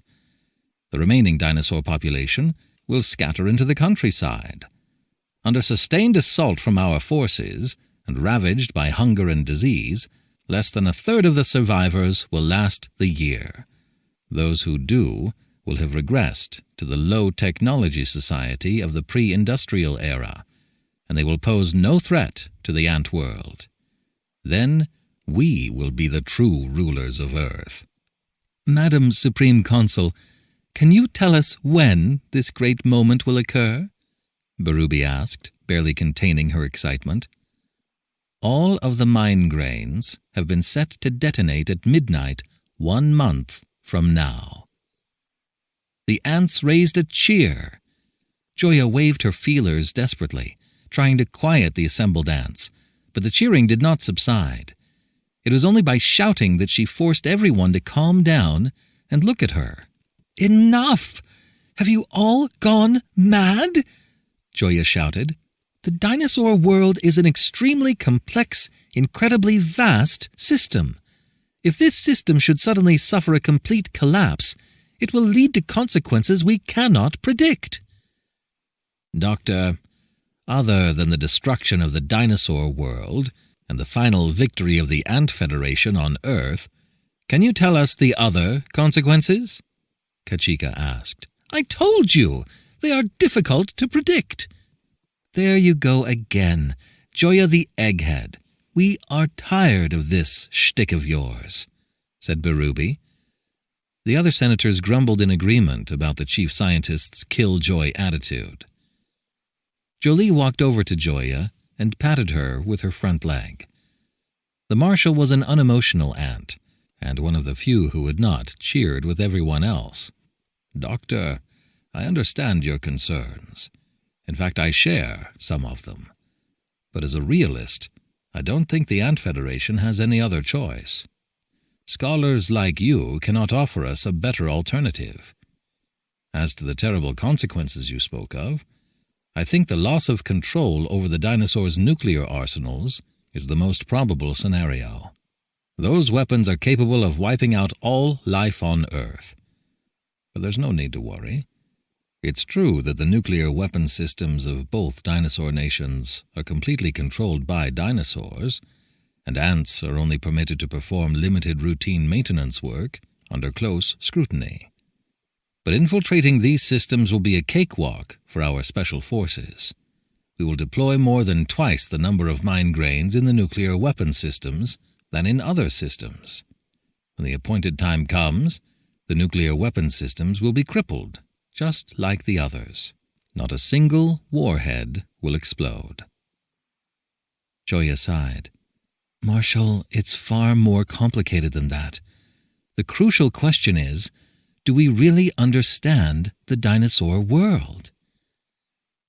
This question stunned all of the ants for a moment. Kachika stared at Joya and said, Doctor, there are ants in every corner of the dinosaur world, and it has been that way for 3,000 years. How can you ask such a foolish question? Joya slowly shook her antennae. Dinosaurs and ants, after all, are two very different species, inhabiting disparate worlds. Intuition tells me that the dinosaur world holds great secrets that we ants know nothing about. If you can't be specific, you might as well drop the subject, the ruby sneered. To that end, I ask that we establish an intelligence-gathering system. Joya continued. Specifically, whenever you deploy a mind grain in a dinosaur's brain, you should also install a listening device in their cochlea. I will lead a department that will monitor and analyze the information sent back by these devices, with the aim of uncovering things heretofore unknown to us as soon as possible. The preparatory work for Operation Decapitate should be finished in half a month, said Jolie. Your department will be inundated with information from 5 million listening devices. Even if you invest an enormous effort, all of the mind grains will detonate before you can analyze even a fraction of that information. Joya dipped her antennae. That is why, Marshal, I ask that the mind grain's detonation time be delayed another 2 months, so that we can analyze as much information as possible. Perhaps we can discover something. Nonsense! Kachika shouted in irritation. There can be no delay. 1 month is all the time we need to lay the mind grains. We cannot extend that time by a single second. Undue delay will only invite trouble, so we need to act as quickly as possible. Besides, I don't believe there is anything about the dinosaur world that we don't already know. Chapter 13. Mind Grains. Emperor Didaius of Gondwana strode into Boulder City's communication tower, flanked by the Interior Minister and the Security Minister. The communication tower was the heart of Boulder City's information network, responsible for processing and exchanging information between the capital and the rest of the empire. There were over 100 such network centers across the Gondwana that formed the trunk of the empire's vast information network. Didaius and his ministers entered the communication tower's spacious main control room, which was filled with glowing computer screens. When the dinosaurs working at these computers saw the emperor, they all rose to their feet in respect. "Who's in charge here?" asked the Interior Minister. 2 dinosaurs came forward and introduced themselves as the network center's lead engineer and chief security officer. The minister asked them, "What about the ants that work here?" "They all left for the day," replied the chief engineer. The Interior Minister nodded. "You should have received the order from the Ministry of Security to conduct a thorough inspection of all computers and network equipment to prevent possible sabotage by the ants. This is a nationwide inspection being conducted at every sector of the empire. It is greater in size and scope than any previous inspection. His Imperial Majesty has come to inspect your work." "We conducted a thorough inspection as soon as we received the order. As of now, all key equipment has been checked twice, and we have strengthened our security measures. I can guarantee the security of the network center, so Your Majesty may rest assured," said the lead engineer. "Show us to the most important part of this center," said Didaius. "To the server room, then?" The lead engineer gave an inquiring look to the Interior Minister, who nodded. He then led the Emperor and the 2 ministers into the heart of the network, the server room. They walked between rows upon rows of white servers. These massive computers, processing enormous amounts of information from all over the world, hummed softly around them, like living things. "What has been done to ensure the security of this facility?" asked the Interior Minister. "The ants who work in the network center are strictly prohibited from entering this room without authorization. All maintenance work is performed under the close supervision of dinosaurs," the Chief Security Officer answered. He took down a magnifying glass from the door of a server cabinet. "As Your Majesty can see, we use this to monitor the ants' work. Every moment they spend inside the server, they are under a dinosaur's watchful eyes." He gestured all around, drawing the visitors' attention to the magnifying glasses hanging on every server cabinet door. "Very good." The Interior Minister nodded. "In that case, what have you done to prevent infiltration by outside ants?" "First, we hermetically sealed the server room to stop intruders from gaining access." "Hermetically sealed it? That's a laugh." The Security Minister, who had been silent until now, scoffed. "I have seen the most airtight room in the dinosaur world, a vault in the Imperial Bank of Gondwana in which the ants' currency is stored. Do you know how tightly that vault is sealed? The interior can be exhausted to create a vacuum. Air from the outside cannot get in. It's a perfect seal. The bank hoped to frustrate an especially rampant group of ant thieves that targeted major banks by equipping the interior of the vault with sensitive gas detectors. That way, as soon as the ants drilled through the vault wall, trace amounts of air would leak in from the outside, and the sensors would sound the alarm. But even so, they still managed to rob the vault without setting off the alarm. Even after scouring the scene of the crime, we were never able to discover where or how the ants gained entry. I suspect they mounted a miniature vacuum chamber to the vault's exterior wall and drilled inside the chamber. After clearing the vault out, they plugged the hole again to stop air from leaking in. The ants' cunning is far beyond our imagination. At the same time, their small size gives them an advantage. It's impossible to secure massive buildings in cities like ours against them using seals.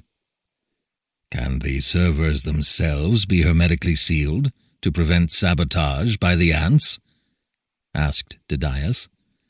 "That is difficult too, Your Majesty," the Security Minister replied. "First, certain holes are critical to the operation of machines, like vents, cable openings, and disk drives. Besides, even completely sealing a machine cannot protect against intrusion by ants. As you know, these bugs are excellent borers. It's an instinct left over from their nest-dwelling days. They have all sorts of tiny but powerful tools for drilling quickly through any material.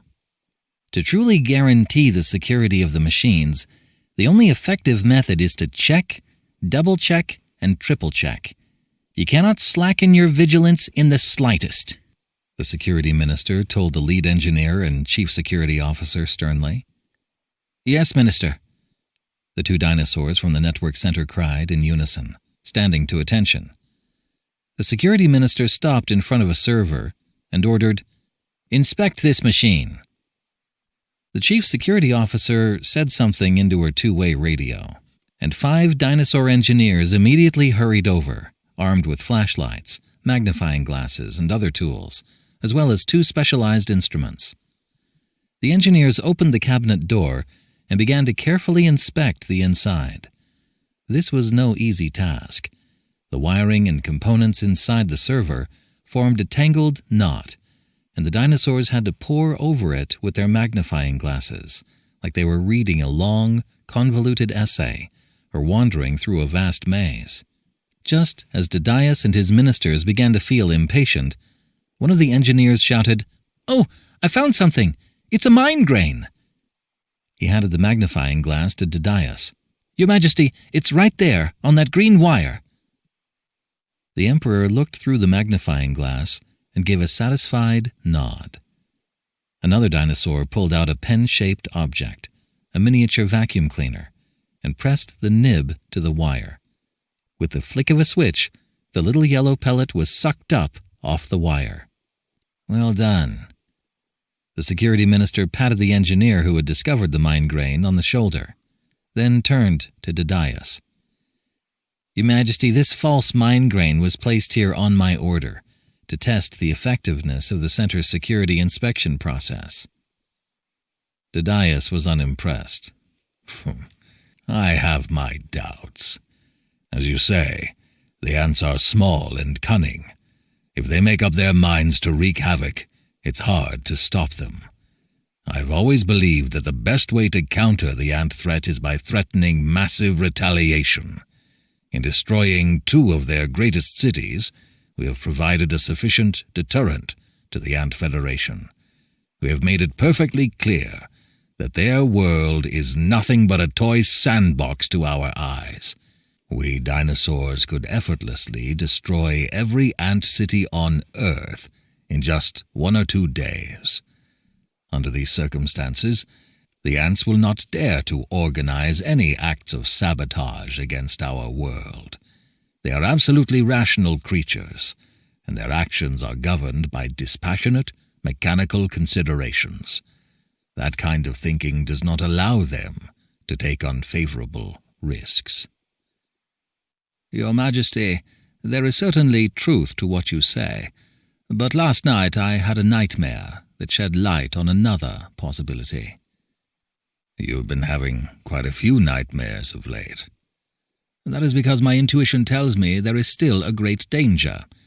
Your Majesty, the Empire's deterrent strategy is founded on the premise that if the ants were to destroy one part of the dinosaur world, the other part could field a devastating second strike against the ant world. But what if the ants strike every corner of the dinosaur world all at once? If they succeed, we will be unable to retaliate. Under those circumstances, our ability to deter the ants is non-existent." Didaius thought for a moment and shook his head. "The scenario you described is only a theoretical possibility. It's an extreme case that will never happen." "Your Majesty, that is the other side of the ants' mechanical thinking.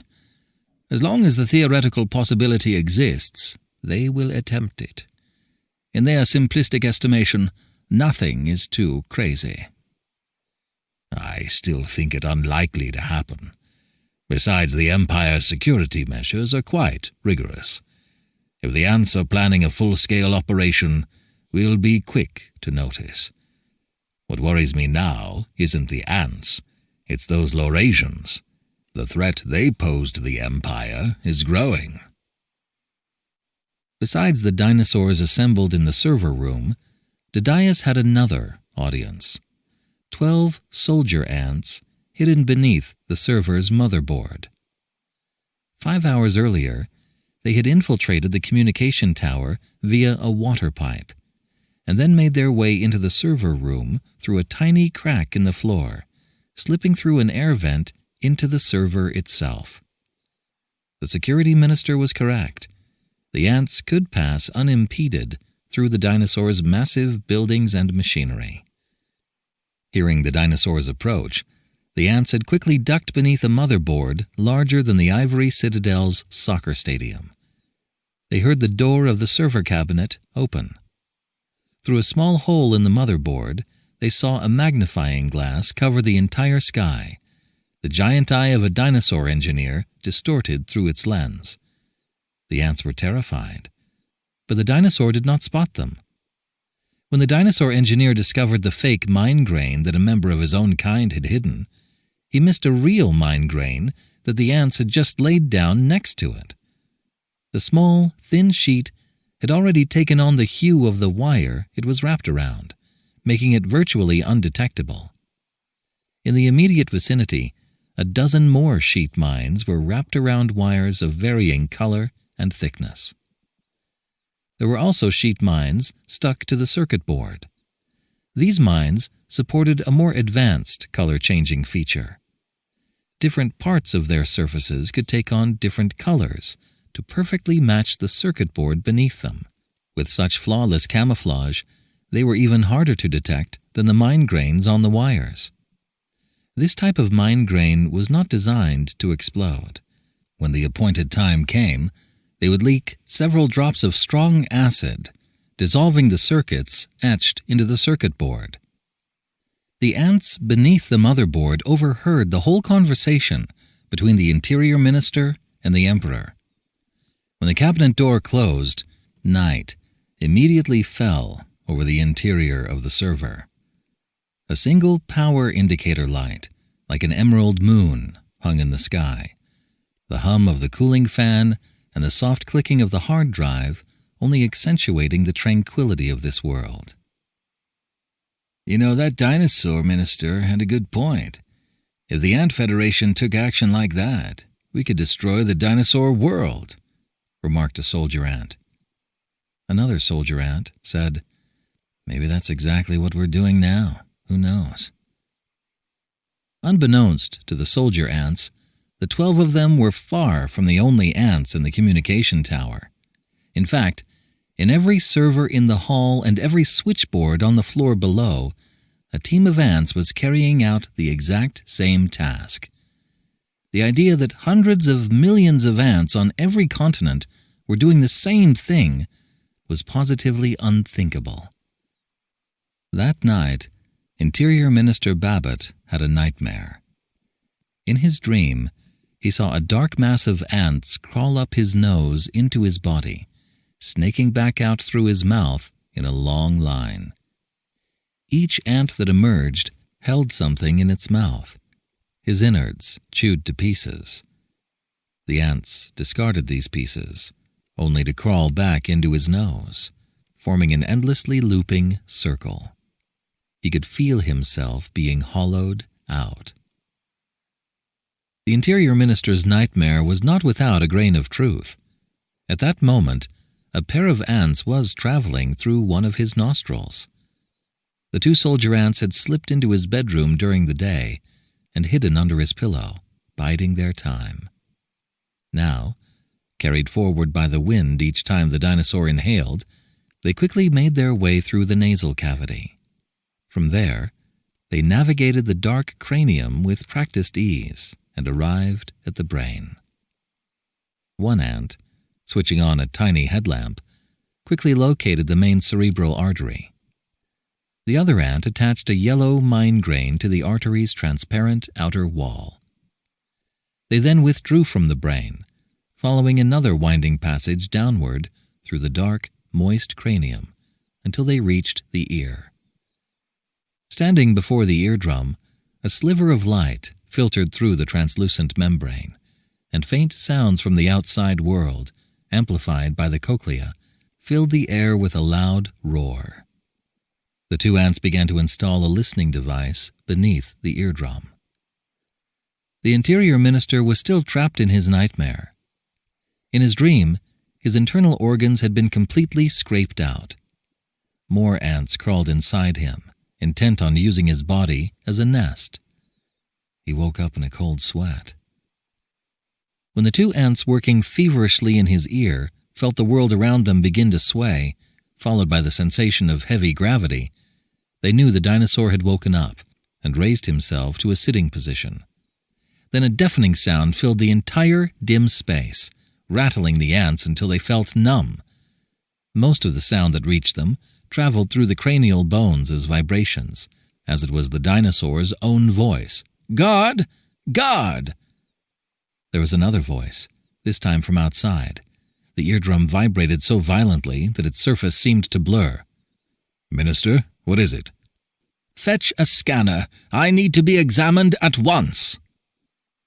The two ants looked nervously at each other. One said, "What should we do? Perforate the eardrum and evacuate through the ear canal?" "No good. We'll be discovered that way. Let's take cover in the lungs. Usually they only scan the head." Leaving behind the already installed listening device, the two ants made a rapid descent through the darkness.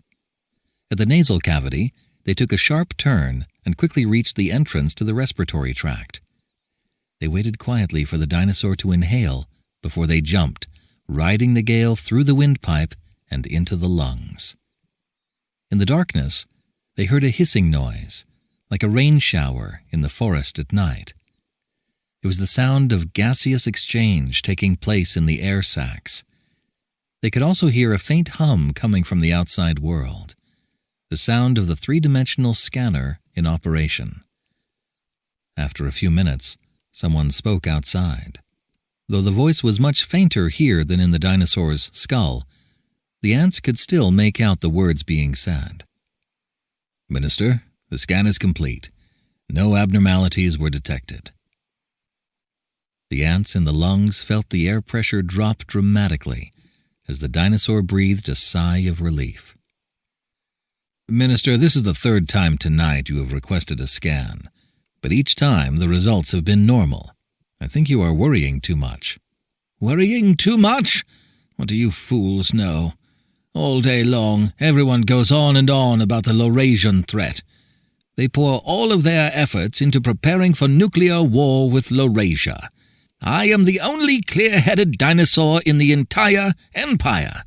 I am the only one who knows where the real threat is." "But none of the scans we've conducted over the last few days have shown any abnormalities." "I wonder whether your machines are working correctly." "Minister, there shouldn't be anything wrong with the machines. We've already tried out all of the scanners in the Royal Infirmary. This time, according to your instructions, we borrowed a scanner from another major hospital in Boulder City. The results have always been the same."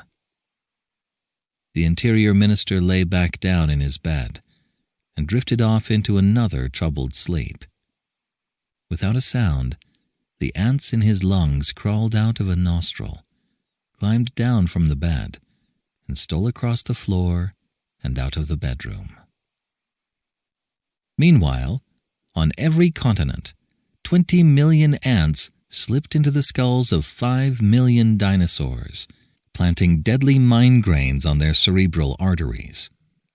They installed listening devices on the eardrums of over 1 million of these dinosaurs, including Emperor Didaius and President Dodome. Via repeater stations scattered across the planet, these listening devices began to transmit vast quantities of information to a supercomputer in the high command of the Ant Federation. There, a newly established department led by Chief Scientist Joya grappled with the task of analyzing this information, dredging the sea of data for the secrets of the dinosaur world. Chapter 14. Bright Moon and the Emperor of the Sea. In the high command of the Ant Federation, Supreme Consul Kachika and the Federation's Commander-in-Chief, Marshal Jolie, were in the midst of orchestrating the destruction of the dinosaur world. 2 large screens displayed the progress of Operation Disconnect and Operation Decapitate. At the bottom of the Operation Disconnect status screen was a steadily increasing figure, which represented the current total of sheet mines laid in the machinery of the dinosaur world. The screen also showed a map of the world. The continents were overlaid with a dense, bewildering array of glowing dots, circles, and arrows, indicating the location of mines and other conditions. On the Operation Decapitate status screen, a second figure represented the number of mines laid in the dinosaurs' brains. Each time the figure ticked upward, The name and title of the dinosaur in whose brain the mine had been laid flashed across the screen. "It appears that everything is coming along smoothly," Joly reported to Kachika. Just then, the Federation's chief scientist, Dr. Joya, entered the room. "Ah, Dr. Joya, I haven't seen you in a week," said Kachika, by way of greeting. "Have you been busy analyzing the intercepted information? Judging by the grim look on your face, it seems you have some astonishing secret to tell us." Joya dipped her antennae.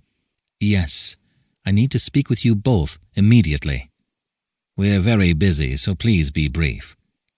"I would like both of you to listen to a recording. This is a wiretapped conversation between Didaius and Dodemy at yesterday's Gondwana-Laurasia summit." "What secret could that summit possibly hold?" Kachika snapped. "We all know that nuclear disarmament talks between the two countries collapsed. War between Gondwana and Laurasia is imminent, which only goes to prove that our chosen course of action is correct. We must destroy the dinosaurs before they cause a nuclear war to protect Earth's environment." That was a very good summary of the press release, but I want you to hear the details of a secret meeting that took place at the summit. In this recording, the dinosaurs reveal something previously unknown to us. The recording began to play. Dodemy: "Your Majesty, do you know the real reason why the ants capitulated so readily? It is almost certain that the resumption of their work in the dinosaur world is only a bid for time. The Ant Federation is plotting something major against the dinosaur world." Didaius: "Mr. President, do you think me so dense that I would fail to recognize the obvious? But compared to Laurasia's decision to put Bright Moon on a command loss timer, the threat posed by the ants, even the threat posed by your nuclear weapons, is trivial." Yes. Compared to the threat posed by the ants and the risk of nuclear war, Bright Moon and Emperor of the Sea are obviously much greater dangers to civilization on Earth. Let's discuss this then, shall we? It is outrageous to point the finger at us, since Emperor of the Sea started its timer first. Stop, Kachika interrupted, waving her antennae. "Doctor, I don't understand what they're saying." Joya paused the recording. "This conversation contains two important pieces of information. What are Bright Moon and Emperor of the Sea?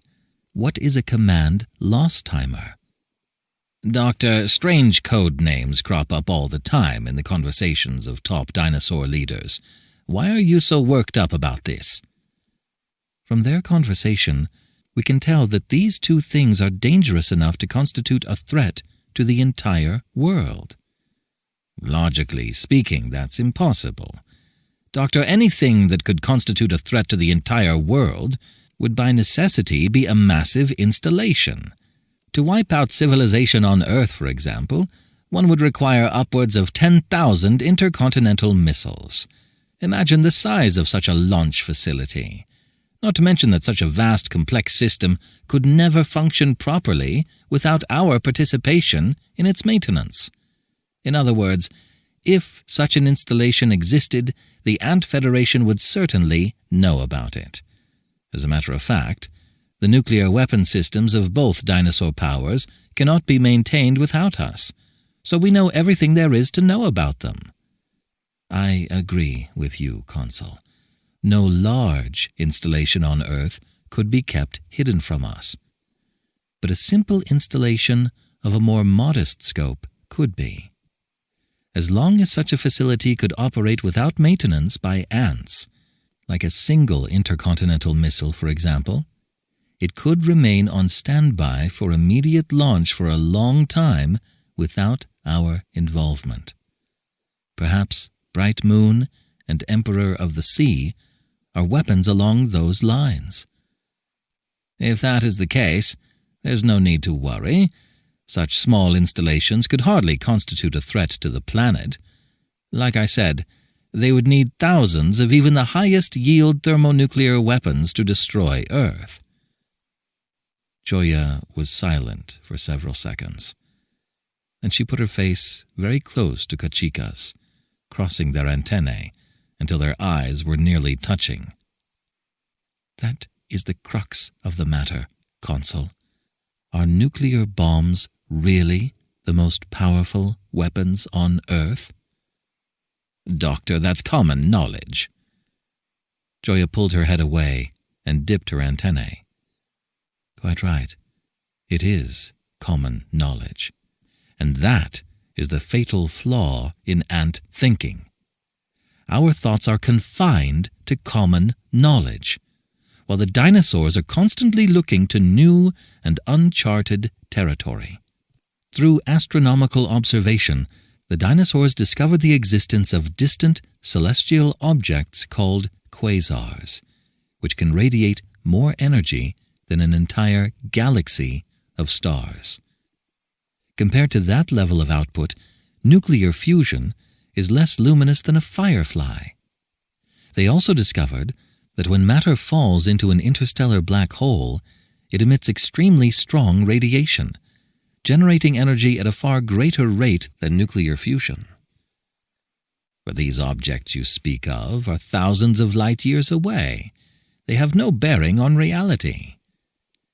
Then let me remind you of something that has a direct bearing on reality. Do you remember the new sun that suddenly appeared in the night sky 3 years ago? Kachika and Jolie remembered, of course. That unprecedented event had left a deep impression on all of them. On that cold winter night, a new sun had suddenly appeared in the sky over the southern hemisphere. In an instant, Earth became as bright as day. The light of the sun was so intense that looking straight at it caused temporary blindness. The sun had winked out approximately 20 seconds later, but not before its radiant heat turned the frigid winter night into a sweltering summer day. Flash floods caused by the rapid thawing of snow had inundated many cities. At the time, the event had rocked the ant world. When they asked the dinosaurs what had happened, however, no explanation was forthcoming from their scientists, and the incurious ants soon forgot the matter. At the time, the only definite conclusion that could be drawn from our own observations was this: the new sun appeared approximately 1 astronomical unit from the Earth, or roughly the same distance between Earth and the sun presently in the sky. Based on the distance and the amount of radiation received on Earth, we were able to infer the luminosity of this new sun. If such a huge amount of energy was generated through nuclear fusion, there should have been a relatively large celestial object there. But astronomical observations taken since then show that no such object exists. In other words, it's possible that higher energy processes than nuclear fusion exist in this solar system. Kachika was unconvinced. "Doctor, all of this is still disconnected from reality. Even if that kind of energy exists, you still have no proof that the dinosaurs brought it to Earth. In fact, the probability that they did so is close to 0. As you know, 1 astronomical unit represents a vast distance. Most of the dinosaur spacecraft operate in near-Earth orbit. It wouldn't be easy for them to travel so far into space." "I used to think so, but—" Joya paused. "Please continue listening to the recording," she said, as she started the recorder again. Didaius. "We are playing a very dangerous game, more dangerous than can be tolerated. Laurasia should immediately stop Bright Moon's command loss timer, or at the very least, change over to a regular timer. If you do, then Gondwana will do the same." Dodome. "Gondwana should stop the timer on the Emperor of the Sea first. If you do, Laurasia will follow suit." It was Laurasia that activated Bright Moon's timer first. But, Your Majesty, even before that, if a Gondwanan spaceship hadn't pulled that little stunt in space on December 4th, 3 years ago, Bright Moon and the Emperor of the Sea would never have existed. That devil would have followed its original path out of the solar system and left the Earth well enough alone. It was for scientific research. Enough. Even now you're still repeating shameless lies. It was the Gondwanan Empire that pushed civilization on Earth to the brink of the abyss. You criminals have no right to make any demands on Laurasia. Then it seems the Laurasian Republic has no intention of making the first concession. And what of the Gondwanan Empire? Very well. It appears that neither of us cares about the destruction of Earth. If you don't care, then neither do we. All right. Dinosaur kind has never cared much about anything anyway. Joya stopped the playback of the recording and turned to Kachika and Jolie. I expect both of you noticed the date mentioned in that conversation. December 4th, 3 years ago, said Jolie, thinking back. That was the day the new sun appeared. Precisely. It is the common thread running through all of this. I don't know about you, but it makes my feelers stand on end. We have no objections to any efforts you might make to clarify the matter, said Kachika. Joya sighed. Easier said than done. The best way to unravel this secret would be to search the dinosaurs' military networks. But our computers are structurally incompatible with theirs. So even though we can easily infiltrate the hardware of the dinosaurs' computers, to date, we have never managed to hack into their software. Otherwise, why would we resort to such a clumsy method as eavesdropping to gather information? Nevertheless, I do not believe we can uncover this mystery using this method in the short time we have available. Very well, Doctor. I will provide you with the ant power required to conduct this investigation. However, this cannot be allowed to impact the total war we are waging against the dinosaurs. Right now, the only thing that makes my feelers stand on end is the thought of the dinosaurs' continued existence. I believe you are living in delusion, to the detriment of the Federation's great cause. Without another word, Joya turned and left. The next day, she went missing. Chapter 15. Defection. 2 soldier ants crept beneath the gate of the imperial palace of Gondwana. Of the 3,000 ants that had been charged with laying mine grains in the palace's computer systems and the skulls of the palace dinosaurs, they were the last to withdraw. After slipping through the crack beneath the gate, they began the descent down the tall palace steps. On the sheer, precipitous cliff of the top step, they spotted the figure of an ant climbing toward them. "Hey, isn't that Dr. Joya?" the first soldier ant said to the other in surprise. "The Federation's chief scientist? You're right, it is her. Dr. Joya!" The soldier ants greeted the chief scientist with a concentrated burst of pheromones. Glancing up to them, Joya gave a start, as though she wanted to hide. After a moment of hesitation, she steeled herself and climbed up to meet them. "Doctor, what are you doing here?"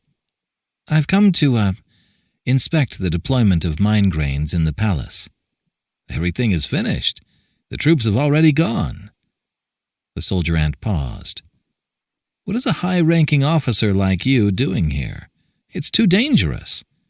I need to have a look. As you know, this zone is of vital importance." As she spoke, Joya walked swiftly toward the gate of the imperial palace and vanished beneath it. "Did she seem off to you?" asked the first soldier ant, gazing in the direction Joya had gone. "Something isn't right. Where's your radio? Hurry up and report this to the commander." Emperor Didaius was presiding over a meeting of the chief imperial ministers when a secretary entered with a report. Chief Scientist Joya of the Ant Federation was requesting an urgent audience with the Emperor. "Let her wait. I'll speak with her after the meeting," said Didaius with a wave of his claw. The secretary left, but returned soon afterward. "She says it's a matter of utmost importance. She insists upon seeing your Majesty immediately, and she requests that the Interior Minister, the Science Minister, and the Commander-in-Chief of the Imperial Army be in attendance as well." "The wretch! Where are that little bug's manners? She can wait, or she can get lost." "But she—" The secretary glanced at the assembled ministers, then leaned close to the Emperor's ear and whispers, "She claims she has defected from the Ant Federation." The Interior Minister interrupted. "Joya is a key figure in ant leadership circles. Her way of thinking is very different from that of other ants.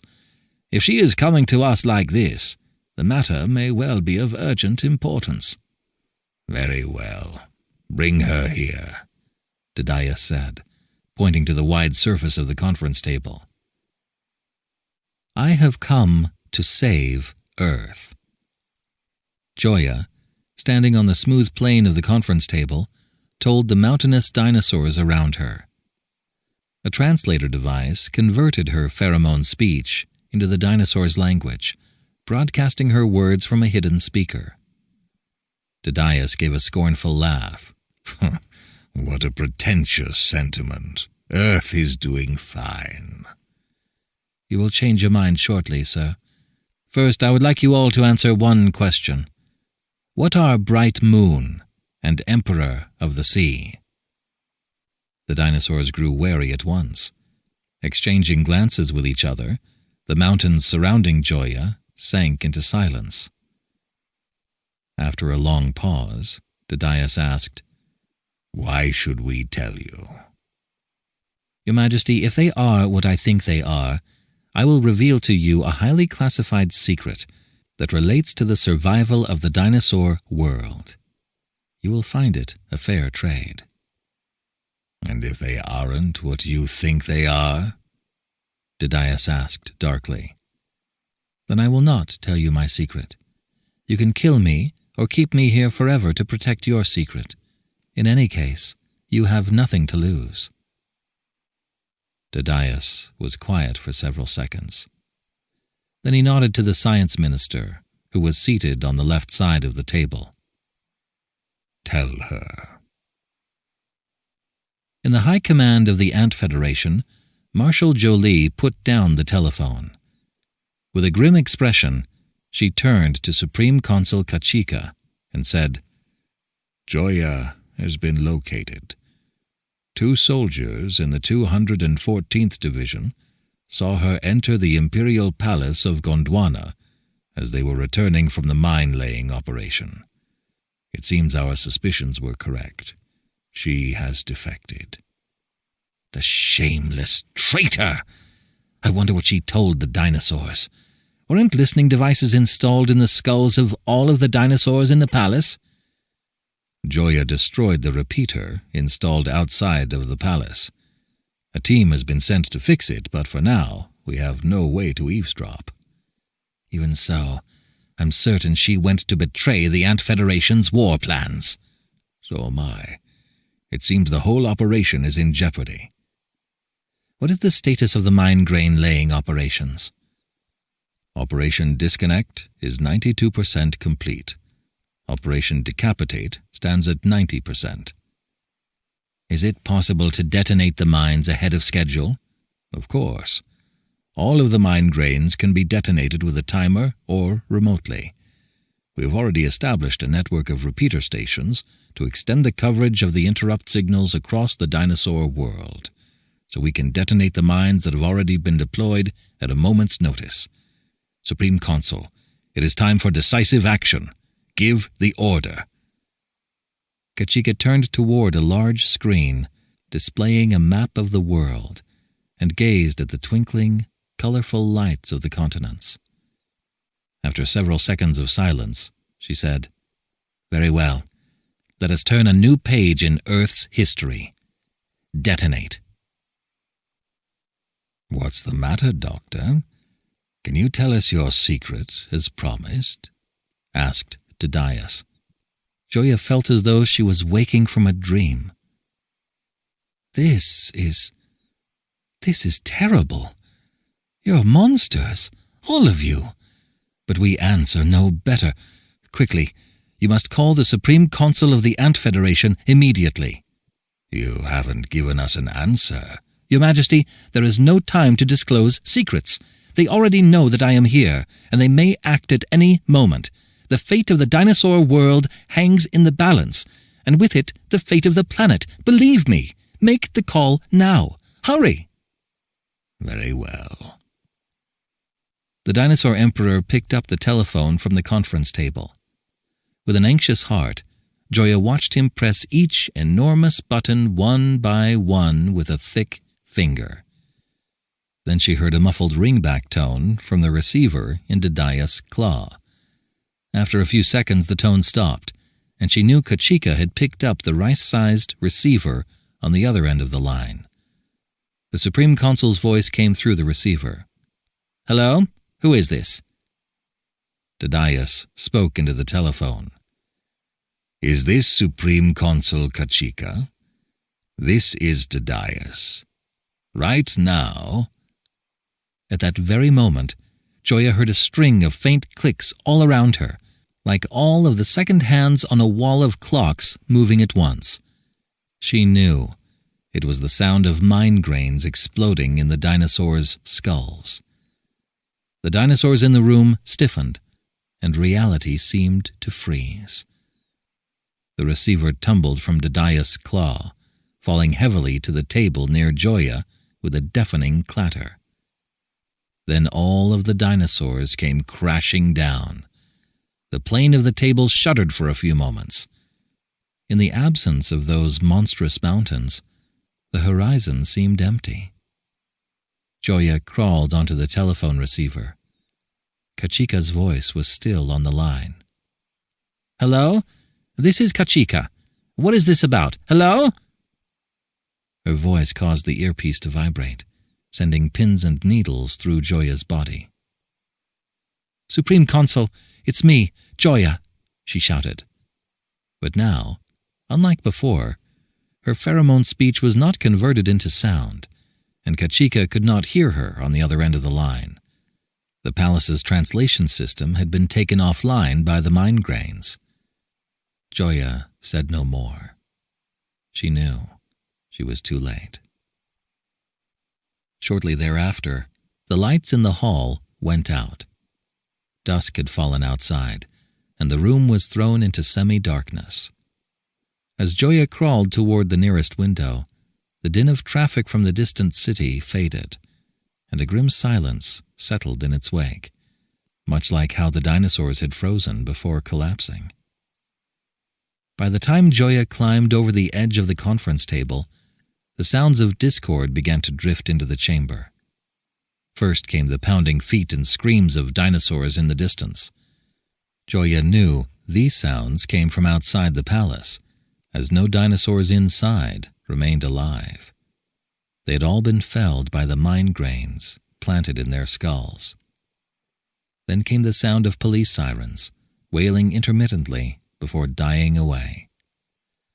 When Joya was halfway to the window, the first muted rumbles of faraway explosions began to reach her ears. Finally, she reached the window. Outside, Boulder City stretched out before her, shrouded in the twilight gloom. She could see thin columns of smoke rising into the dusty sky. Soon, more columns of smoke appeared, flames gleaming at their bases, and the city skyline flickered in and out of view.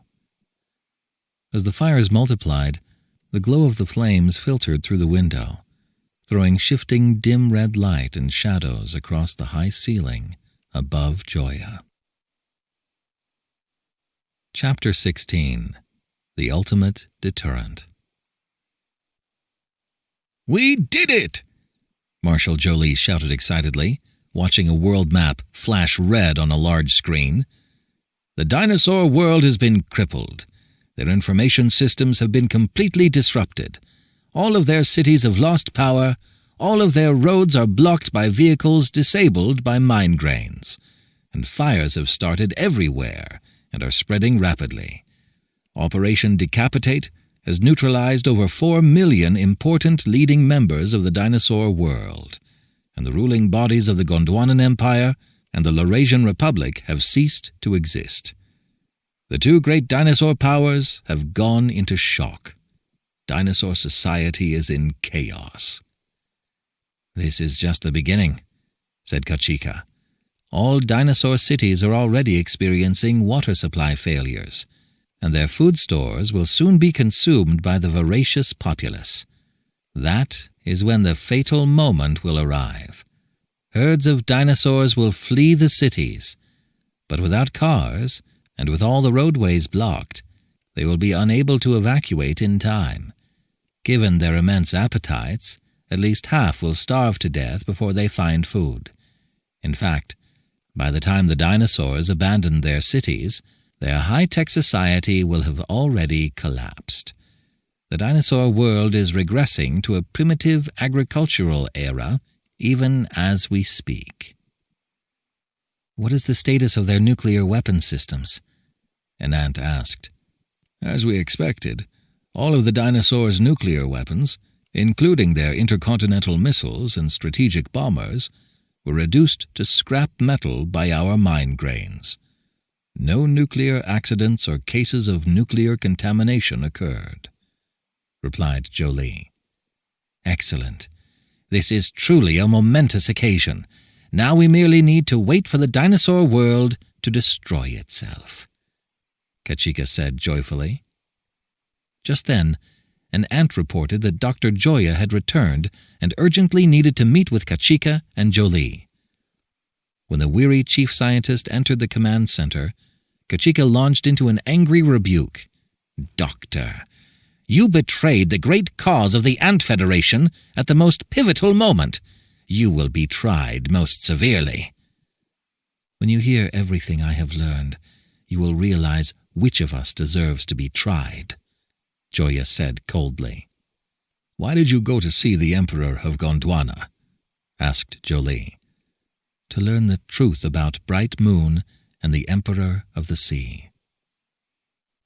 The doctor's remark immediately dampened the ants' high spirits. They focused their gazes on Joya. Joya looked around and said, "First, does anyone here know what antimatter is?"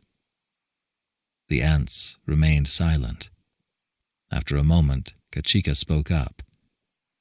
"I know a little. Antimatter is a substance conjectured to exist by dinosaur physicists. Its atomic subparticles have the opposite electric charge as the matter in our world. Its electrons carry a positive charge, and its protons carry a negative charge. It's a quantum mirror image of the matter in our world. It's not conjecture. The dinosaurs have proved the existence of antimatter through cosmological observation," Joya said. "Now surely someone else has heard more about it." "Yes," Jolie said.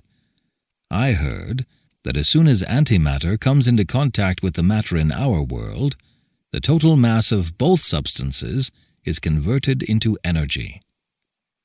"This process is called annihilation," said Joya, dipping her antennae. "When your all-powerful nuclear warheads detonate, only a fraction of 1% of their mass is converted into energy. But the mass-energy conversion rate in matter-antimatter collisions is 100%. Now it should be clear that there are things more terrible than nuclear weapons. Per unit mass, the energy released by matter-antimatter annihilation is 2 to 3 orders of magnitude greater than that released by a nuclear bomb." "But what does this have to do with Bright Moon and the Emperor of the Sea?" Please let me continue. Do you remember the new sun that suddenly appeared in the night sky of the southern hemisphere 3 years ago? Dinosaur astronomers observed that the flash originated from a small celestial body that had entered the solar system with a comet's trajectory. The object was less than 30 kilometers in diameter, only a tiny chunk of rock floating in space. However, the strong flash it produced aroused the dinosaurs' curiosity. When they launched probes to observe it close up, they discovered the celestial body was made of antimatter. While passing through the asteroid belt, it had collided with a meteoroid. The meteoroid and the antimatter were mutually annihilated, releasing a tremendous amount of energy and producing the flash we saw. The Gondwanans and the Laurasians arrived at this conclusion at the same time. The annihilation had blasted a large hole in the antimatter body, scattering many antimatter fragments of varying sizes through space. Dinosaur astronomers quickly located several of these fragments. This wasn't difficult to do. In the asteroid belt, particles of solar wind were annihilated by the antimatter particles, giving the surfaces of the fragments a peculiar glow, which grew brighter as they approached the sun. This all happened during the height of the arms race between Gondwana and Laurasia, so both great dinosaur powers concocted the same insane plan. They would collect some of the antimatter debris, bring it back to Earth, and use it to create a superweapon far more powerful than any nuclear bomb to deter the other side. "Wait a minute," said Kachika, interrupting Joya. "There is an obvious error in the logic of that plan. If antimatter is annihilated on contact with matter, then what did they use to store it and bring it back to Earth?" The dinosaur astronomers discovered that anti-iron made up a substantial proportion of the celestial body. Joya continued. The debris they located in space was also made of anti-iron. Like ordinary iron, anti-iron can be affected by magnetic fields. This provided a potential solution to the problem of storage. It made it possible for the dinosaurs to create a vacuum chamber and apply a powerful magnetic field to safely confine the antimatter in the center of the chamber, preventing it from touching the interior walls. That way, they could store, transport, and deploy the antimatter anywhere. Of course, this idea was only theoretical at first. To use such a container to bring the antimatter back to Earth was an incredibly mad and dangerous endeavor. But dinosaurs are mad by nature, and their desire for global hegemony conquered all other concerns. So they actually went through with it. It was the Gondwanan Empire that took the first step toward hell. They designed and built a magnetic confinement vessel in the shape of a hollow sphere. To collect the antimatter debris, the hollow sphere was split into 2 hemispheres, each affixed to the mechanical arms of a spaceship. The spaceship approached slowly, gathering the antimatter fragment between the hemispheres with extreme caution, until it was caught inside the sphere. As soon as the hemispheres closed, a magnetic field generated by a superconductor inside the sphere activated, confining the fragment in the center.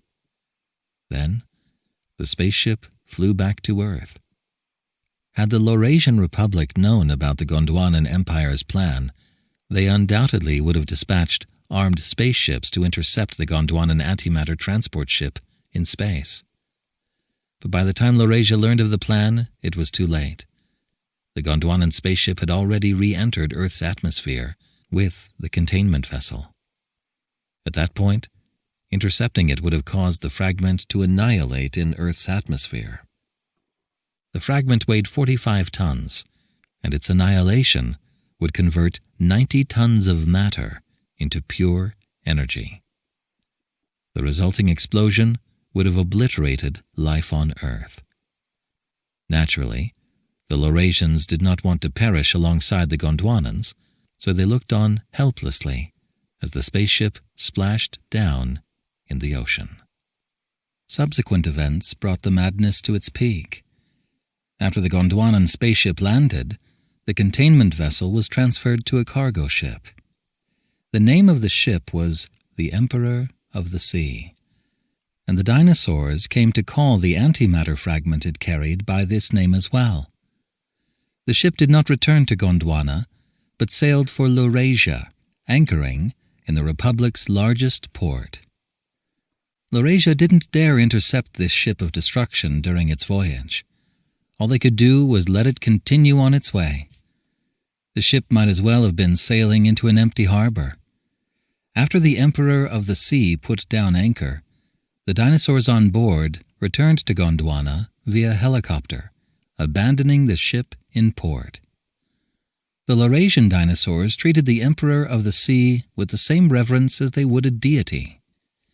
They didn't dare disturb it in any way, because they knew the Gondwanan Empire could remotely deactivate the magnetic field inside the containment vessel at any time, causing the antimatter fragment to touch the vessel and annihilate. If that happened, the destruction of the world would be guaranteed. But the first to go would be Laurasia, reduced to ashes in the blink of an eye by the flames of a lethal sun. It was truly the darkest day in the history of the Laurasian Republic, and the Gondwanan Empire, with the reins of life on Earth grasped firmly in hand, grew wild and unrestrained, making claim after claim to Laurasia's territory and ordering the Republic to get rid of its nuclear arsenal. But this lopsided state of affairs did not last long. Just 1 month after Gondwana's Operation Emperor of the Sea, Laurasia responded in kind. Using similar technology, they collected a second antimatter fragment from space, brought it back to Earth, and gave the Empire a taste of its own medicine. They loaded antimatter onto a cargo ship called the Bright Moon and sailed it into Gondwana's largest port. Thus, balance was restored in the dinosaur world. It was a balance born of the ultimate deterrent, one that pushed Earth to the brink of destruction. To avoid worldwide panic, Operations Emperor of the Sea and Bright Moon were carried out in absolute secrecy. Even in the dinosaur world, only a very few knew the exact details. In both operations, no cost was spared in guaranteeing the reliability of the equipment, and the containment systems were built using replaceable modules. Since both systems were small in scope, they could be maintained without ant involvement. As a result, the Ant Federation knew nothing about it until today. Joya's account shook every ant in the command center to the core. They plummeted from the peak of victory into an abyss of terror. "This is beyond madness. It's depravity, an ultimate deterrence strategy predicated on the total destruction of the world loses all political and military significance. It's utter depravity," Kachika cried. "Doctor, this is the result of the very curiosity, imagination, and creativity you so admire in the dinosaurs," Marshal Jolie sneered.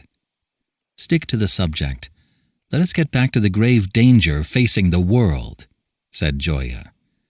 "At the very least, we know the destruction of the world has not yet become reality," said Kachika. "The 2 pieces of antimatter are still intact and untouched in their magnetic containment vessels." Jolie dipped her antenna in agreement. "That makes sense. The command to detonate the antimatter can only be valid if issued by dinosaurs at the highest levels. But the dinosaurs with that kind of authority have certainly been eliminated by now. Therefore, the order will never be given. As far as confusion or malfunctions go, those won't be an issue either. This sort of operation is similar to a nuclear missile launch, Sending the command to detonate would surely entail an extremely complex operational procedure and multiple security locks. The slightest anomaly will send the system into lockdown. Kachika asked Joya, "How long can the magnetic fields around the containment vessels be maintained?" "For a very long time," Joya replied. "The magnetic fields are produced by a circulating current in a superconductor, which decays very slowly. In addition, the Emperor of the Sea and Bright Moon are equipped with nuclear batteries capable of supplying power for a long time, so the systems can replenish the charge lost without outside interference. According to the dinosaurs, the confining magnetic fields can be maintained for at least 20 years. "Then what we must do is clear," Kachika said firmly. "We must immediately find Bright Moon and the Emperor of the Sea, build shields around the containment vessels, and insulate them from all outside electromagnetic signals, thereby eliminating the possibility of a signal from the outside world detonating either weapon. Then we must think of a way to launch the vessels into space. Although it will be difficult, we have time on our side. With the spaceships and rockets the dinosaurs left behind, we should be able to do it," said Jolie. With the hope of victory in their sights once more, the ants broke into animated discussion of operational details. "If we follow the Consul's plan, Earth is doomed," Joya said suddenly. The ants left off their discussion and stared at Joya with incomprehension. This relates to the command loss timer alluded to by Dodemy and Dadias, Joya continued. In the beginning, the two dinosaur powers controlled the Emperor of the Sea and Bright Moon exactly as we imagined. Signal stations on their own soil were kept on standby. As soon as one country was attacked, a remote control signal would go out, detonating the antimatter in the enemy's harbor. But both sides soon realized that there was a flaw in this control method. Let us consider a hypothetical scenario. Laurasia suddenly launches a conventional nuclear strike against Gondwana. Indeed, nuclear weapons can only be classed as conventional weapons now. With lightning speed, overwhelming force is brought to bear on the entirety of Gondwana's territory, and Gondwana's command and control sites are particularly hard hit. Before it can respond, the Empire sinks into a state of paralysis and shock, much like the one it is in now. In this scenario, the Emperor of the Sea cannot be detonated. If at the same time Laurasia takes certain measures to shield the Emperor of the Sea, with strong jamming for instance, and prevents the detonation signal from ever reaching the containment vessel on board, it stands a much greater chance of success. To avoid being crippled by a preemptive surprise attack by the opposing side, the two dinosaur powers, at almost the same time, put the Emperor of the Sea and Bright Moon into a new standby mode. This was the so-called command loss timer. From then on, each country's signal station would no longer transmit a detonation signal to the antimatter containment vessel. Just the opposite. The signal it transmitted now stopped the vessel from detonating. Each vessel was set to permanently count down to detonation, and only when it received the interrupt signal from its own side would it interrupt the current countdown and start over, waiting for the next interrupt signal. The Laurasian president and the Gondwanan emperor personally sent each interrupt signal. That way, if either side were to be crippled by a preemptive strike, the interrupt signal would not be sent, and the container vessel would detonate the antimatter.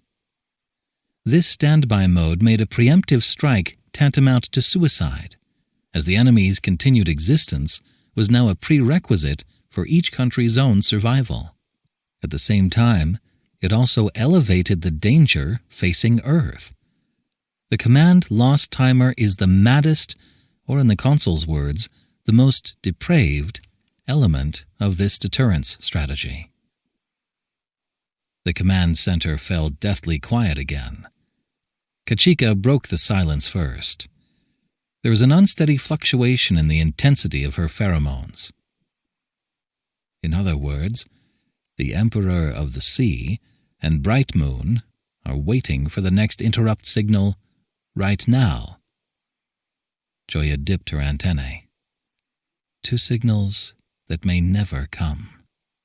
Are you implying that the signal stations in Gondwana and Laurasia have already been destroyed by our mine grains? Jolie asked. Indeed.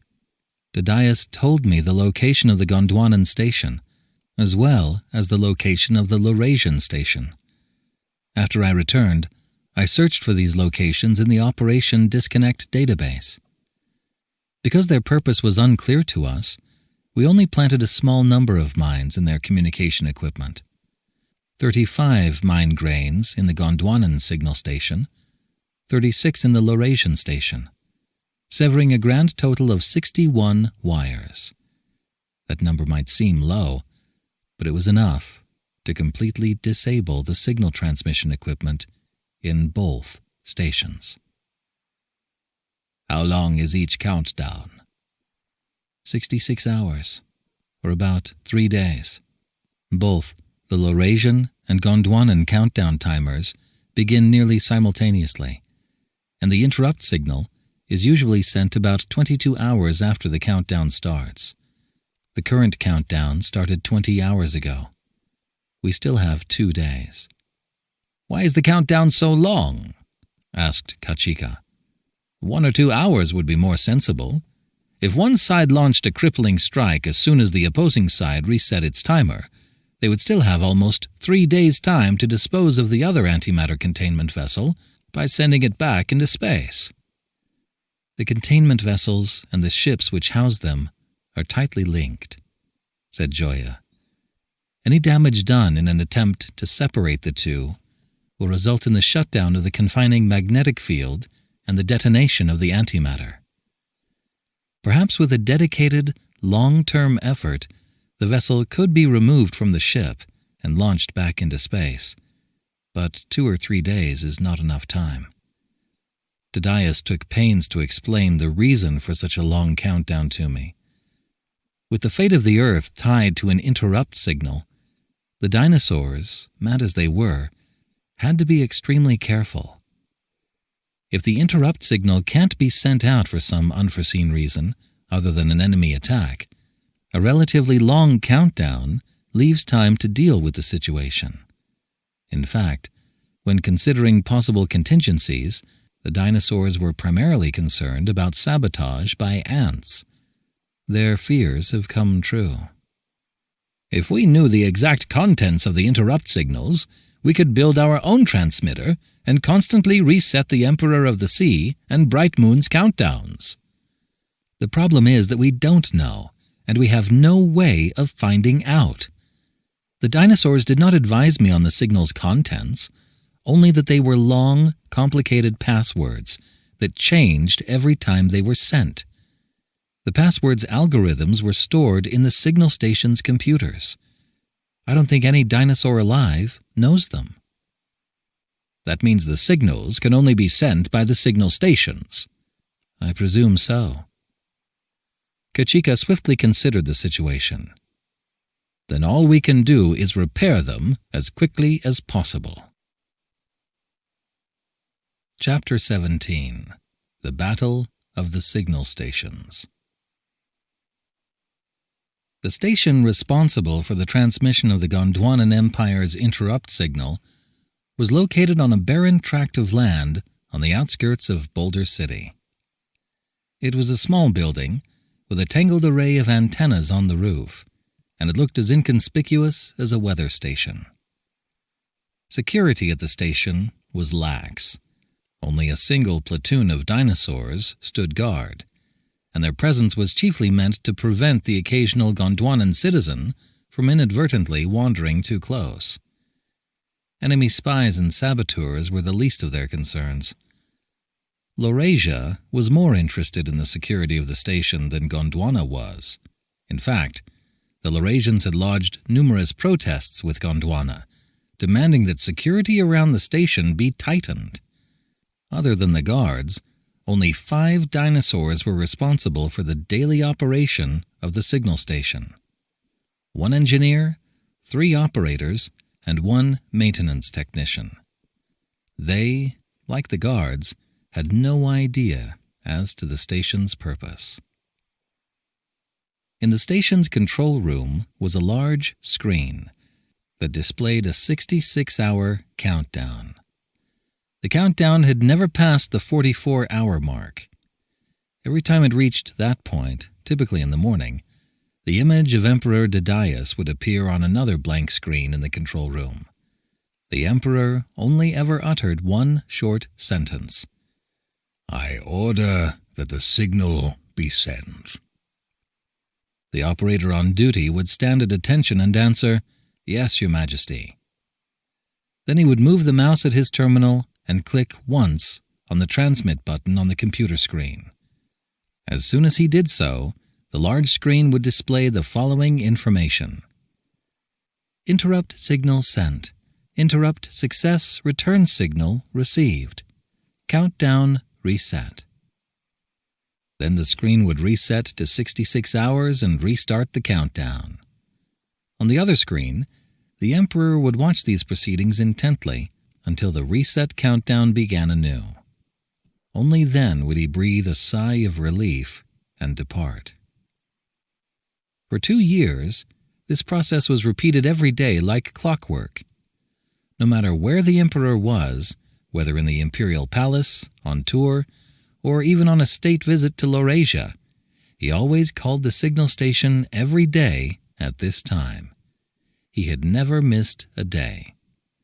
This left the dinosaurs who worked at the signal station scratching their heads.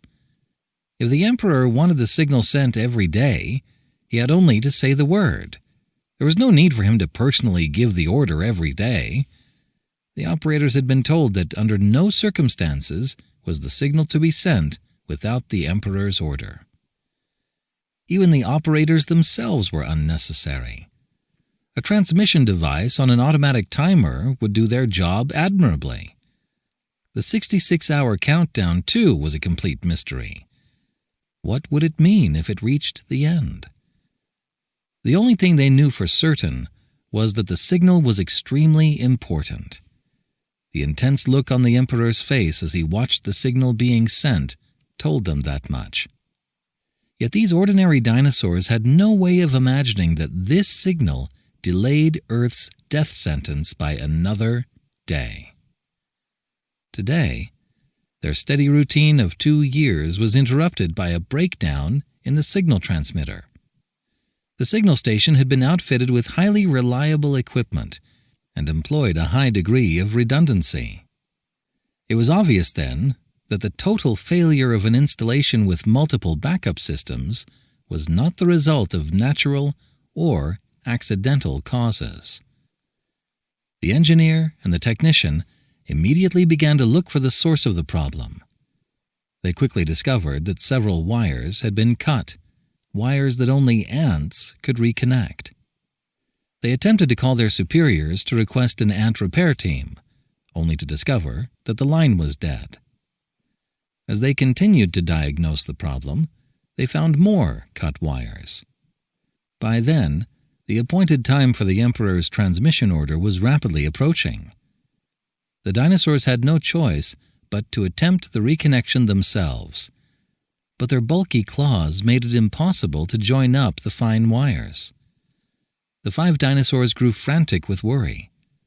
Though the phone was dead, they felt sure communication would soon be restored, and the Emperor would appear on the screen when the countdown reached 44 hours. Over the last 2 years, his appearance had become something of an iron rule in the dinosaurs' minds, like the rising of the sun. Today, however, the sun rose, but the Emperor did not appear. For the first time, the digits in the countdown fell to 44 hours and kept falling at the same constant speed. Some time later, the dinosaurs realized they could no longer count on the ants, as they had been the ones to break the transmitter. Dinosaurs fleeing Boulder City began to pass by the station. It was from these badly shaken refugees that the station team learned of the situation in the capital. The ants had disabled all of the machinery in the Gondwanan Empire with their mine grains, paralyzing the dinosaur world. But the members of the station team were nothing if not conscientious and dutiful dinosaurs, and they kept at trying to reconnect the severed wires. It was an impossible task. Most of the wires were in places that dinosaurs' thick claws simply could not reach. As for the few exposed wires they could reach, the ends kept slipping from their clumsy fingers and could not be joined together. "Those blasted ants!" the technician swore as she rubbed her aching eyes. Just then, the engineer's eyes went wide. There were ants right in front of him. It was a small contingent of about 100 or so, rapidly advancing across the white surface of the operator console. The leader of the ants was shouting to the dinosaurs, "Hello! We have come to help you repair the machines. We have come to help you reconnect the wires. We have come—" The dinosaurs did not have their pheromone translators turned on, and thus they could not hear her. In fact, even if they had heard her, they would not have believed her. In that moment, their hatred was all-consuming. The dinosaurs swatted and pinched at the ants on the console with their claws, muttering through gritted teeth, "Lay mine grains, will you? Destroy our machines, will you?" The white surface of the console was soon covered in small black smears, the crushed remains of the ants. "Supreme Consul, I report that the dinosaurs in the signal station attacked the repair team. We were wiped out on the console," a surviving member of the repair team informed Kachika. They were standing beneath a small blade of grass 50 meters from the signal station. Most of the members of the Ant Federation High Command were also present. "Send in a larger repair team." "Yikes! Ants!" shouted a dinosaur sentry standing guard on the front step of the signal station. His cry drew several other dinosaur soldiers and their lieutenant outside. They saw a mass of ants swarming up the step, 4,000 or 5,000 by the look of it, like a swath of black satin slowly gliding toward them. A number of individual ants broke from the mass, waving their antennae at the dinosaurs, as though shouting something to them. "Get a broom," the dinosaur lieutenant hollered. A soldier immediately fetched a large broom, and the lieutenant snatched it from him and made a few savage passes over the step, sweeping the ants into the air like so much dust. "Consul, we must find a way to communicate with the dinosaurs in the signal station and explain our intentions," said Joya. "But how? They can't hear us. They won't even turn on their translators." "Can we try the telephone?" the ant suggested. "We tried earlier. The dinosaur's entire communication system is down. It's completely disconnected from the Ant Federation's telephone network. We can't get through to them." "All of you should be familiar with one of Antkind's ancient arts," Jolie broke in. "In the bygone years, before the steam engine age, our ancestors communicated with the dinosaurs by arranging themselves in different formations to make characters." Kachika sighed. "What is the use of telling us this? That art has been lost." "No. The unit currently under my command has been trained to form characters. In conducting this training, I wanted the soldiers to remember the glory of our ancestors and experience the collective spirit of the ant world. I had hoped to surprise you all during this year's military parade, but now it seems this training can be put to use." "How many troops are assembled here at present?" 10 infantry divisions, approximately 150,000 ants in total."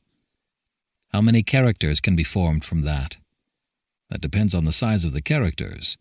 To ensure that the dinosaurs can read them from a distance, I would say no more than a dozen." "All right. Kachika thought for a moment. Form the following sentences. We have come to fix your transmitter. It can save the world.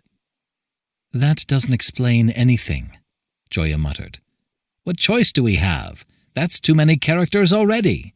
We'll just have to try it. It's better than nothing.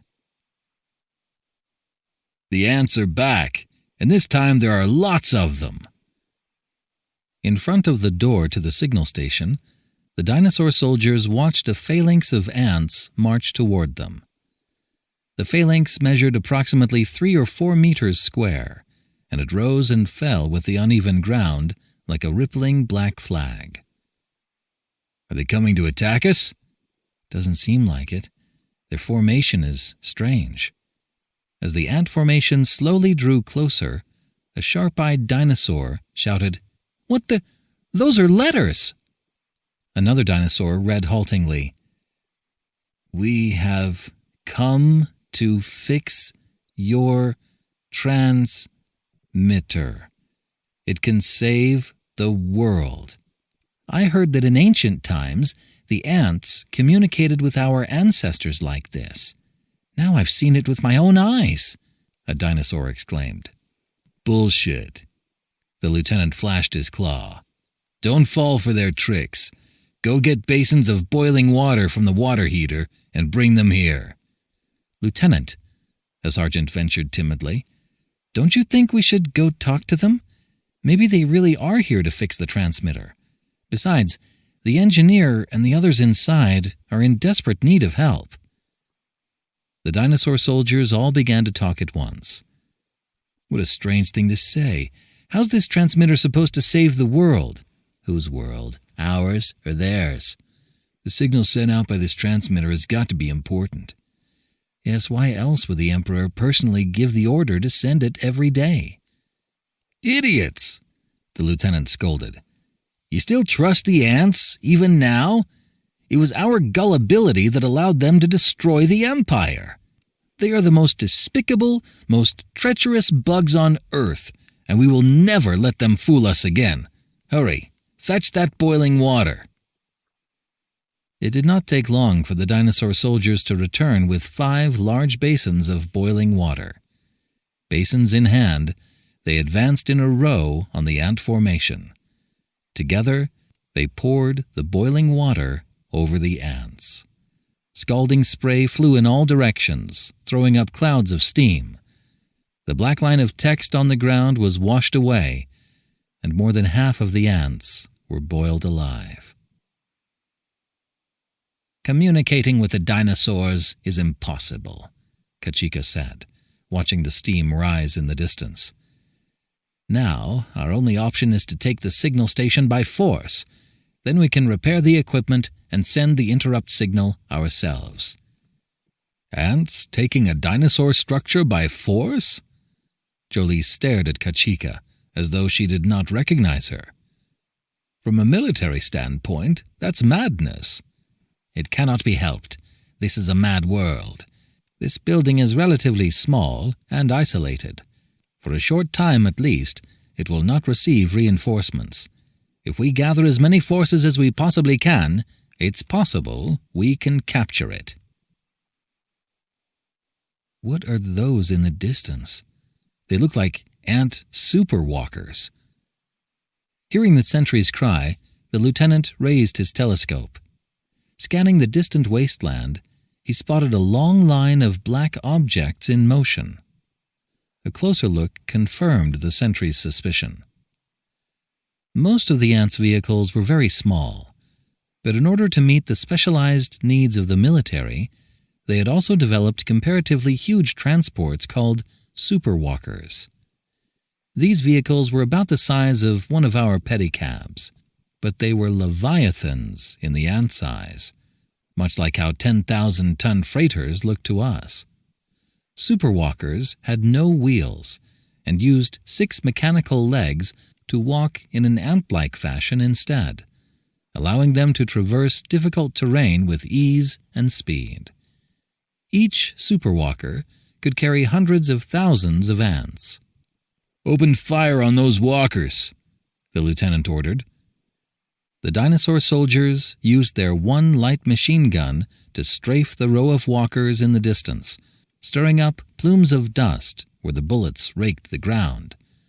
The walker at the head of the convoy took a hit to one of its front legs and toppled to the ground, its 5 remaining legs still pawing at the air. Numerous black balls rolled out from a hatch in the side of its hull, each one about as large as one of our soccer balls, but made entirely of ants. As soon as they hit the ground, the black balls dispersed, like coffee granules dissolving in water. Another 2 walkers were hit and halted, but the bullets that penetrated their holds killed very few ants, and more teeming black masses of ants rolled out from within. "Oh, if only we had an artillery gun," a dinosaur soldier moaned. "Yeah, hand grenades would get the job done too." "A flamethrower would be best." "Enough. Stop jabbering and get a count on those walkers." The lieutenant lowered his telescope and pointed straight ahead. "My God, there must be 200 or 300. I'd wager that every last walker stationed in Gondwana is on its way here." "Which means they have amassed more than 100 million ants here," said the lieutenant. "It's clear. The ants intend to storm the signal station." "Lieutenant, let's run over there and smash those pests' walkers." "That won't work. Our machine gun and rifles are useless against them." "We still have gasoline for the generator. Let's burn them." The lieutenant shook his head calmly. "We don't have enough gasoline to destroy all of them. Our priority is protecting the signal station. Here's what we'll do." "Supreme Consul, Marshal, our Air Force reconnaissance aircraft report that the dinosaurs are digging 2 rings of trenches around the signal station. They are redirecting water from a nearby stream into the outer trench. They have also rolled out several large oil barrels and are pouring gasoline into the inner trench." "Begin the attack now." The ants began to move toward the signal station in a dense black mass, like a shadow cast upon the ground by a cloud in the sky. The sight struck terror into the dinosaurs in the station. When the vanguard reached the outer bank of the first water-filled trench, the ants in the front line did not stop, but crawled straight into the water. The ants behind them stepped over their comrades' bodies, crawling a little bit farther into the water. Soon a thick black film formed on the surface of the water, spreading rapidly toward the inner bank. The dinosaur soldiers had donned sealed helmets to prevent the ants from slipping into their bodies. From the inner bank, they dumped shovelfuls of dirt and basin after basin of boiling water on the ants, but their efforts were in vain. The black film soon covered the water's surface, and a swarm of ants poured forth across it like a black flood. The dinosaurs were forced to retreat behind the second trench, lighting the gasoline behind them. A ring of raging flames shot up around the signal station. As the swarm reached the burning trench, the ants piled on top of one another, forming a living embankment. The dinosaurs fired at the ant embankment, but the bullets sank into it soundlessly, as though swallowed by a black sand dune. They also threw rocks, which struck the embankment with dull thuds, opening holes that quickly filled back up with ants. The embankment rose higher and higher, forming a black wall, more than 2 meters tall, on the outer bank of the burning trench. The entire wall began to advance toward the burning trench, its surface writhing in the flames, like an inky python. Scorched by the blaze, the wall began to smolder, and the acrid smell of smoke filled the air. The charred bodies of ants tumbled from the wall's surface, plummeting into the burning trench below, lending a strange green cast to the flames on the trench's outer rim. But new layers of ants constantly rose to replace their fallen comrades, leaving the wall standing firm on the edge of the burning trench. The black spheres then rolled over the top of the wall. Some were swallowed by the fire, but most reached the other side of the trench, carried through the flames by their momentum. As they passed through the inferno, The sphere's outer layers charred and blackened, but the ants held tight to each other, forming a burnt shell that protected their comrades inside. In mere moments, more than 1,000 balls crossed to the other side of the trench. Their burnt shells split open, and the spheres dissolved into the swarms of ants that surged up the steps of the signal station. The dinosaur guards' nerves failed them.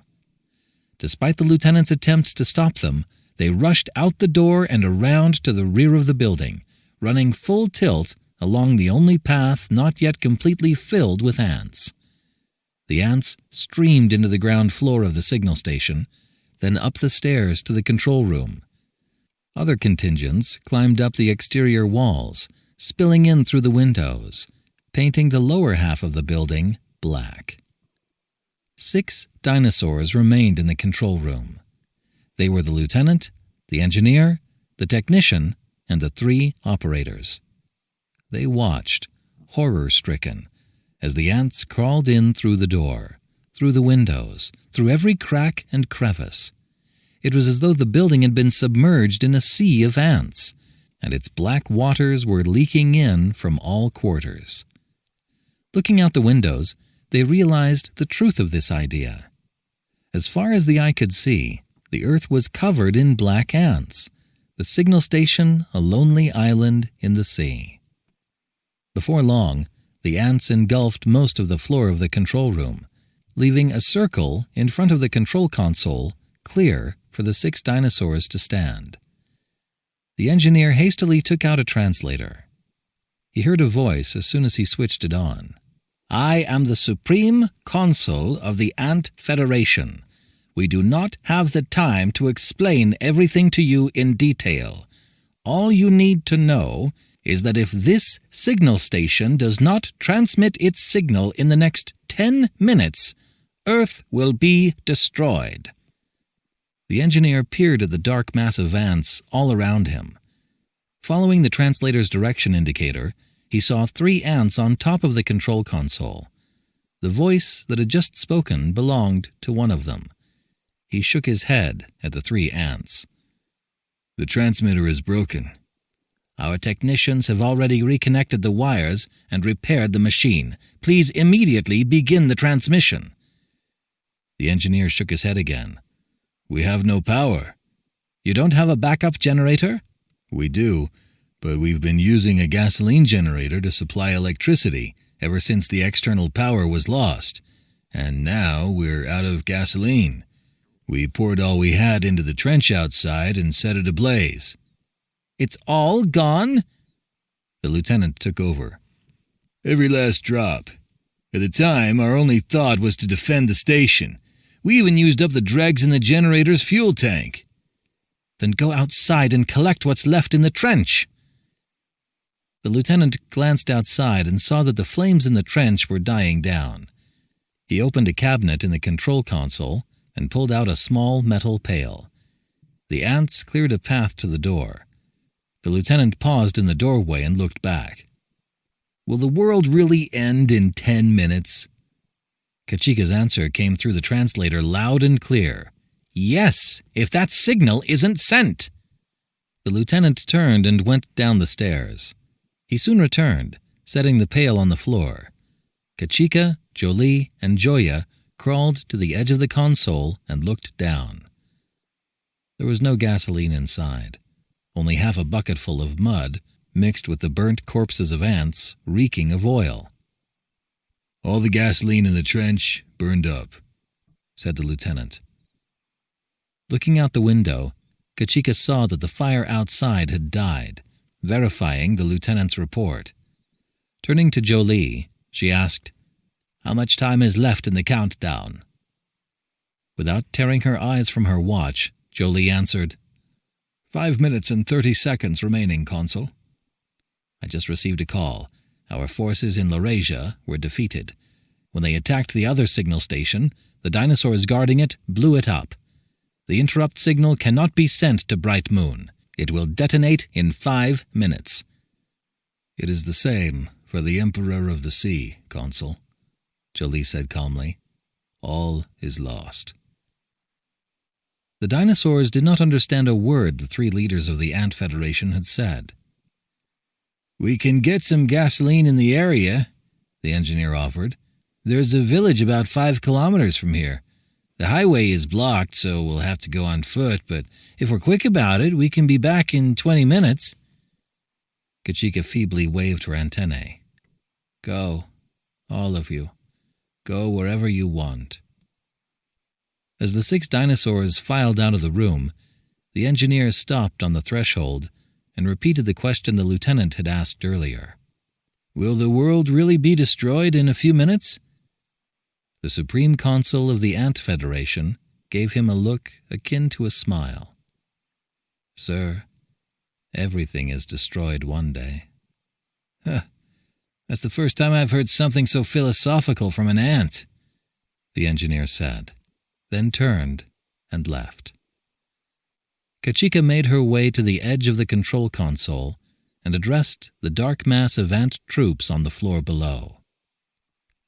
"Quickly relay my instructions to all units.